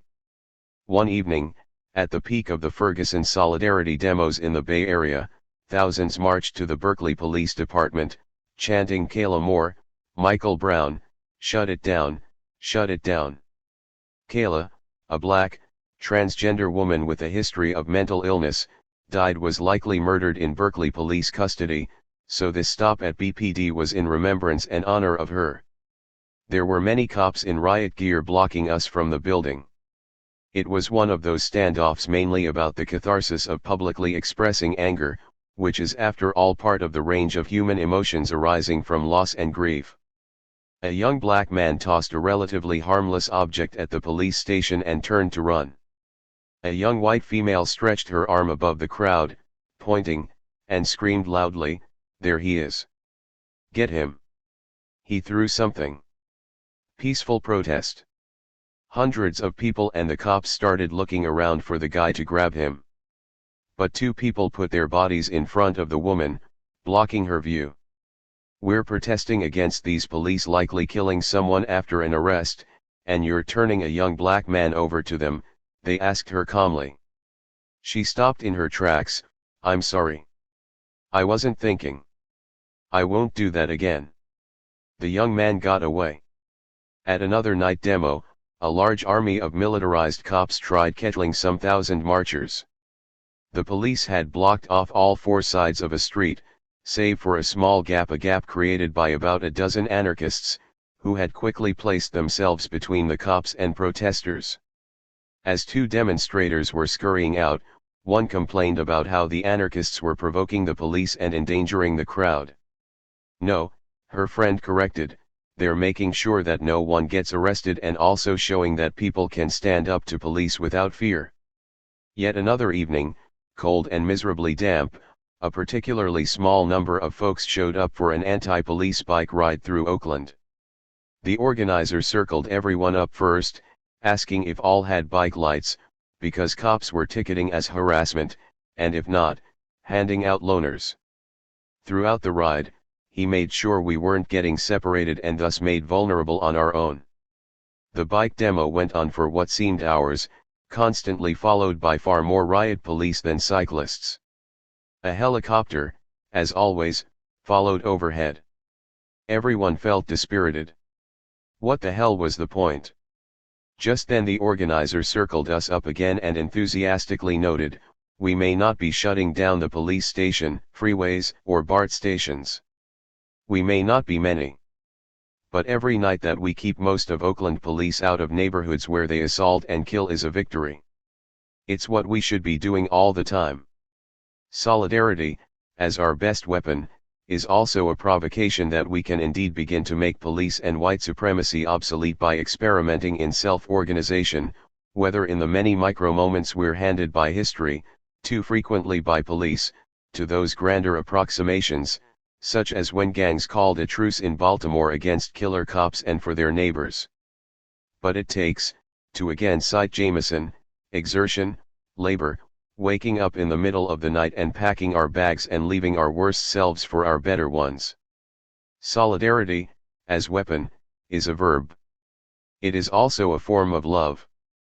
We are tired too, like those freaked out cops, but not of the streets. We're not tired of fighting for what we know is just. We're weary beyond slogans of the violence of state, capital, and white supremacy. Solidarity should not look like us chanting "this is what democracy looks like," given that us-style democracy is murdering people at home and beyond, nor whose streets. Our streets, given that the police state, colonialist and/or capitalist, has repeatedly stolen land. We need new models of self-governance and self-determination.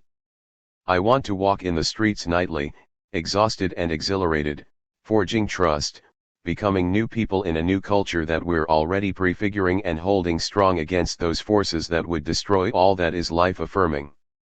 I want to be part of what author James C. Scott calls an anarchist calisthenics, staying in shape by breaking a trivial law that makes no sense, even if it's only jaywalking, because one day you will be called upon to break a big law in the name of justice, so you have to be ready.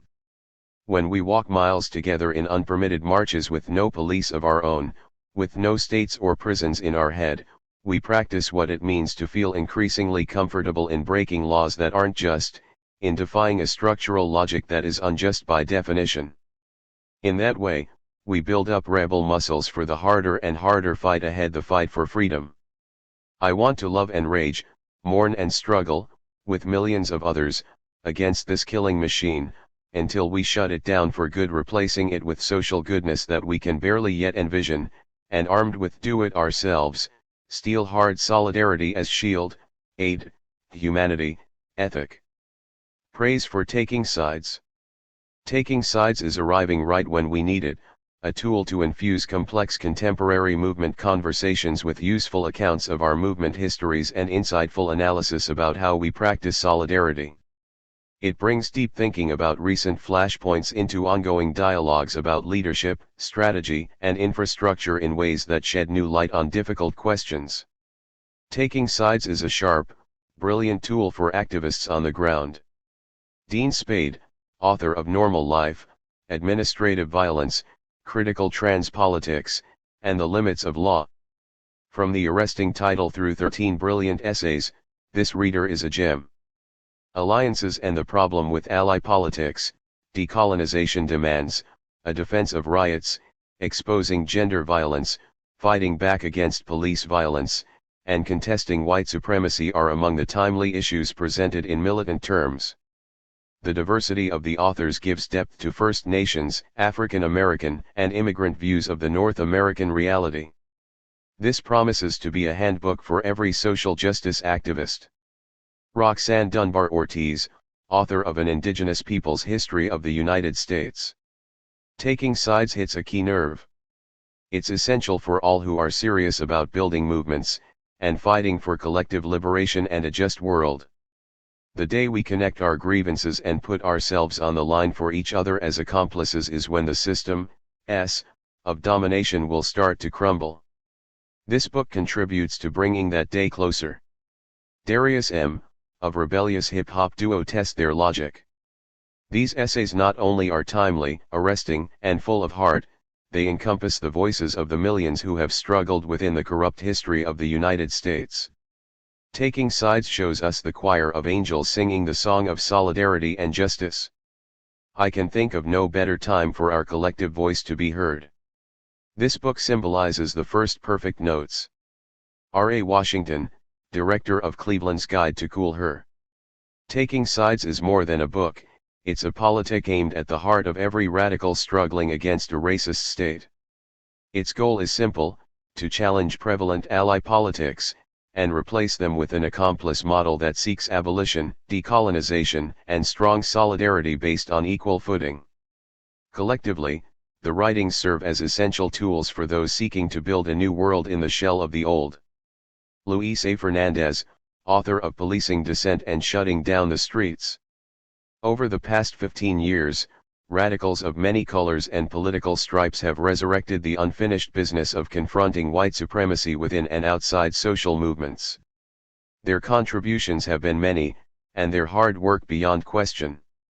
This collection takes the conversation a step further, dispatches from a work in progress that stretches back past Harper's Ferry to the first Indian uprising on this continent. Anyone who has struggled with bridging the gap between working for and working with in their activism would be well served by these crucial contributions. James Tracy, co-author of Hillbilly Nationalists, Urban Race Rebels, and Black Power. This book gathers some of the most exciting analyses coming from today's battles against state violence in North America. Here is a movement coming of age, battling white supremacy and settler colonialism with creativity and collectivity. Organizing produces both new ideas and the reminders we need to hear, not allies but accomplices, not complacency but resistance, not reform but abolition. The authors help us rethink how we organize ourselves to meet the urgent challenges of our era. Taking Sides is written from and for all those engaged in struggle against a racist state, with dreams of a better freedom. Dan Berger, author of Captive Nation, Black Prison Organizing in the Civil Rights Era. Taking Sides compiles essential essays for street fighters, land defenders, and anti-colonial accomplices. Its words challenge the current pacifist and NGO-led narratives that seek to manage and disarm people-powered rebellions on Turtle Island, while inspiring readers to go out and fight side by side. Franklin Lopez, Submedia.tv